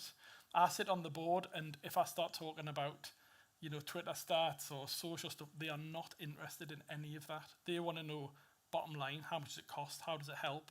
What are people talking about? And this sort of kind of real data is the sort of thing that boards appreciate, and certainly I know my board and exec team have really seen results from it, and that helps us. We're one of the only trusts building a new hospital, so you'll have heard about the trust's the National Mythical Hospital Buildings Programme that I don't think built any hospitals. Ours isn't part of that programme, it's just a capital build, but it's right up beautiful medieval town Berwick on the border with Scotland, and it's a fairly big hospital. And the thing I really thought about this was, in the past we've probably just done a big shiny opening and would have been interested in all the end part. It's been the journey to it that's been the real learning point for me. So it's been about a decade of planning. We've done so many face-to-face public meetings, we've done drone shots, we've done all kind of things, and actually I think the opening of it is going to be just a sort of formality, a day-to-day thing, because it's all been about that journey to get us to that point and try and win trust with our local communities. Last thing I wanted to say really is just a combination of lots of things I've talked about. If you remember in the Olympics, my wife's Turkish, so she loved this, but everybody else was coming out with kind of binoculars and laser sights, and this guy just came out of his garage and won the silver. And I think we can probably learn a little bit about that. The amount of 10,000-page comms plans and enormous strategies that come across my desk that can't actually identify in a really simple way what the problem is and what you're going to do about it, I find astonishing. And we really do, I think, need to keep it simple a lot of the time. And a couple of bits of reading there, if you're interested. It's not about doing, being simple or dumbing stuff down. It's about simplifying workflow, understand what it really matters. So, that's what we've really tried to go big on. And finally, if anyone, I think we're the only, public sector, certainly the only NHS team to be accredited, go through the CMS PRC accreditation process. And I don't want this to sound like an advert for them, but it is a really important, and I found it really challenging route. It sort of puts the shiny stuff to one side, and if we want to be taken seriously as a strategic management function, like our colleagues in finance or HR, this is the sort of stuff we've got to get serious about. So when we went for the accreditation, I got seriously challenged about planning, evaluation, management, diversity, all of these management subjects that everybody else around the board table does, and we don't as an industry. So it was a great way to test yourself against others, but a real discipline, I think, for the team as well, and a bit of an eye-opener for us. And I'd urge anyone else to have a go at it, or at least plot your way through it and make sure you're doing all this stuff. So finally, just a few key things I would say to mention is work out what your strategy actually is and then stick to it. And I think that's where we've seen some real success. And being able to manage it and evaluate it and feed that back to the people who pay the bills is another fact of life that we all have to do, and again has really helped us. I think there's a return to this rolling face-to-face programme of evaluation and of engaging with real people.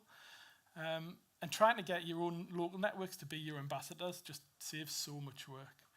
I think lastly, a bit about the CMS is just constant checks and balances, and really don't be afraid to change if it's not working. Try something else.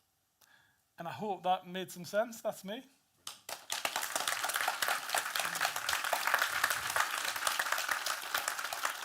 It made a huge amount of sense to me and hopefully to you as well. And I do want to sort of call Ross out a little bit for spending 4 hours on the train yesterday to get here, and 4 hours, he's got to leave very shortly actually, 4 hours on the train back, because I know he's got a series of other board meetings to go through as an organisation that's going through some change at the moment. So really, really thank you for that. I thought that was a brilliantly insightful presentation, and you must be so proud to be so far ahead of that national standard in terms of perception. It must make working really hard, really rewarding. So well done on that. Any questions? Oh, yeah, I thought we would have, right? Okay, cool. Hello, Ross, Anas Hassan, Newcastle Hospitals Charity. So I am a wee bit biased, and I will say I was really looking at your speech as the headline one for me, and I just wanted to thank you because I thought it was very insightful and fascinating. And it's just a shame we only had you for 25 minutes. We could have had you for about 250 minutes maybe, but maybe too long for some others. Just a couple of quick questions. First of all, a couple of things that came to mind for me. First of all, I was really interested about the YouTube partnership. How did that start? Did that start because you were already coming off the ground in terms of the videos you were creating? So I'm really fascinated by that. And secondly, you spoke about that 1 in 4 figure. Do you, and I totally agree with what you said about simplicity at the end, because that was drilled into me a lot when I was training to be a comms professional journalist. Do you feel the NHS app is bringing health services to become more accessible to patients? Do you think that will help drive that figure up and really tie into that whole point about simplicity? Thank you very much. So the second one first, I think, probably will if it works. I think that's the key one. I know there's a real appetite for it from the public. So when you look at things like Couch to 5K, and it has billions of downloads. So I think people do want to use this sort of stuff, but it needs to be able to work.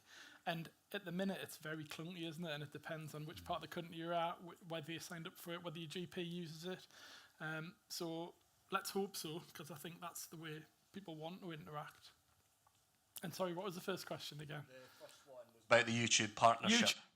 I have to be very careful what I say about this, because they made me sign an NDA before I even got there. But we were by no means any good on YouTube. I think it was after COVID. There was a lot of misinformation on YouTube, and I think they were quite heavily criticised, I think, for a lot of that, weren't they? And they were in the market to find trusted healthcare partners, and there was us and a few others who joined in, and it's been really good so far. So that's great. Thank you so much. Okay, next question. Okay, smack bang in the middle, Hannah. Good throw-in test.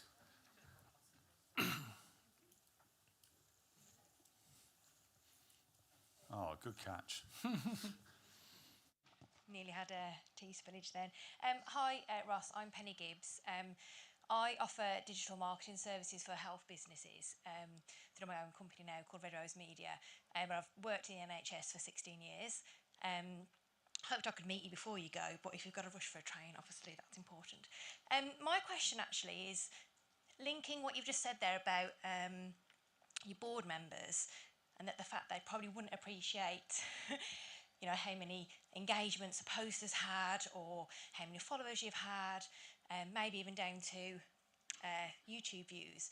How do you, using your Orlo data, and how do you flip that then to your board members so that they can see that value and maybe some of that behavioural change?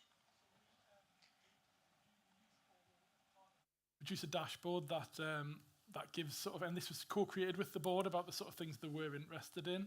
So it looks in kind of sentiment, trending, what people are talking about and what they're interested in. I think the interesting thing for me is that covering such a big area, people are always at my door saying, oh, everybody's talking about X. Well, that can't be true, and they're not. So having that actionable data to say, actually, this isn't really an issue, people are more worried about issue X is really helpful, and that's how we try and keep it focused, I think. We do keep a lot of the data for ourselves, and I think we probably fell in the trap of just creating loads and loads of data and then just churning it out. Actually, only we really need to know that to plan our work and things, and it's the much more headline data. You know, the FD doesn't come in with loads of spreadsheets and he'll tell me, well, look, we've got this much in the bank and this is what the run rate is. So I think it's probably been a bit more like that and just understanding what the big headline stuff the board needs to know is, and we've tried to integrate that in this dashboard reporting. I think what we tend to assume as communicators is that the really senior people in our organisations understand the connection between those things and maybe the financial metrics, the CSAT metrics, the other metrics that they're generally measured on. In my experience, they don't understand that connection, and one of the roles of our teams and your teams is to build that connection, and then once they understand, they're interested. But why would they be interested when it's got no connection to probably the metrics they're measured on whatsoever in their eyes? So you have to connect the dots for them and use the data to do that in our experience. Okay, we okay for one more before we have to go? One more before we have to go? Hannah, there's one down there, chap in the jacket. And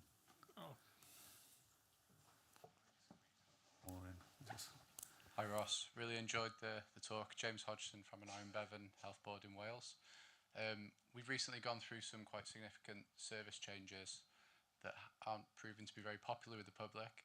Just wondering if you've had any similar things within your trust and how you went about that, how you dealt with it.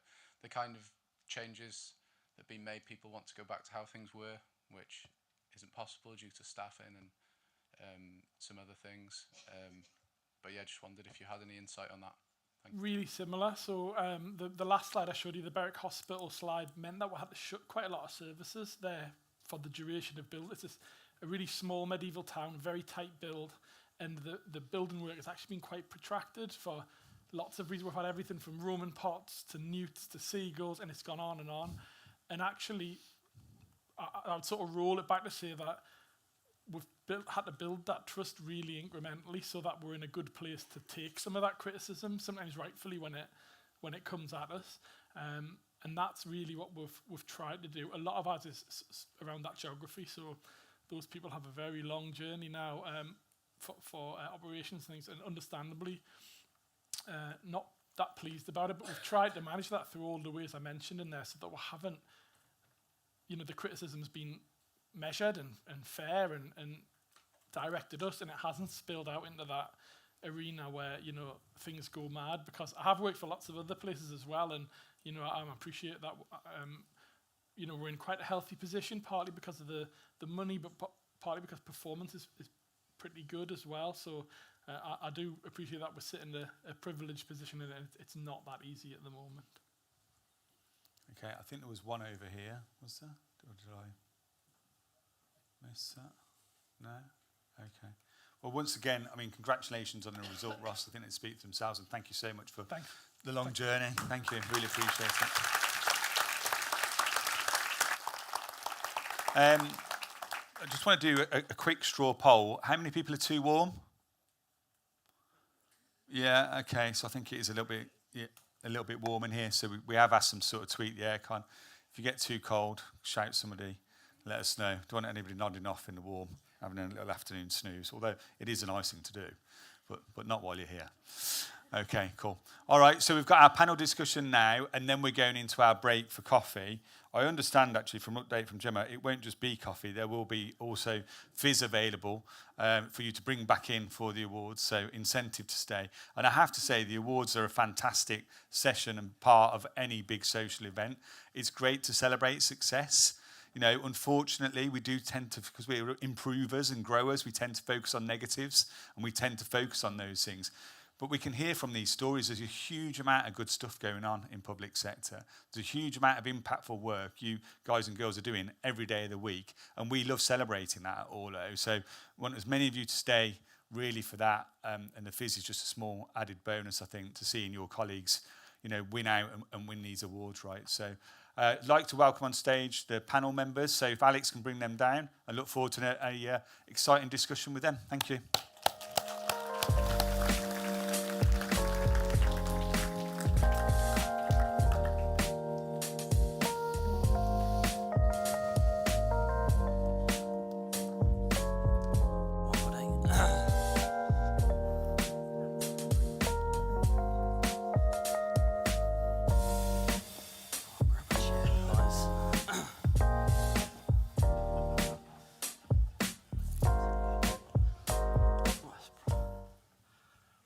Can everybody hear me? Excellent, good stuff. Well, thank you ever so much, Phil, for the introductions there. I really enjoyed those two talks there, even if Ross has stolen a little bit of our thunder for some of the things we might be talking about today. But yeah, I hope everybody's having a fantastic day so far today. As Phil just mentioned, we're now really, really close to the awards, so we'll wrap up this panel in about 45 minutes. There'll be 15 minutes at the end for any questions that anyone might have for the panel. And then we'll get straight into Prosecco and awards. So for those of you who don't know me, my name's Alex. I'm the Director of Sales and Marketing here at Orlo. I've been here just over 3 years, and I'm delighted to welcome the panel today. And we're going to be talking about exploring the shifting landscape of the public sector comms teams in response to political transitions, which is quite a mouthful, so I'm glad I got that out straight away. Brilliant, right, so I'm going to introduce you guys first, if that's all right. So we're going to first to Julian. So Julian is the Executive Director of Housing, Support and Communities at United Welsh. Didn't really need to do that after you've just done your session and gone through all of that. But 22 years experience in housing, so lots of value to add to this conversation, but not in comms, I've been told. Yeah. When Julian asked his head of comms for any advice on what he should talk to about today, they said, step down. Step down from the panel. But I'm sure that won't be the case at all. Second up, we've got Helena Hornby, who is Head of Comms at Staffordshire County Council. So Helena is also an exec member at LG Comms, loads of experience in local gov, central gov, and some transport as well, back a few years ago. So great. And then we've got Emma, who literally just arrived. She was giving me a bit of a panic moment when she wasn't here 30 minutes ago, but she was at another event today. Did it go well? Still going on, actually. It's still going on, brilliant, okay. Emma is the Head of Comms at the HM Prison and Probation Service. Loads of experience in digital comms, central gov and blue light as well, yeah. And finally, we've got Soph, who is our Senior Customer Success Manager here at Orlo. I'm sure quite a few of you in the room will recognise Soph if you are from a police force. She looks after our 39 forces in the UK. Previously worked in digital comms for Staffordshire County Council, and social media manager for Virgin Trains for quite a while as well. Yeah.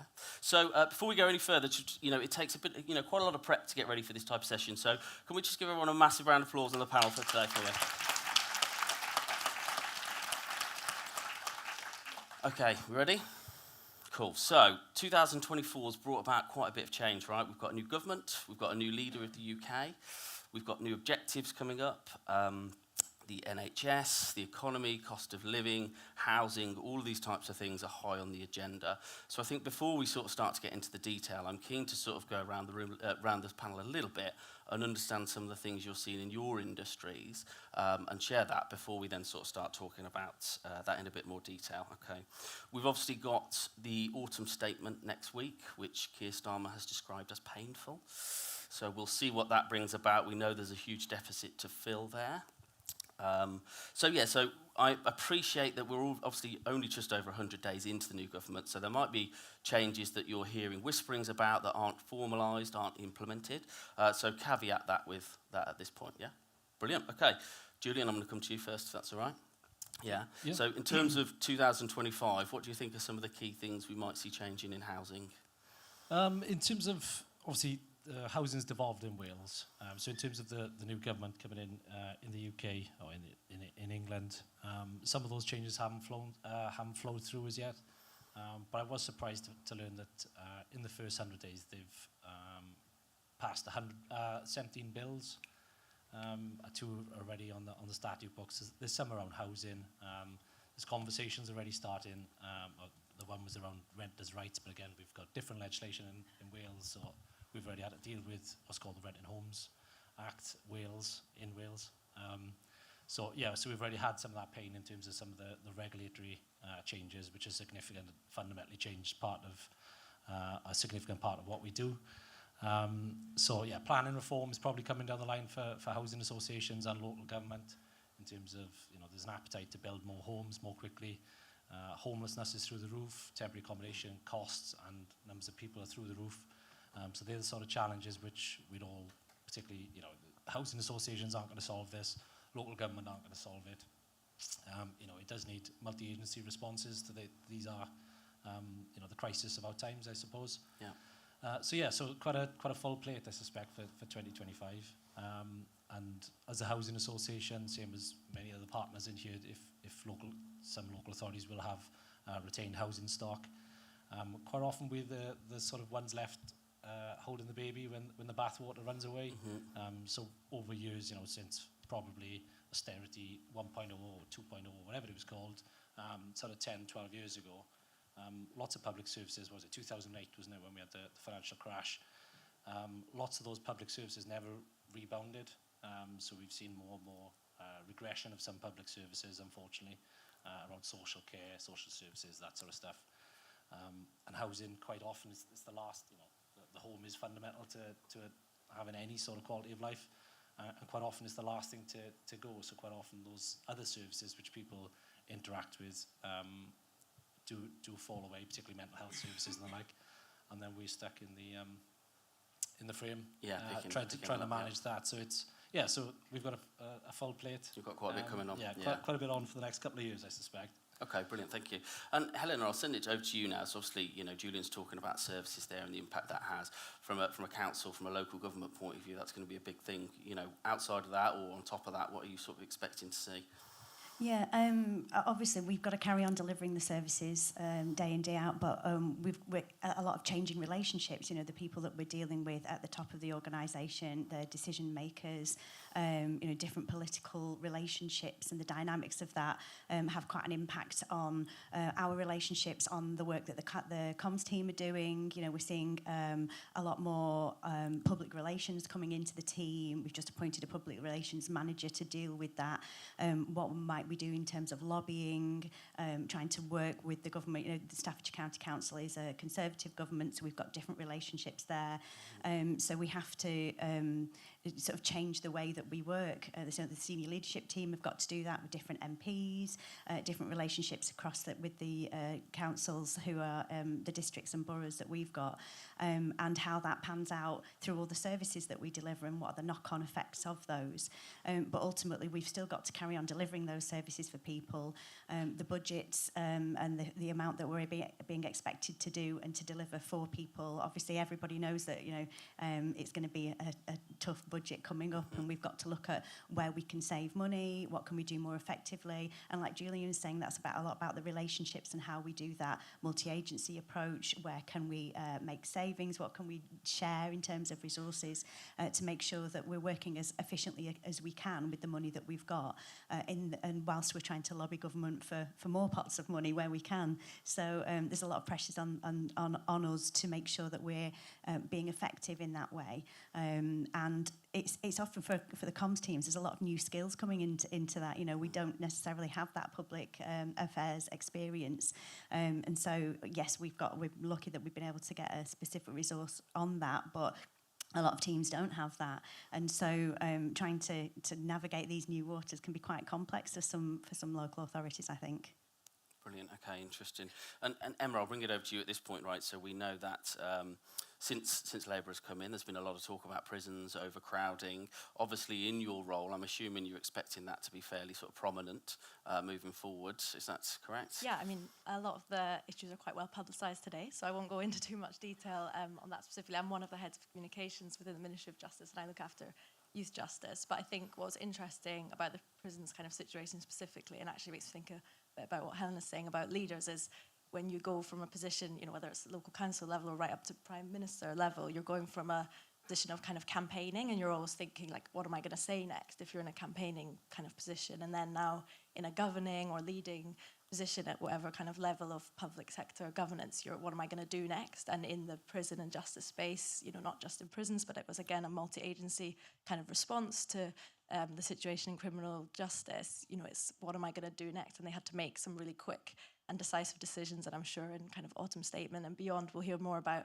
what that looks like in 2025, but it's certainly challenging for comms teams to kind of work with leaders who are moving through that space. It's like anyone going into a new job, I guess. You know, you're going kind of thinking of what you're going to do in that new job, and then when you actually start, it's very different. So there's a huge role for comms teams to play, and engagement in particular, as they think about how they're going to tackle some of those challenges. But I think for me, in justice, what's particularly interesting longer term, so looking to 2025, would be the mission kind of led approach that this government's been really strong on since they joined. So I think it was maybe the first line of the King's speech spoke about missions, and I think there's a lot of theory around that, you know, not probably every communications professional, I certainly don't know the detail of like mission-based policy making, but having a really clear direction on safer streets, which is probably where we align with some like policing colleagues if in the room, is just, it really helps and kind of justifies that multi-agency working, not just in times of crisis, which I think we're really good at. Like if there's a crisis, we know which agencies we need to work together and do our comms response. But I think the way that the missions have been set up hopefully give us permission, you know, in the next 4 to 5 years to kind of like establish some really good working groups and campaigns that deliver those missions. So yeah, just interesting times. Looking forward to it. Brilliant, thank you. And it does link nicely onto you, so from a blue light perspective. So, you know, we've heard talk of sort of taking back the streets, halving serious violence over the next sort of decade. From a policing point of view, what do you think we can expect? I think it's difficult at the moment because I think most of the policing colleagues in the room will say that we're waiting to see what the police and crime bill is going to hold or be able to enforce as it moves through government. I think the biggest thing in terms of a new government is obviously policing has to stay politically neutral. So to comment on some of those things externally from a comms perspective or give community guidance on what that's potentially going to look like is really quite difficult. I think also when we look at what that community environment looks like, especially following the protests over the summer, and then obviously we've got the piece on prisons at the moment, and I don't always think the public understand that there is a divide there between where policing steps in, where the justice system takes over. And I feel like a lot of that can come to policing's way.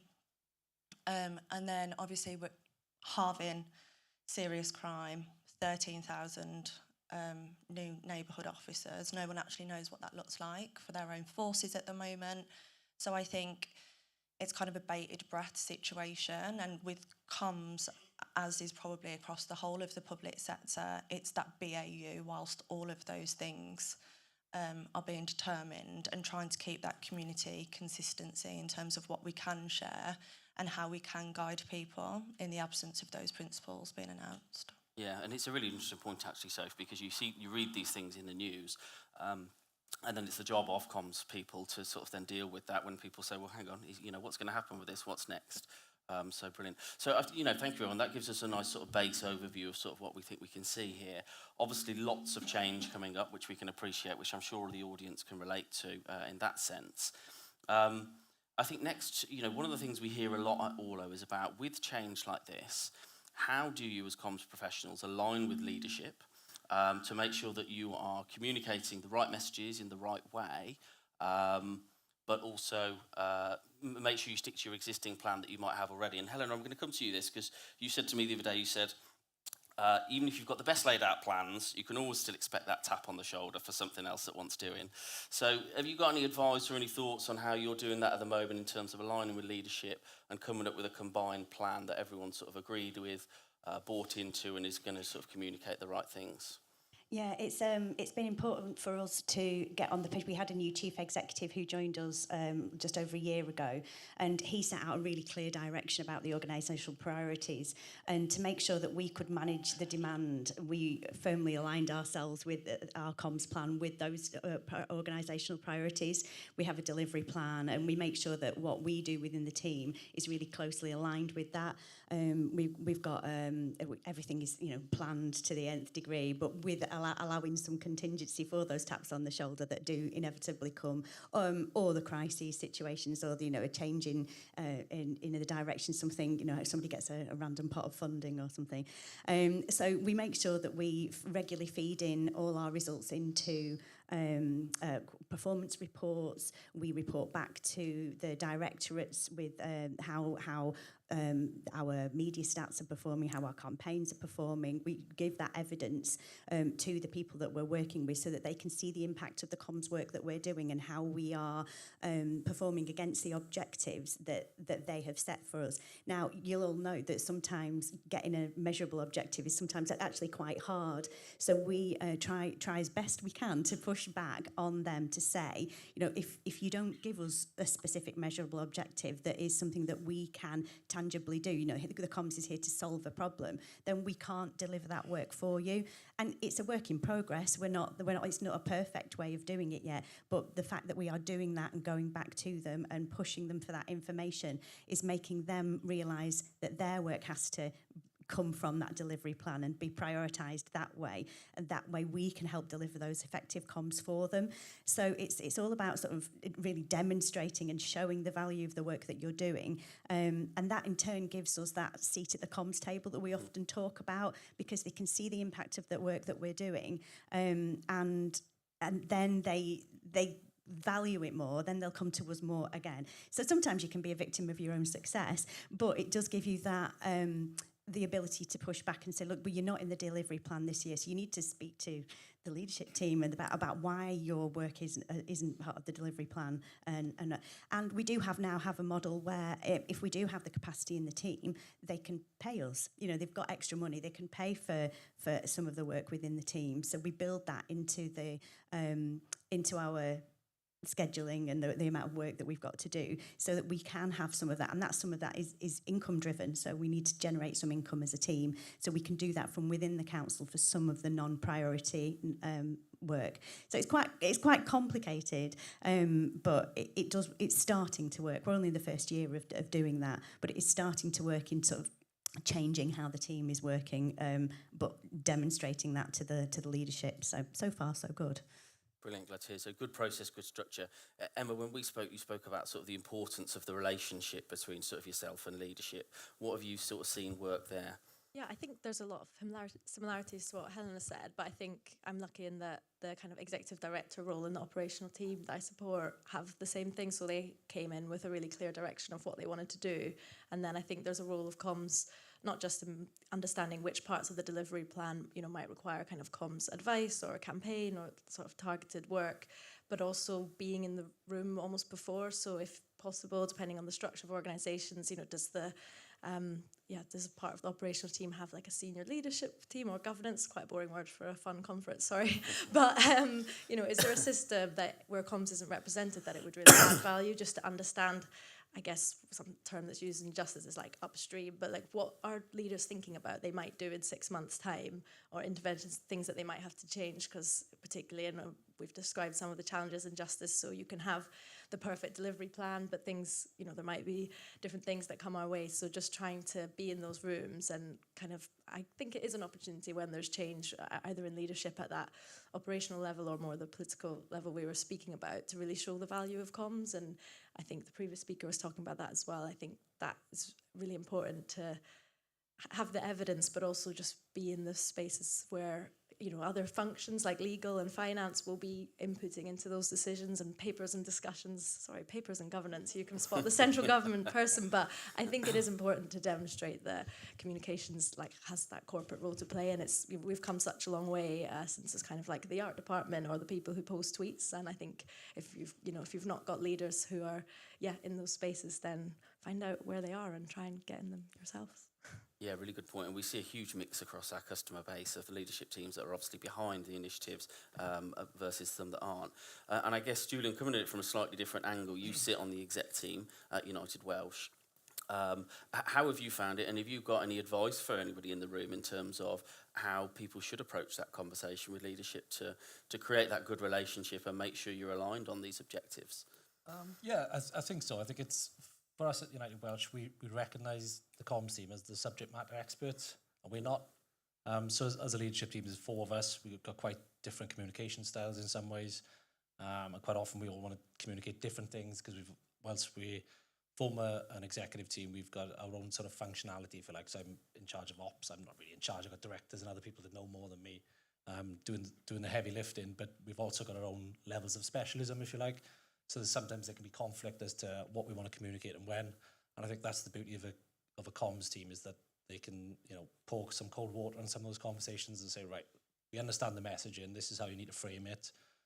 This will be the most appropriate time to get that messaging out. This will conflict with something we're doing externally, potentially.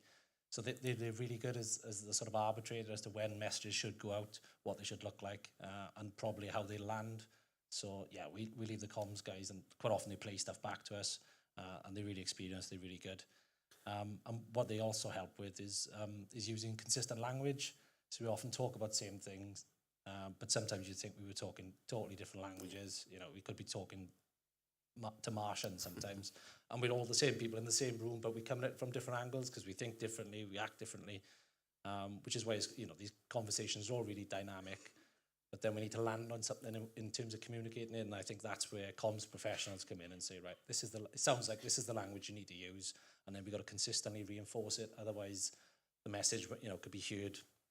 We've got just over 400 odd people in the group, and it's going in 400 sets of ears. So we need the message to land relatively consistently, and I think that's what they're brilliant to do in.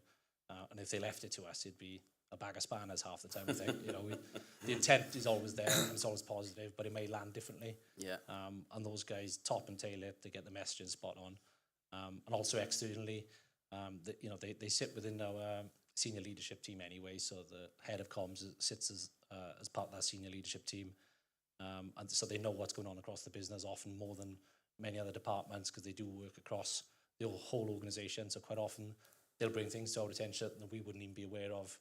So yeah, it's really, you just got to let comms professionals be comms professionals, I think, and we'll stay in our lane and they'll help us in that regard. Yeah, nice. It's good to hear you talking about subject matter experts, and I'm sure it would be interesting to hear from the audience whether people have the same type of relationship. It sounds like you've got a really good balance there. Yeah, brilliant, thank you. So we know we've got lots of change. We're aligning with leadership, thinking specifically now more about the campaigns and the things we want to sort of talk about. So if we had a conversation the other day, you said often in public sector comms, you can't do right for doing wrong. So, given everything we've just spoken about now, what would your advice be in terms of setting up campaigns, objectives, and where you would start to sort of prioritise those? I think for me, the biggest thing is about having a strategy. And I think one of the most frequent conversations I find myself having is the absence of, or a legacy of, and not kind of moving with the scenario that your community might be in at that time, dependent on what's going on within your area. The other thing for me is I think across the public sector there is a legacy of scattergunning content across every channel because we have something we want to specifically say or we want you to know and therefore it will go out on every channel in the same vein. I think everything that we've seen today would prove that actually that now needs to be the opposite. The content buckets that most of my customers will have heard me talk about is a really strong positioning about what content goes where and why to make sure that you're doing that education piece, you're doing the campaign piece. This is where we know we're going to go in times of crisis or that kind of critical hard news or that advice for whatever it might be. But that strategy for me, linking to your previous question, if that's not in place from a comms perspective, then it won't go up and it can't really come down because there is no alignment in what you're trying to achieve. So I think the biggest thing for me across any organisation within the public sector is having that really strong strategy that can feed in from kind of your corporate strategy, your force management statements, whatever organisation you might be across. But the comm strategy needs to be aimed at the consumer of the social rather than at what the organisation wants to say. Interesting. And Helena, I'll come to you a little bit on that one. Sort of, have you had any campaigns or success recently when you're trying to align on some of these more sort of strategic objectives that you can talk to at all? Yeah, we've got a great campaign going on at the moment about primary school attendance and about how we are getting those young kids to come be in school more often. They're the kids that have been affected by COVID. We're about to extend it to doing as a high school campaign, and it's a very different campaign for high school children. But the key is knowing your audiences. If we'd have just trotted out that exact same campaign that's working so brilliant for primary school children, it wouldn't work. It wouldn't. It's different issues for those children at high school, and there's been a lot of work gone into the audience insight, into the research to show that it's going to be effective. Focus groups with the right audiences and really targeting that and knowing your audiences is the key to be able to have those effective. And again, it comes back to then showing the evidence. You can show that it's working. The officer that's delivered this campaign, Danielle, she's done a fantastic job in showing the metrics to the people that matter to make the decision, so that she is then trusted to go on to this next campaign and deliver something that is going to be impactful, because she's done a lot of thorough research with the audiences that are involved. She's spoken to the right partners that are involved. She knows where to, to have the right relationships to make those effective messages land with the right audience. So it taking a lot of time to sort of get to know your audiences, to understand your landscape. It's really important when trying to land any campaign. Long gone are the days of just chucking out a tweet, and it's the spray and pray, did you call it, in terms of just getting those messages out there. My social team are fantastic at really targeting that and putting different things across different channels. Sometimes it works, the same content on channels, and you just tweak it slightly, but they know where to go, where the audiences are. So you've always got to go where your audiences are, and that's how you'll make those campaigns land. If we'd have gone to the wrong place for these primary school children and that age group, or where the parents are, it doesn't work if you don't do that. So yeah, really getting to know the audiences and going to where they are, it's just crucial to do it. Yeah. I think as well that the social team, community engagement team, or customer service, management team, whatever it looks like in your organisation, is often really well placed to have that insight from, particularly if you're doing a lot of two-way engagement. I think what's really interesting, I've enjoyed in previous roles, kind of overseeing those teams, is turning those interactions with one customer into that data and bringing that back to the organisation to influence the campaign. And I think, again, no longer the art department or tweet department. It's you're sitting on so much insight whether you're doing that every day, or whether you're part of a wider team that has that function, sitting with those teams for a day and looking at the themes that are coming through in the comments, while you have your overarching strategy, but then feeding in the trends that you're seeing from your audiences can help you be more targeted in those campaigns. So really. Yeah, I miss those days, actually, being the social media manager. I think on the back of that, when we talk about, building strength and resilience in communities, like that engagement piece that you just spoke about, and getting the campaign decisions or like ideas from that environment. What we're also doing at the same point is building advocates. So actually when we are posting content, you know, we will then see that positive feedback of they've helped me here, or I've asked this question before, so we could look to go here, or I could point you here. And then we're further building on that community then. And then everything that we wouldn't necessarily deem as positive is actually forming its own content strategy, because we now know there's an education piece to do about this particular subject, or, you know, there's an event that we need to put on to kind of have more of that focus group roundtable environment within the community itself. So I think that engagement piece really becomes key in terms of campaign and content strategy then. And sorry, I think I've thought of something else, but I think never overlooking like your staff as advocates as well, and what they can bring to your campaigns and kind of increase success. I know, a lot of us probably work in areas with like incredible colleagues. I know not everyone likes the terms like frontline colleagues or hidden heroes, but they all may apply. And I think, we've done a lot in the recruitment space of youth justice workers, probation officers, prison officers, of not only involving staff in like the development of the campaign, but then they're advocates for their profession, and also you can make great content with them as well. So it's kind of a win-win for getting them on board. Yeah, and I think Ross spoke nicely to that in his talk earlier around there. One of the things we spoke about when we were planning for this session was around, if we've got our messaging, we know how we want to deliver it. There was a bit of a question mark on terms of who should deliver it, and sometimes senior leaders wanting to be that face or that voice of these messages. And I know it's quite a controversial one, and there might be certain messages where that is more appropriate. But I think I'll put it out to all of you really. Where do you stand on that? Do we think this is a good thing? We're talking about councillors, commissioners. They want to put those messages out. What do we think? Go on, Julian. Yeah, I think it's probably horses for courses, and I think that's where the comms guys come in really handy for us. Like I said, within our organisation, we've got quite a diverse range of people. But again, we try and use, particularly in recent months and probably the last year or so, we've tried to use more customer voices in lots of the communication that we do, but also some of the staff voices. So when we have, we call them Tuesday briefings. I think they're every fortnight, sometimes in person, sometimes online. But then we sort of drag people from all corners of the business to present messages, good news stories, all that sort of stuff. So we try and disperse the communication throughout the organisation, so that we don't not just relying on the chief exec as one voice, or the exec team, which is 4 voices. It's got a shelf life. People will switch off. So we try and integrate ourselves with the senior leadership team and all staff at all levels, just to sell some of the good news stories internally. As I said, externally, probably in the last 6 to 12 months, again, we've got a significant volunteer cohort which we've managed to corral, who are interested in lots of stuff that we are doing, we're interested in stuff they are doing. So again, they're becoming our advocates in their communities, but also, they're doing pieces to camera and TikToks and all sorts of stuff.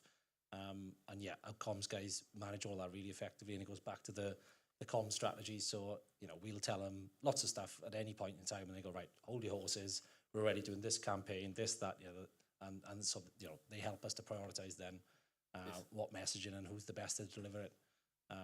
You just got to, I suppose you've got to put egos one side in all of these things, and it's horses for courses. Is probably the summary. Yeah, absolutely. Has anyone ever had to push back and say, actually, I know you might want to be the person to communicate this, but we don't think that's right? Sometimes, yeah. We're getting that at the moment with members. We're a member-led organisation, we're a county council, and we've got elections next year. So, they want to be front and centre of everything.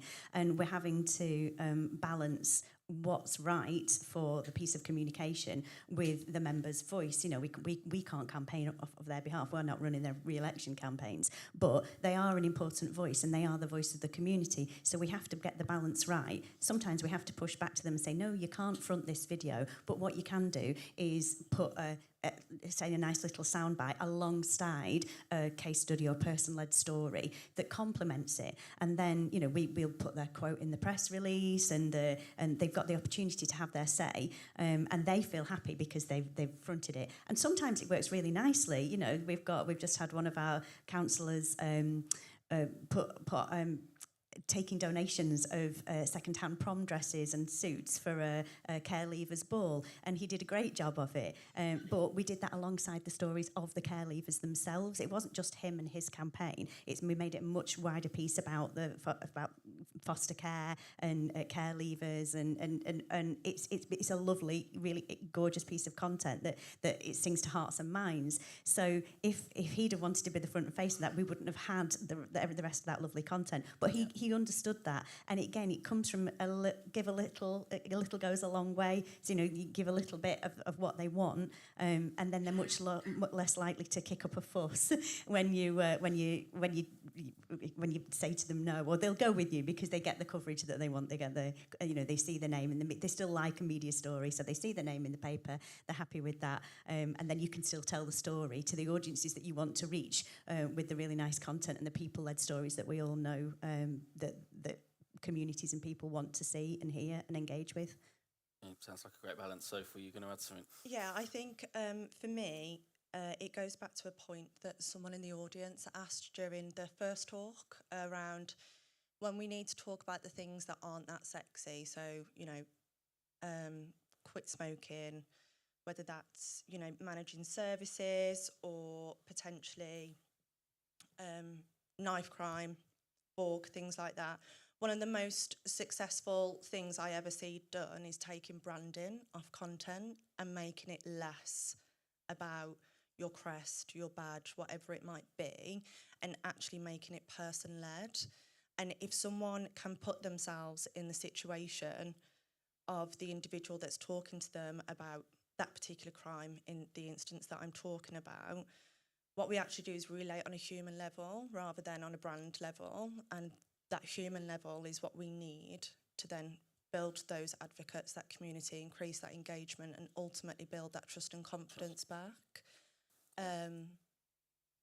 I think there is a time and a place, especially across blue light, where, that has to be fronted by senior officers, significant crimes, misconduct hearings, etc.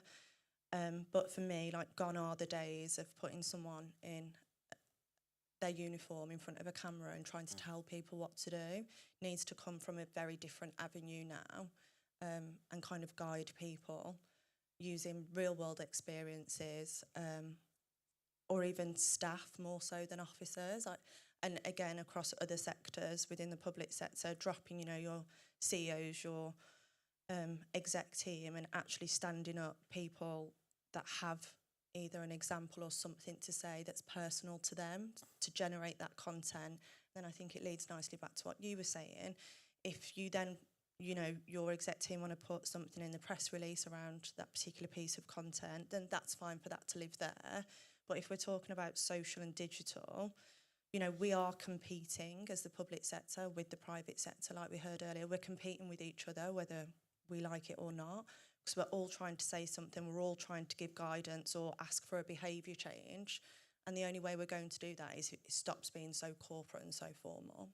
Yeah, really interesting. I'm just going to do a quick time check with Jem. How are we looking, Jem?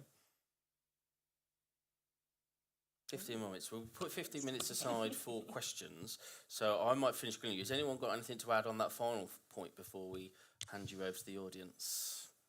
Probably got a semi-practical example. I mean, I certainly agree that it comes back to strategy, and if you've got that strategy in place or your communications plan, if you bring the organisation in, you can identify at that point and get people on board with maybe who's going to be the spokesperson. But, with changes in ministers, it was quite interesting. It's quite well publicised that we had a lot of ministerial changes in a lot of departments in recent years. So, we might not necessarily always have had a minister be the best person for staff engagement, not exclusively. It depends on personalities, but when someone's in for a short time, that might not be the right person. But we have quite interesting appointments.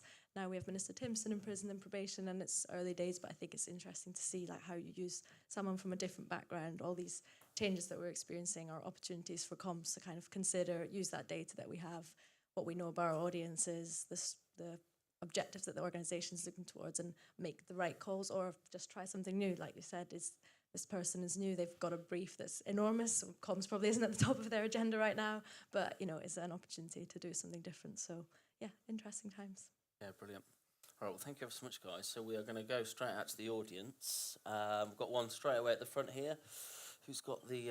oh, here she is. Hello, Anne. Hello, Anna from Newcastle Hospitals Charity again. That point you made, Sophie, about corporate language, that struck me really hard because I would like to think that I'm still pretty new to the comms game in a way. I've only been in my role for 18 months. I was a journalist for 5.5 years before, but one of the things that struck me in the last few years in this new career I'm in is how I've had to relearn how to write, relearn the fact that writing 200 pages of an essay just doesn't really win you points on the board, you know, because simplicity prevails, as Ross was saying in his talk. So a really deep question here, but I wanted to ask, do you think in school we're being taught English in the wrong way, in the sense that we're being taught to write too much and say too much when, in fact, simplicity is really what should prevail? I was just fascinated to get your input on that. I'm sorry it's a deep question, but It is, yeah.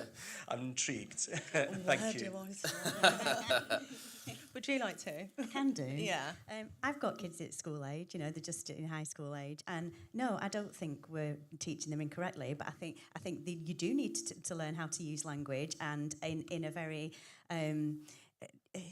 creative way, you know, it's a form of creative expression. So no, I don't, but I do think we need to teach them the skills of writing for different audiences. You know, it's different if you want to write a novel than if you want to write a social media post, and it's the teaching of the skills of writing for different audiences that I think, and that might come later, it might come in different people's degrees and wherever in the education system, but I do think it does need to be tweaked, yes. So I mean, we can all learn. We've all got different writing styles, and we've got, you know, we put it in a brand, tone of voice, you know, all that guidance. We need to teach our people across our organisations how to write with the voice of the organisation that you're in. You know, that's a piece of work that comms teams can help deliver and help people. We also need to try and de-jargon and get into that world of corporate work where we all think we sound more important when we use some fancy words, and we need to get away from that and sort of really concentrate and tailor to the audiences and teach that as a skill, I think. I think controversially, I don't necessarily think it's the teaching in schools. I think digital literacy is very much something that's taught in schools now.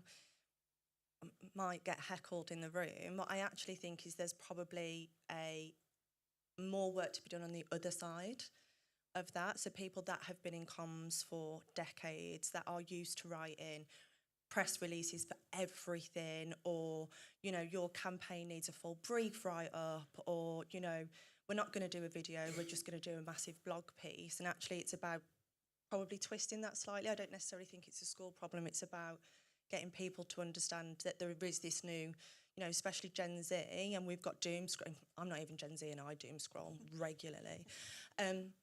The ability to capture attention is important, and that is not starting with anything that's like, today at, Staffordshire County Council.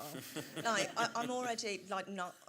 not that you've done that. No, but one of my pet peeves is where if one of the media officers starts a press release with "people are urged to," you know, like, oh, are they? You know, there's these trope lines that they get put out. So you're right. Yeah. Or it's like, Staffordshire Police are we are asking, like, and it's I think it's probably the other way than the way that you've asked that question. But it was a deep question.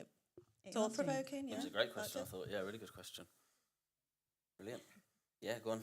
One. Hi, I'm Danny from West Sussex County Council.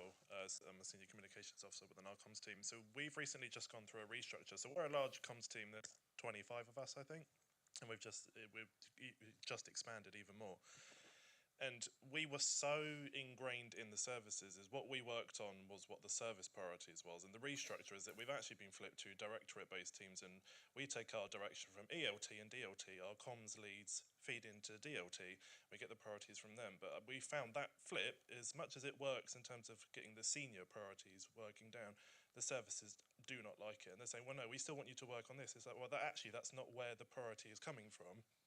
how do you suggest, especially yourself, Helena and Emma, as heads of communications, how do you manage that rub? Because we are finding services more and more are saying, well, we will just use our budget to get our own internal comms officer so we can do that non-priority stuff, because they aren't taking what we're hearing from ELT and DLT as what our priority should be. I mean, I think it is a good example of like the importance of communications being involved in those leadership decisions, because that's something bigger, isn't it? If ELT aren't kind of sharing their priorities with the services, so it definitely comes back to that point of how are we influencing and providing advice if they're doing this restructure. You know, as we've talked about already on this panel, like a lot of your team will be some of the closest people to not only those services but those service users. So making sure that when delivery plans are being developed, when priorities are being developed, that they're reflected. Sounds like that's maybe in a slightly different space. So it's difficult to advise, but I think all you can do is keep like sharing the insight that you have from your audiences and showing how do those services deliver the priorities that ELT have set out. And actually, you know, there shouldn't be ideally a big I guess, distance between the priorities of the organisation and the services that are being delivered on the ground. And if that's something that's coming out in, you know, feedback that you're getting from your audiences, how do you share that and shape that? But it's definitely a challenge, particularly, you know, kind of when then teams want their own embeds, like how you keep that culture. So yeah, not sure that was the most helpful. Have you got a solution? No, you're no solution. Sorry, but I mean, you're right that the conversation should be happening from the senior leadership through the directorates and through down to the services to say, you know, these are the priorities. And we aren't against them having somebody sitting in their team, but they're in our team. So we, you know, give us the money, we'll hire somebody specifically for that role for you. But they sit in the central comms team. We'll do the appointment of it because then we know the kind of person that we're getting. So we keep the control of it. So we're open to that discussion. It's not an ideal situation because then somebody isn't getting that this level of service. But if they are wanting to throw money at the comms team for an extra resource, I'm not going to turn that down. You know, so that's a conversation between my assistant director and the corporate services team about. You know, so if, for example, somebody in children's services, they want another comms role, they want to do more proactive communications, they feel like they're not getting a fair split of the coverage and they want to boost that. Well, we can't do that with the way that the corporate priorities are at the moment. So we'll look at, right, can we recruit somebody else to do that? Or can we upskill somebody in the team and give them an internal progression or a secondment opportunity to do that role for them and then recruit somebody else? So we're quite happy to be flexible to meet the demands of what they want. But if they haven't got money, then we have to be realistic about what we can deliver with them. And again, you know, what we've agreed to in our corporate strategy, in the comms strategy, which is part of the link to the delivery and improvement plan for the council, you know, the whole council has signed up to that. Members have signed that off. So, you know, you've got to maintain the good relationships and work with them because these services are close to the ground, but you have to be realistic about the offer. They can't just, you know, spit the dummy out and get what they want, really. I should have actually said that that's actually how my role was created.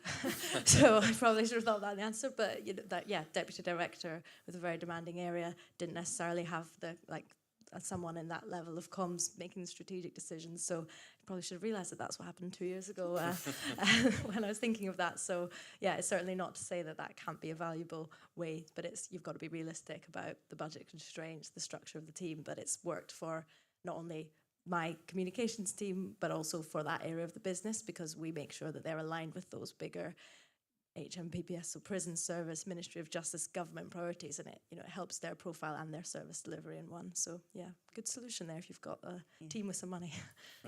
Yeah, and don't forget, you know, we all know it that comms is quite uniquely placed in terms of having that overview of the whole organisation, and often we're looked to pull together the strands of these directorates that very often work in silos. So I think making sure that you hold on to that, because that's a valuable commodity in terms of, and you know, directors to really value that, because although they have their meetings, that often doesn't filter down to the services and directorates. So where you can show that you're adding value by pulling together, you know, a bit of a campaign here and something over there that's linked, and that again shows the value of keeping that central corporate comms function. So it's an evidence to say, give us more money and we can do more for you if we've got more resource. Brilliant, great. The question, when you flip it, all the talks that have happened today, there's been quite a touch point on listening to what residents want, what residents' touch points are, what their pain points are. We're seeing, there's the direction we get from ELT, right? This is the core message we want to talk about, and then we get hundreds of comments from residents saying, well, actually, this is what our pain points are. And then when we feed that back, they go, oh, well, don't worry, it reached the people we want it to reach. So we think it's been a success. And it's how do you feed back? Well, actually, this is what residents want to talk about. It doesn't align with what your priorities are, but this is what their touch points are. This is what their complaints are. And finding an effective way of feeding that back, because quite often we feed that back in evaluations, or it goes to DLT meetings, and it kind of just gets brushed past, because essentially they see the campaign as a success because it's reached the people they want to talk to. How do they know it's reached the people they want to talk to?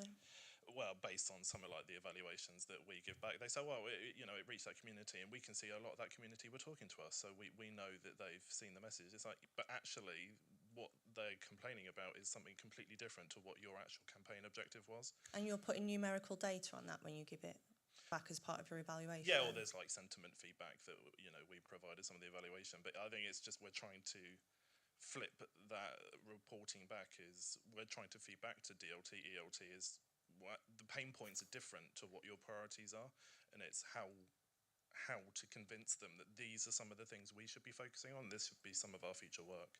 Do you have any autonomy within your team to create your own content outside of the guidance from ELT or DLT? 9 times out of 10, it will come from a service request, or it will come from an ELT and DLT priority, and especially capacity. With the new government in place, and we've just had a team restructure, is we don't have capacity to take on. They're nice to haves, like you say, but we want to feed back that these are things that we think we need to be focusing on, because this is what we can see residents are talking about. An example?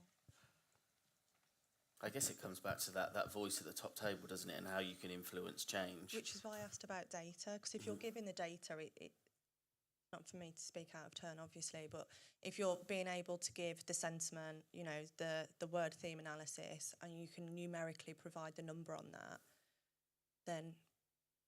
Yeah, and you should really only be doing the work where, the emphasis should be on the organisation to prove there's a need for a specific campaign. So if it's a problem in a certain community, like we had one with diabetes in the Asian community in a certain part of Staffordshire, and we knew that we needed to target them. So the data came from the service because they'd done the engagement with the people, so they knew that there was a problem, the health service. So we created a campaign specifically to address that problem. So if you're not getting the data from the service to be able to create the campaign, then that's a problem. It's a bit finger in the air. Oh, we fancy doing a campaign on. If they're just coming up with non-evidence-based campaign ideas, then I think that's, again, it's the top table, it's the voice of having the confidence for your head of comms or assistant director, whatever role you've got within the team, to be able to have that discussion with the senior leaders and say, this isn't a data evidence-led campaign, but if it is, it depends what's in your corporate priorities. So it's about having the conversations and finding the way forward that everybody agrees on. Yeah, we tried knocking their heads together as a first step. It's a challenge. It just sounds like they're trying to solve problems that don't exist and ignoring the problems that do exist. And so the local authority you said you worked for. So was it? Sometimes they take priorities as that is exactly what we're working on, but there are other aspects of that we feel as a comms team should be a priority and things that we want to talk about, but it kind of just gets I think that's the sidelined. purpose of local government. It's supposed to address the needs of the citizens. So if the citizens are saying we need action on X, Y, and Z, wherever it is, if your priorities as an organisation are elsewhere, then there's going to be discontent, isn't there? Because it depends how they've defined those corporate priorities, because presumably you'll have lots of information in any organisation which says, because Joe Public may not know lots of this stuff around broader health impacts, all this sort of stuff, public health messaging, so they wouldn't know it. They'll only know their own relatively small experience, and you've got aggregated data which shows this is a big problem which we've got to solve, but they're not either or, they're probably both. So you've got to resolve some of the issues which they see as priorities. For us, it's in housing, it's always dog shit and bins. right? So you won't see that anywhere in corporate priorities. But you called down Mrs. Jones, it's dog shit or bins. Right? Most of our calls, dog shit and bins. So you can't just ignore the fact that dog shit and bins is a real issue for Mrs. Jones, because it is a real issue. So it doesn't feature any corporate priority, but we've got to address it. So we've spent £200,000 as an organisation on addressing a refuse problem, which we've got around flats and nappy recycling, all this sort of, none of it's sexy stuff, but it's going to have stuff that we measurably have got an impact. We've run a service for 2 or 3 months, that's all. And in terms of antisocial behaviour complaints, come down a quarter. So that's the sort of stuff where you've got to react to the messaging coming back to you as a senior leader. Otherwise, you'll just keep doing the same thing, get the same result, and you'll have pissed off citizens or residents because your focus is over here and their priorities aren't the same.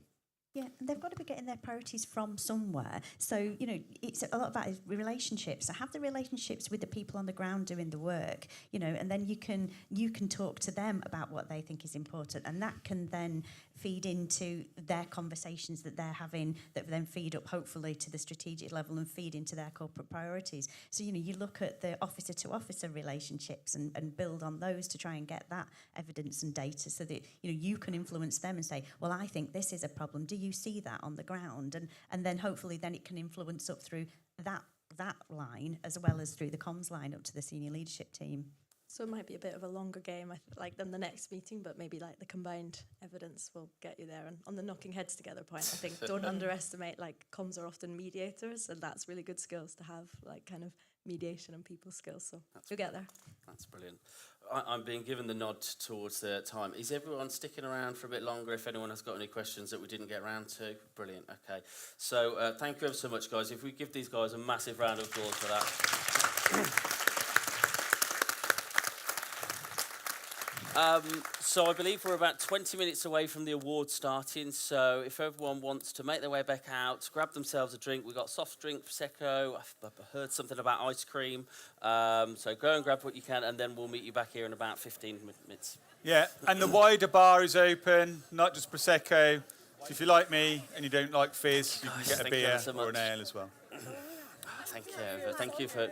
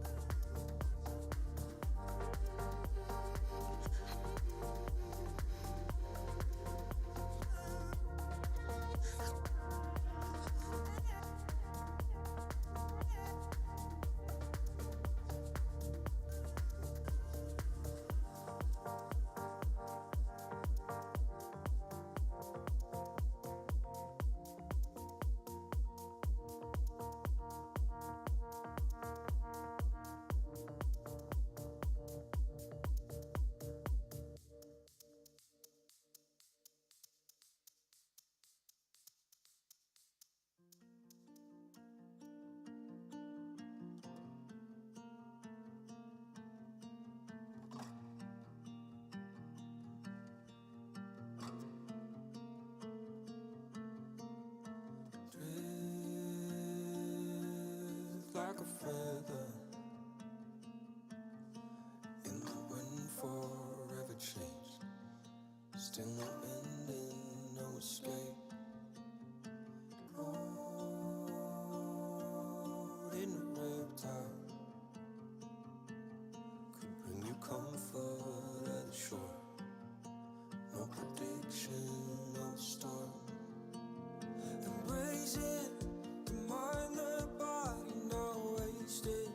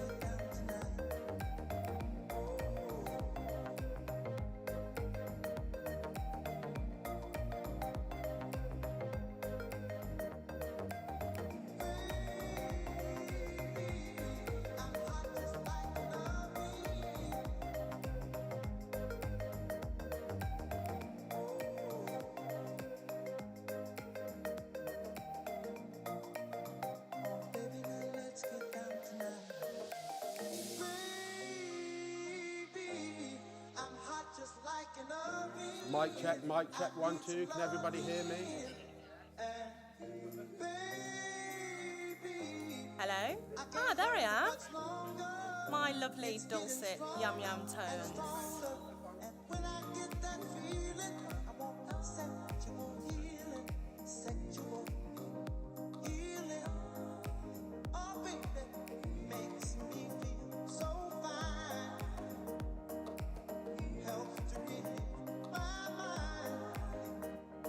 Sexual healing, baby, is good for me. Sexual healing is something that's good for me.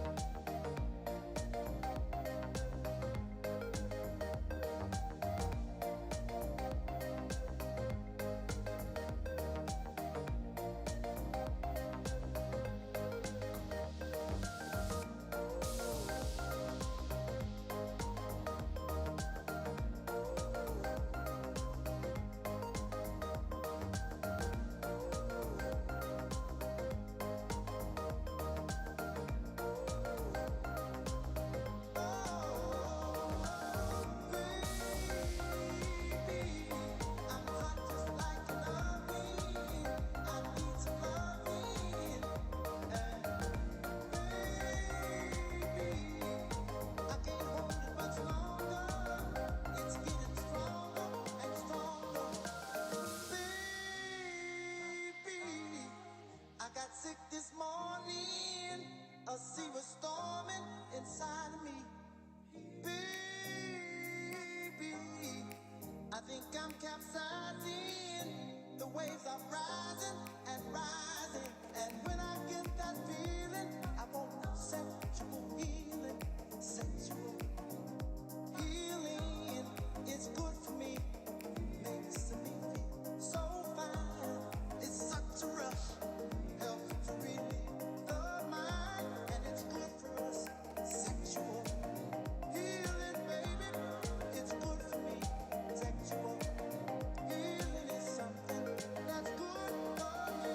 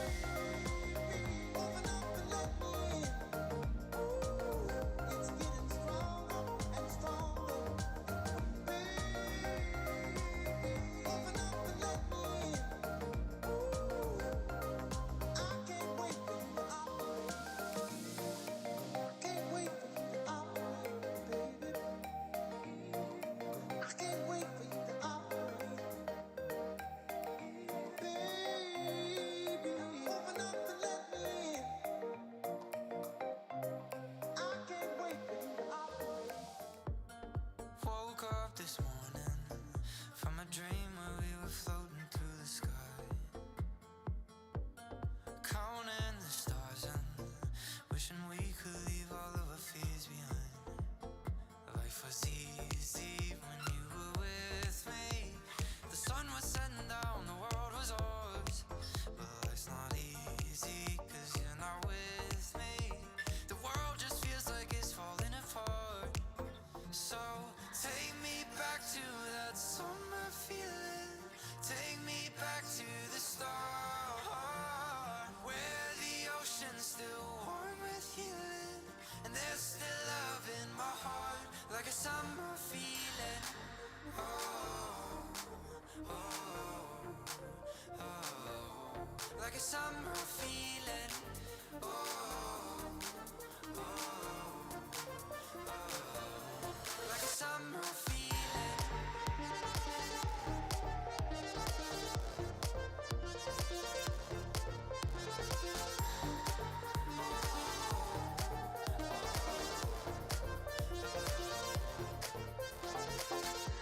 Playing in the sand, our souls painting pictures of beautiful creatures, lost without a hand to hold on together and hold on forever.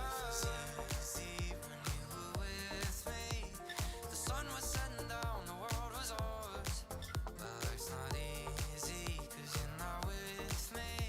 The world just feels like it's falling apart. So take me back to that summer feeling.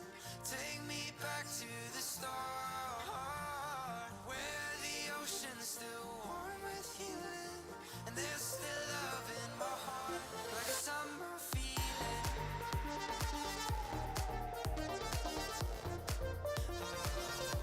Like a summer feeling.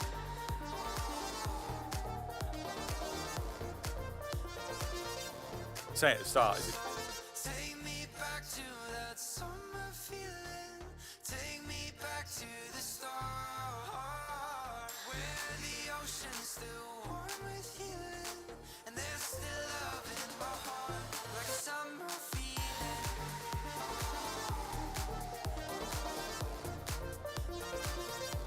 Like a summer feeling.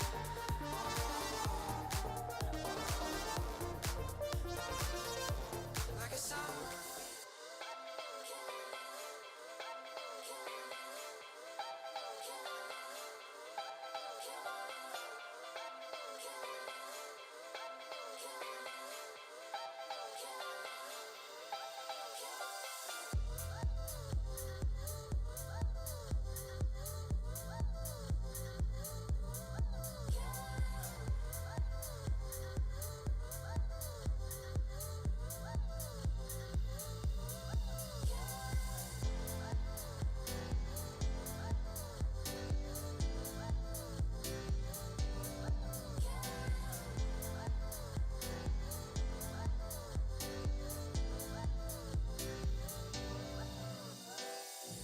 Ask me what I did with my life.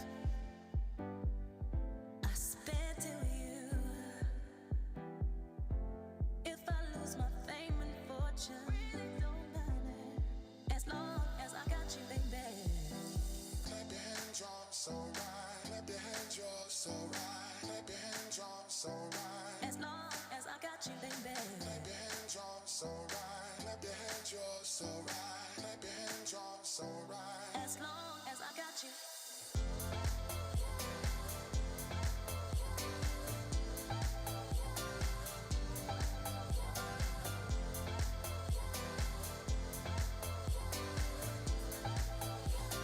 Always a bit slower after a beer, aren't they?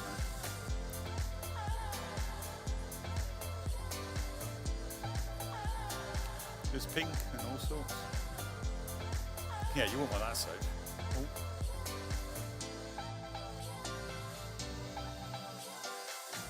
Ask me what I did with my life. I spent it with you. If I lose my fame and fortune, really don't matter, as long as I got you, baby. Clap your hands, you're so right. Clap your hands, you're so right. Clap your hands, you're so right. As long as I got you, baby. Clap your hands, you're so right. Clap your hands, you're so right. Clap your hands, you're so right. As long as I got you.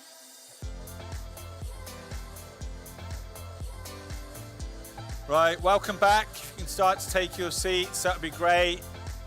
Fill up from both sides, sit somewhere different, get a different perspective on the whole day.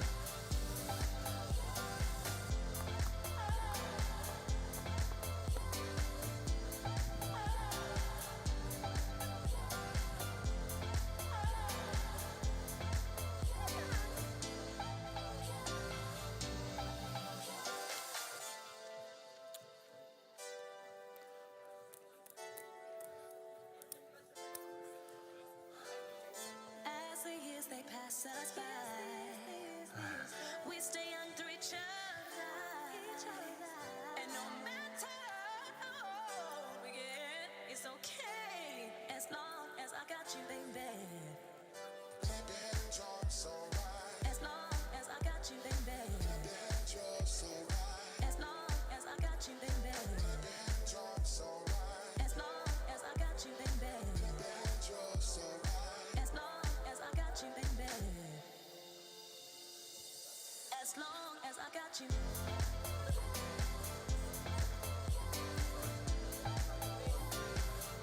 As long as I got you.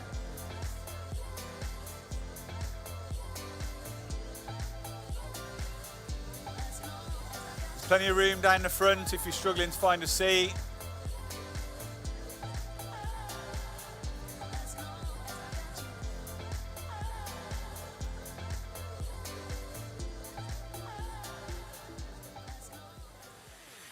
What I need is somebody who really cares. I really need a lover who wants to be there. It's been so long since I touched a wanting hand. Can't put my love on the line. It's like I won't understand. So baby, if you want me, you got to show me love. Words are so easy to say.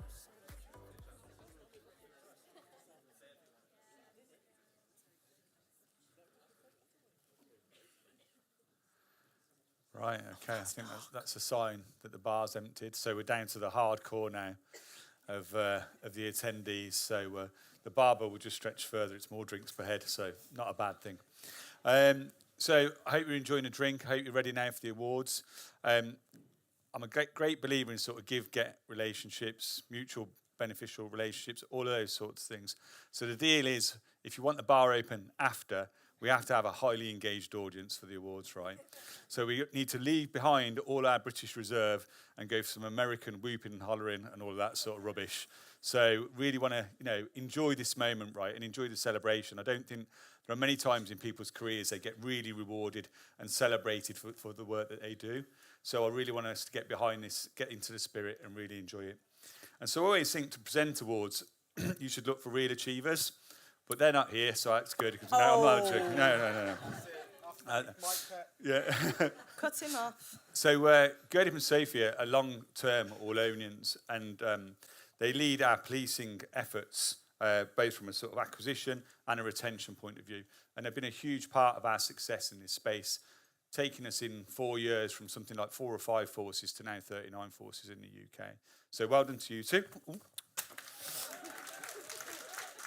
Can't get the staff. Yeah, don't worry. That had to happen at some point professionals today, are here. didn't it? Don't worry. So yeah, I'll leave it to professionals. Good luck. Thank you. Awesome. Mic check. Can everyone hear me? Dog shitting bins? Yeah. Sorry, I've been dying to say that. Well, here we are. I always say the best part of the day. Time for us to really give back.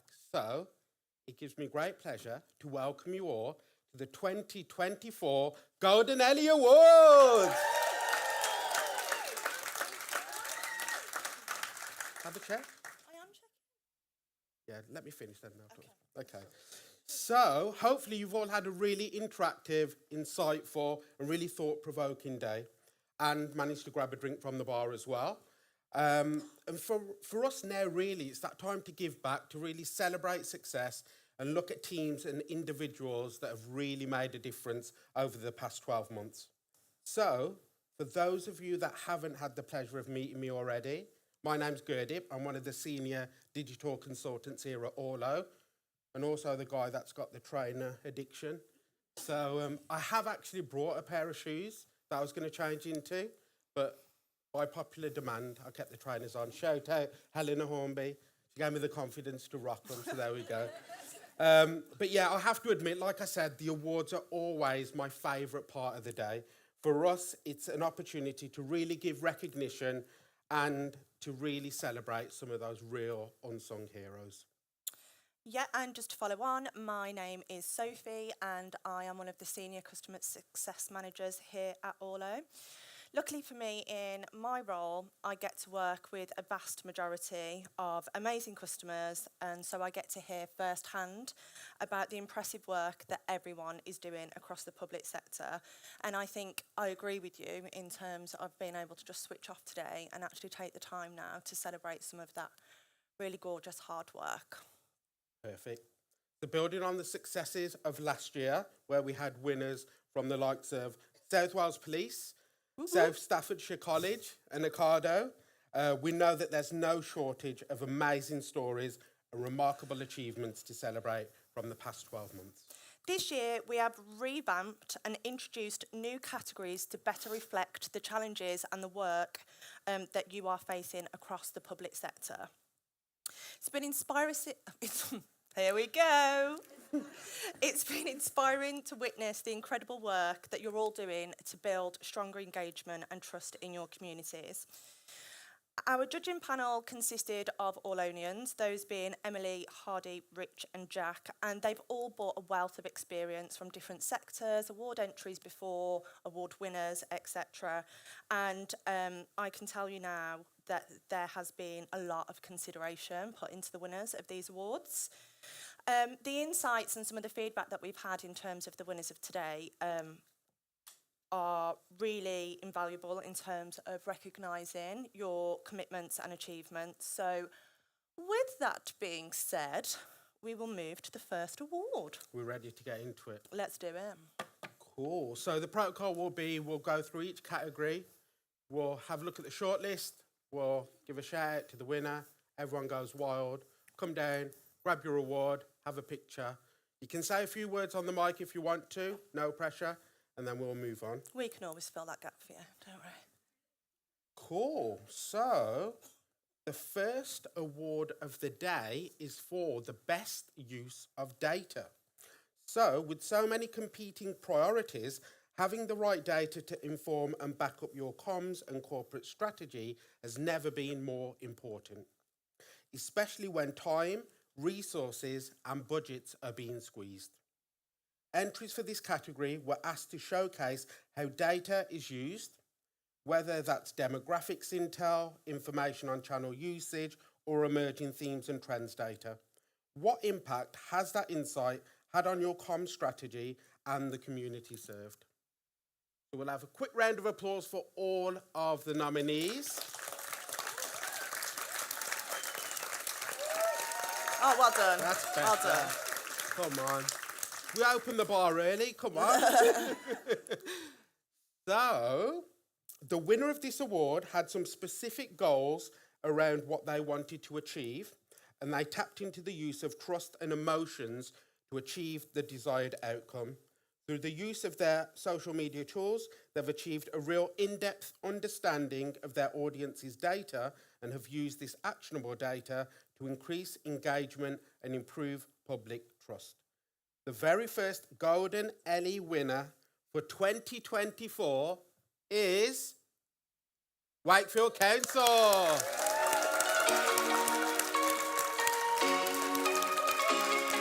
Come on down.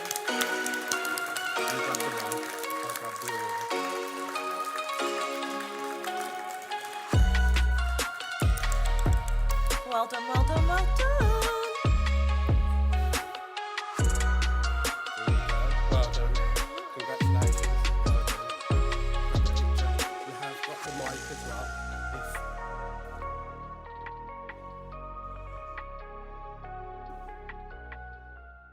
Get one of them together as well. Would you like the opportunity to say a few words? Would you like to? Go ahead. For anyone who doesn't know me already, look at the Orlo website. I'm the Wizard of Oz girl.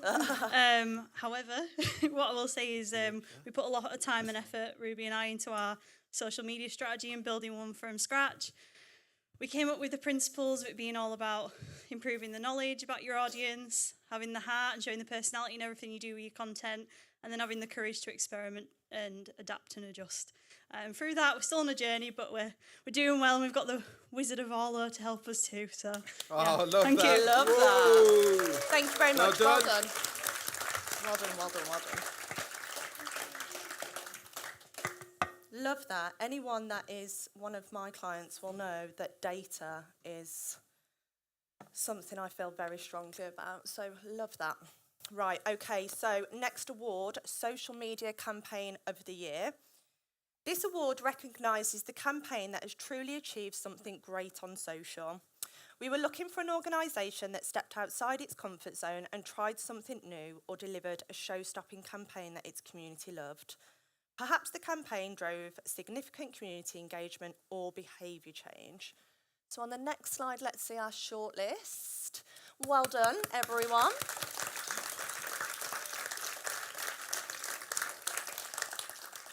So the winning campaign really knew how to grab attention. The team behind it took quite a daring approach, cutting through the noise with messaging that was impossible to ignore. And for anyone that is aware of Orlo's values, bold is one, so I love that.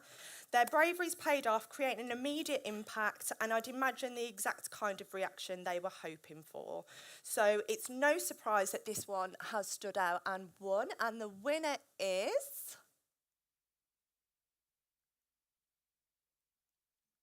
Buckinghamshire Council.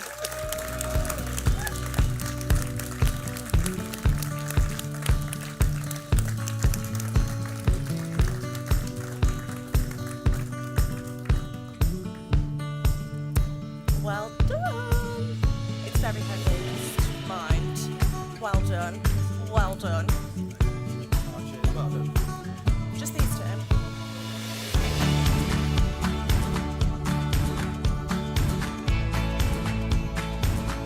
Would you like to say a few words? I know it's on the spot. Yeah, we wanted to try and do something that was a little bit out there, and the For Buck's Sake campaign has certainly achieved that. We've had quite a few interesting comments. It's definitely got people talking, and yeah, it's doing the right thing, and it's really, really driving down littering in Buckinghamshire. So we're happy, and long may it continue.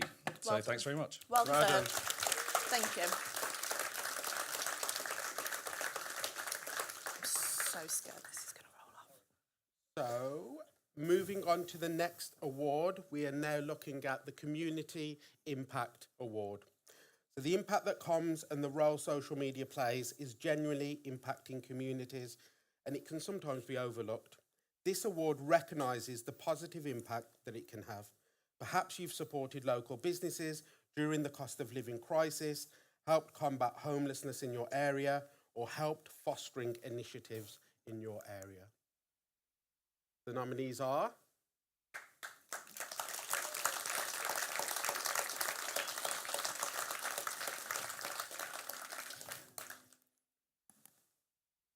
the Winners campaign changed the perception of the organisation by acquiring feedback which drove the required action to achieve the right results. It gave them the ability to showcase back to the community that their voices were being heard. The structured approach went a long way to improve the community's trust and confidence in the winner. Their promoted social media content got over 5 million views, and the outcome was that people felt safer within their community, so I think a win-win all round. I can now reveal that the winner of the Community Impact Award is Police Scotland. No, you're not.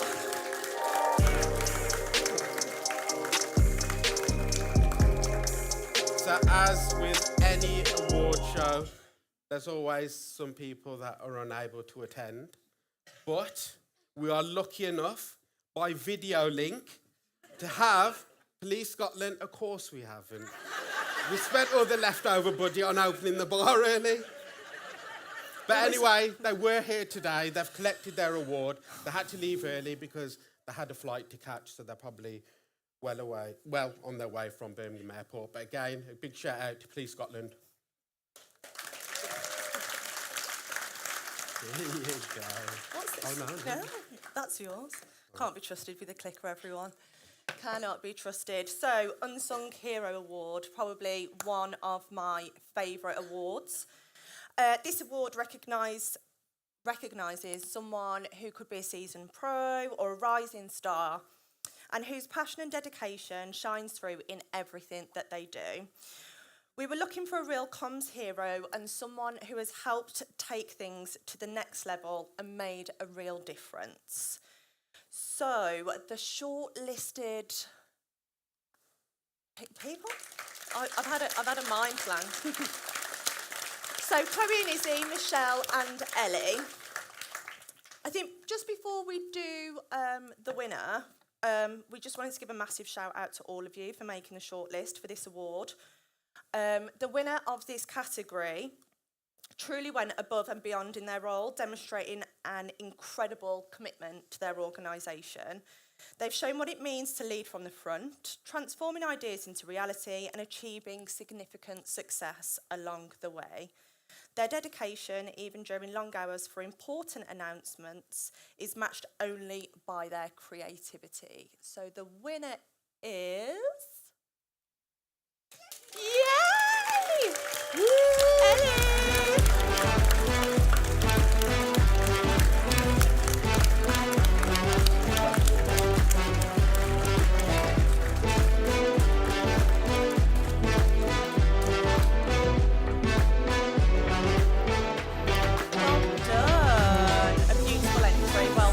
I know it's nice, isn't it?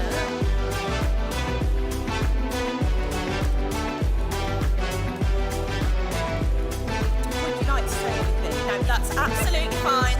I will not force you.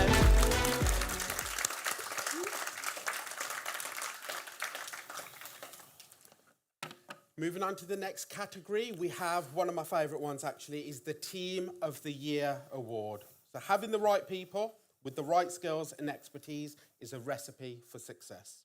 For this category, we were looking for the team that has smashed it when it comes to delivering show-stopping campaigns, delivering seamless citizen experiences, or nailing community engagement over the past 12 months. So the shortlist, we have Derbyshire Constabulary, Tower Hamlets, and West Midlands Railway. What legends this team really are. This was actually my favourite video that was submitted, and it literally had me spit on my coffee out, especially the bloopers.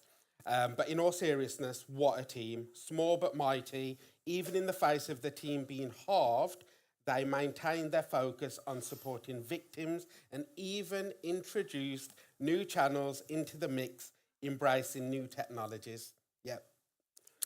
Yep, they already know who they are. It gives me the pleasure to announce that the Team of the Year is the one and only Derbyshire Constabulary.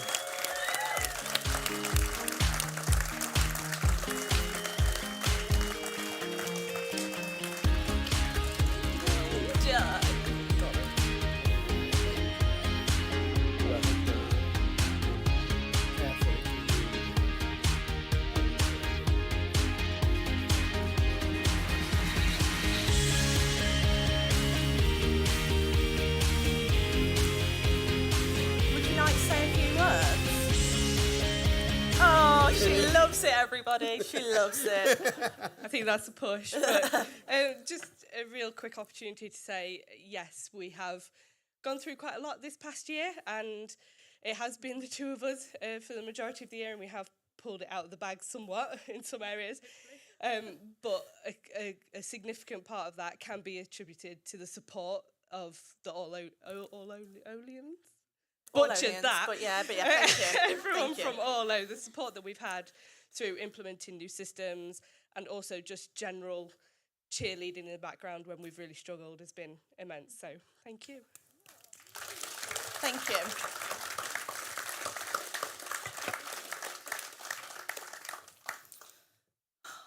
I love a crisis comms, me.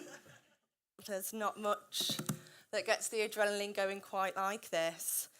So, best use of social in crisis comms. So, when a crisis hits, I'm sure we all know that even the best made plans can often need adapting. with comms teams forced to think on their feet. This award has recognised those who have thrived under crisis conditions and have harnessed the power of social media and digital channels to combat misinformation, inform and educate the public, and ultimately keep citizens safe.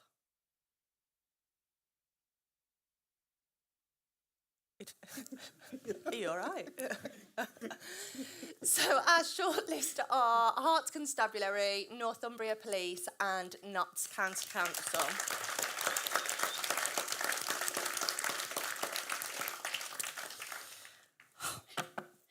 This organisation faced an incredible challenge, and I think it's fair to say they have continued to do so throughout the summer. In this particular instance, they were managing an influx of 12,000 messages in just 24 hours during a time of crisis. They embraced the idea of using social media for good, creating calm and clear communication with their community, and their efforts built trust with the public, which was reflected in positive sentiment and even a growth in their following. This winner is like my golden child, Northumbria Police. It's fine, don't worry. Don't worry. So well deserved. So well deserved. Heavy. Well done. Well done. Do you want to speak? You will. Of course you will. Just trying to be nice, just give him a bit of a prep. Well done. Sorry, I was not prepped. Apologies. Hello. Is it still okay for us to say we're quite new with social media? I keep getting asked how long can you use that one for? Yeah. This was a really challenging time in policing, which I'm sure everyone's aware of. And we use social media either to ask the public for information or used it to reassure people. And I think what it showed to us and the wider organisation was the importance of that platform and how we all work together with the wider comms team. So, yeah. Shout out to Rebecca, Ellie and Gemma who've had Yeah, to leave early. absolutely, without a shadow of a doubt, yeah. Well done. Thank you. Well done, well deserved. In a slight turn of events, we're not taking it in turns on this one. So, best use of social for community experience. This category is for those organisations that have transformed their approach to customer contact across social and digital channels to deliver a seamless citizen experience. Whether that's through introducing a new process, tool or strategy, or all three, winners of this category will have worked tirelessly to improve community experience and increase satisfaction. So our shortlisted winners are Derbyshire, East Riding and Wakefield. The winners of this award stood up and did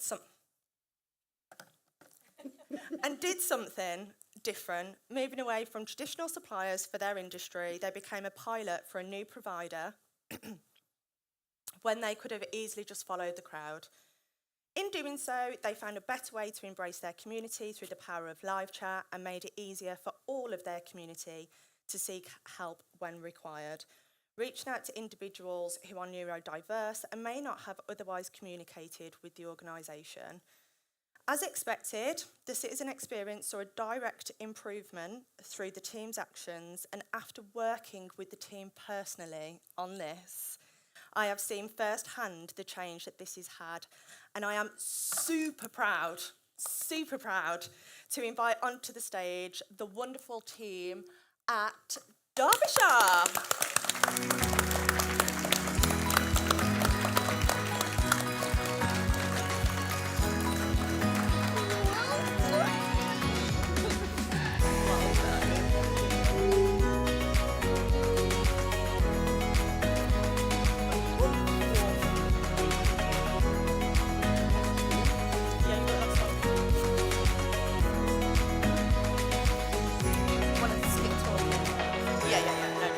Well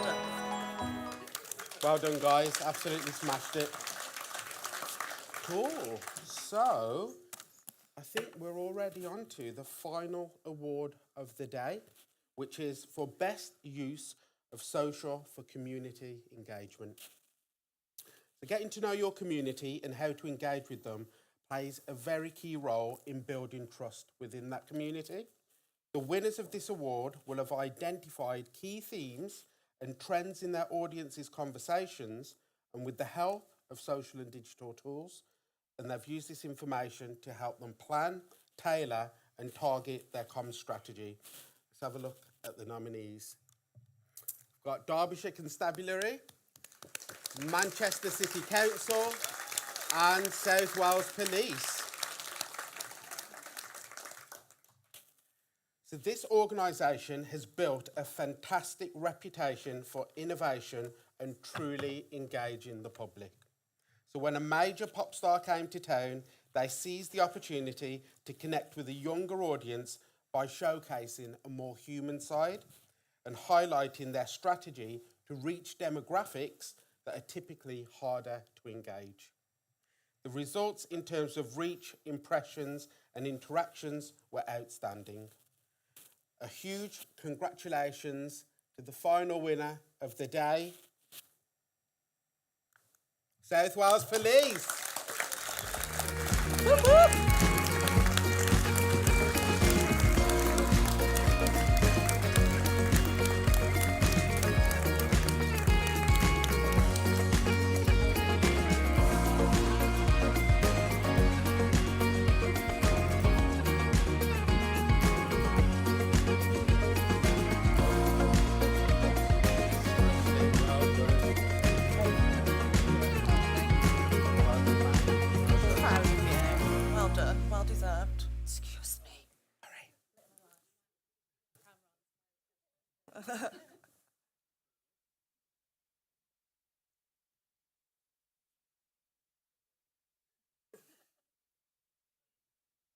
Few words, Hugh. We'll just thank Taylor for coming to town. Yeah, Good thanks, luck, Taylor. Taylor. She gave Taylor us our always. best engagement this year, so thanks, Taylor Swift. Icon. Swifties for It was life. not a cruel summer. Smooth. Bada bing, Smooth. bada bosh. He's here all evening, guys. Cool. So, a big thank you to everyone who took the time to enter this year's awards, and congratulations again to all of our amazing winners, but also everyone that was on the shortlists. As an organisation, we're so proud to work, so proud of the work our customers are doing to build stronger and more resilient communities. If we could also ask all of the winners just to join us in the Circle Lounge outside, out in the foyer bar area. There is the photographer. You can get some more photos as a team as well. So yeah, that wraps up the Golden Ellies. I really enjoyed doing that. That was this my new job, everyone. Can we come back next year? So you know. Yeah? Let's hope we've No? got a job next year. Yeah? Hey! We're going to hand over to Phil Gemma's for a bit his worried there. final thoughts. I didn't think we did too bad. We'd love for you to join us for drinks afterwards. They're on us, so there is no need to get your wallets out. And yes, thank you very much. Thank you for a beautiful day and for being as engaged as you are. And thank you for the work that you do. Cheers, guys.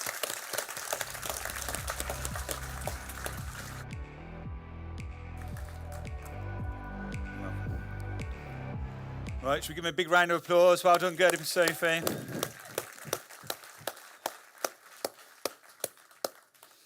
As I think Sophie said, one of our values at Orlo is be bold, and not everybody does things like this for our day-to-day job, and so thank you to them for stepping up and giving out the awards. That was great. All right, so we're wrapping things up. We're a little bit ahead of time, which is great. Okay, so you get to either go to the bar earlier, go home earlier, go shopping earlier, whatever else it is you've got planned for the evening. I can recommend a long list of really good restaurants in Birmingham if you want to give something to eat. It's a great city, better than any other city in the country, I'm led to believe, but that's just an unbiased opinion. So we've had an absolutely fantastic day, and I saw lots of people engaging with Antonia Dixie from participation people. That'll be hard to say in about 2 hours as well. It was really great to see you all engage with that. So I'm going to ask her to come up now and announce who is the winner of the award for the Speaking to the 12-year-old. And tell us a little bit as well about what participation people do. So could we have that back on? Or this one? That sounds violent. There we go. Hello. Oh, you're all there. It's nice to see you. We had 84 entries Excellent. to Youth Proofing Your Lingo. That is actually more than the Managing Directors Conference I went to last week, and I gave them the same task. Who do you think scored better, you lot or a bunch of Managing Directors? You? Yeah? I really hope so. Yeah. Oh, it was actually hotly contested. My young judges, and I've got 64 young people who help me, advise me to be the best CEO and best youth engaged CEO possible. 12 of them gave up their lunch breaks today to help score your 84 entries. I mean, I pay them. I mean, it's not as though they really give it up. But we, at Participation People, we really believe in the value of listening to young people and changing up the power paradigm and giving them the power to hold spaces and have their voice heard loud and proud.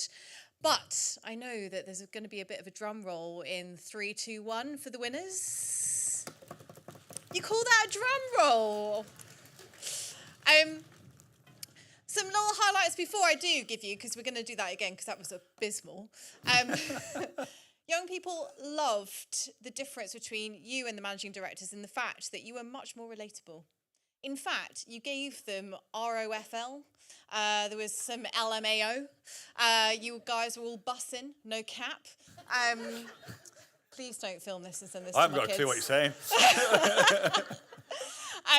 But what they did say is actually some of the humour took away from some of your messaging. So there's something there about being relatable, but also resonating with your young people. I do have 4 winners. 4? Well, you were 5, but you told me to take you out. Oh, that's nice. Yeah. 5th. Yeah. 5th out of 84, I'll take that. Oh, well, you all win a space hopper, by the way, and thank you for your emails. I will be emailing you to ask for your best address. I will, of course, securely hold your data. Lorna Thompson said, I make it easier for people to contact the police. You were 10 out of 10 by 12 young people. Congratulations. Anna Mullins, you came in hot second with, I tell hospital staff about changes on their computer systems. Nice work, Anna Mullins, very clear. Ellie, pal from Buckinghamshire, the fun part of waste. Who knew? Helping people reduce, reuse, recycle at home. They loved that. Please repeat. Copy, rinse, brilliant. repeat. And then number 4, Richard Neal from Surrey. I help our residents to understand what the council does. If you can also help me, win. Congratulations, Richard. Fantastic. Brilliant. Thank you, Antonio. So thank you to Antonio and the team for doing that exercise. Well, that's good, isn't it? And so I think, we talked about this earlier, but obviously talking to different members in our community or sections of our community, however you want to describe it, demographics, particular groups, is obviously really important in your roles. And I would advise anybody who's struggling to attract young talent either into their audience or young people into their audience or into their talent pool from a HR point of view to contact Antonia. She's doing some amazing work. So I think the results that one of some of the work they did at Tesco's, I can't remember off the top of their head, but they were absolutely phenomenal in increasing applications from under 25s, and that was a real focus for them. So really, I would get in touch with them. They're doing some amazing work, and it's brilliant to get young people, I think, engaged in the work we're trying to do in the public sector, right? Because, they quite literally are your future citizens, right? The people you need to connect with. So the fact that there's so many of you still here, I think pays testimony to the day, right? And the fantastic speakers and things we've had. So my job is just to wrap things up, really, and just finish off the day, really. So I want to just go through each of the presentations and the sort of highlights that I took away from them and what I think they can relate to what we do and what we're trying to do on a day-to-day basis. So I thought Phoebe was absolutely phenomenal in the morning. And I have to say, at first I thought this is going to be all about paid ad campaigns and, spending thousands of pounds to generate sales of handbags or whatever it is.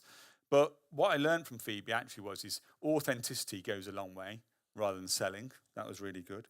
That a lack of budget is not an excuse for a lack of success. And that most of her campaigns she talked about cost under 10 grand.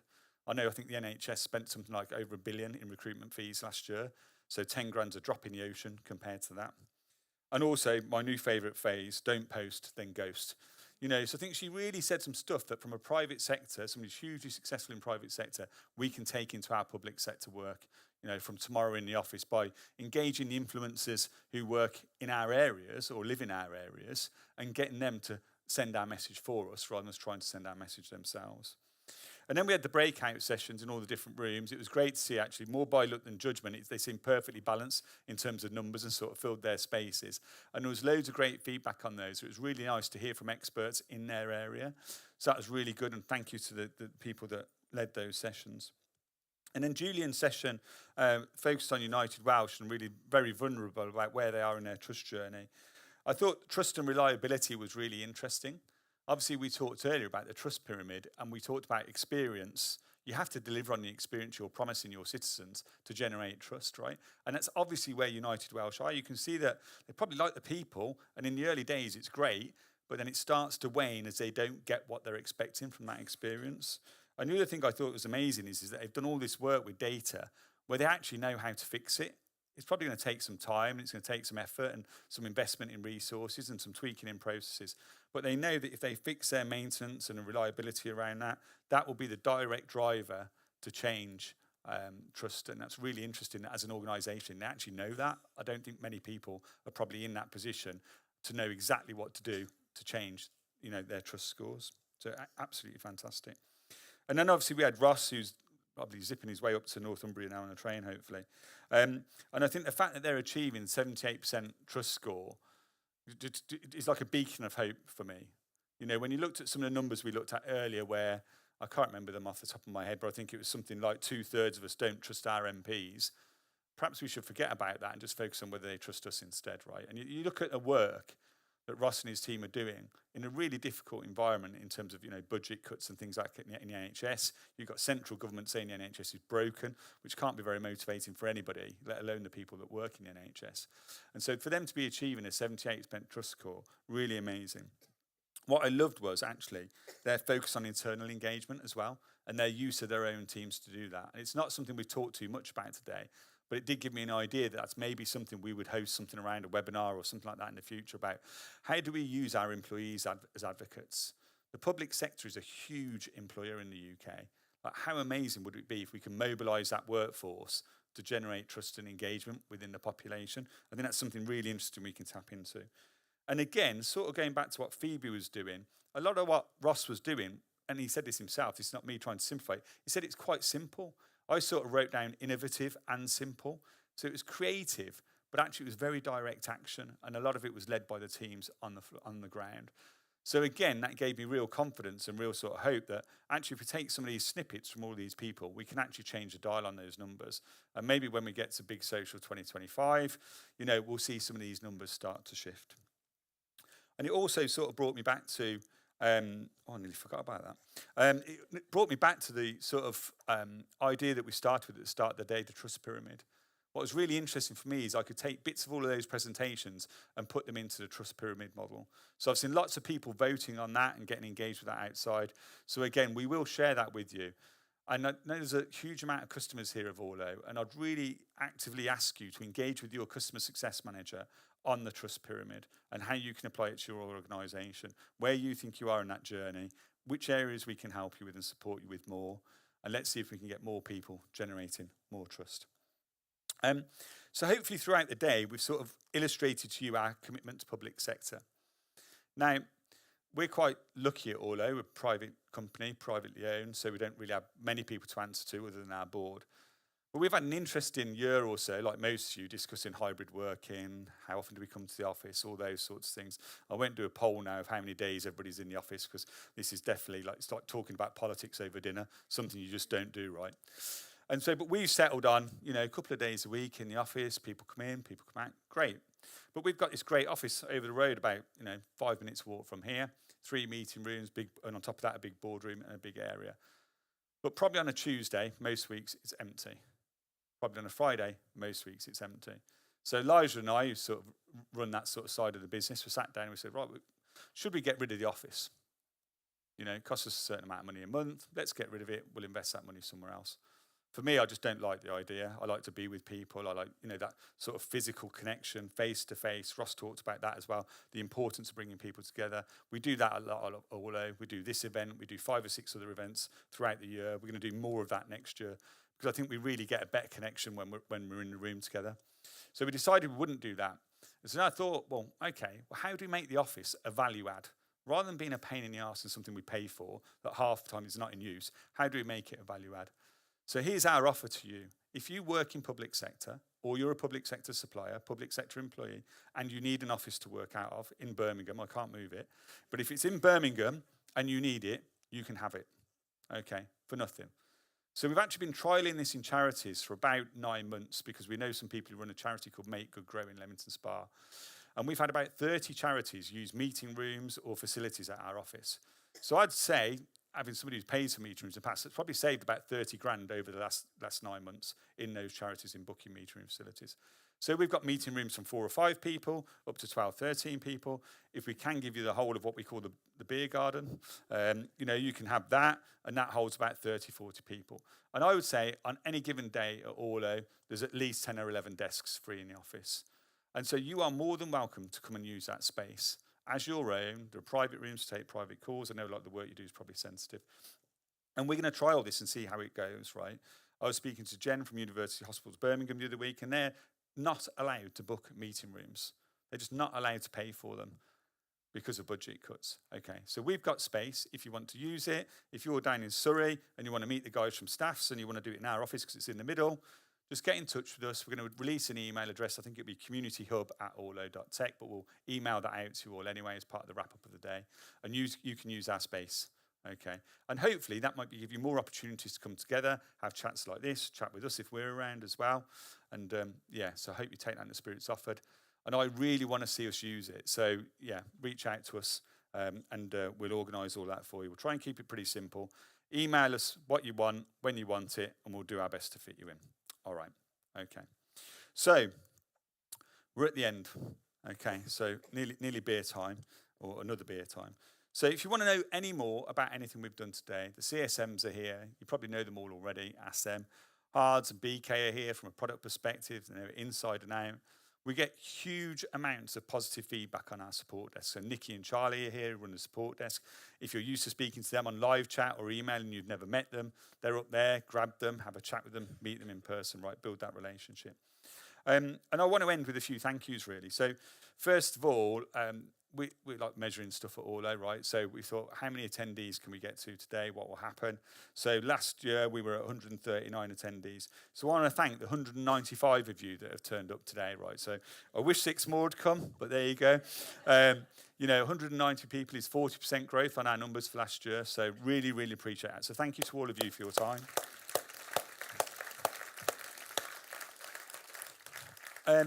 Thanks to all the panellists and the speakers. If you've ever done it, you know it's a lot of hard work. If you don't do it regularly, it's stepping out your comfort zone. It's quite nerve-wracking, leads to quite a tense day, especially when you're on last skirt, wasn't it? And you're waiting all day to get on. So, so it's a lot of effort and you're putting yourself out there and it takes a lot of vulnerability. So thanks to all our panellists and speakers.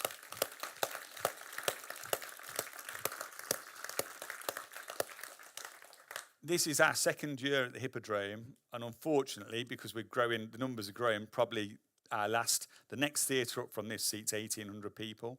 And although I like to be ambitious, I can't see us quite being at 1,800 people next year. 800 in the stalls apparently, but I think even that might be a stretch.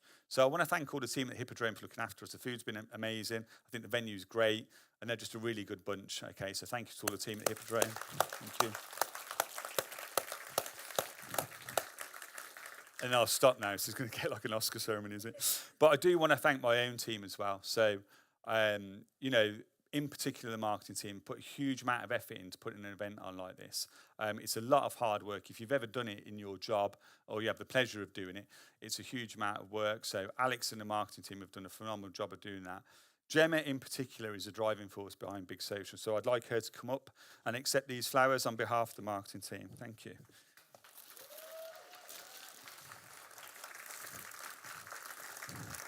Well done, Gemma. It's a phenomenal amount of responsibility to carry to run this event, and Gemma literally, lives and breathes it for months beforehand. And I'm sure she'll be having a quiet moment later with a glass of red, if I know Gemma, and she'll be enjoying the moment. So yeah, well done, Gemma. All right, so the bar's open. Enjoy. Drinks are on us, and hopefully we'll see you back here. Well, not here, but at a different, bigger venue in 2025. Thank you.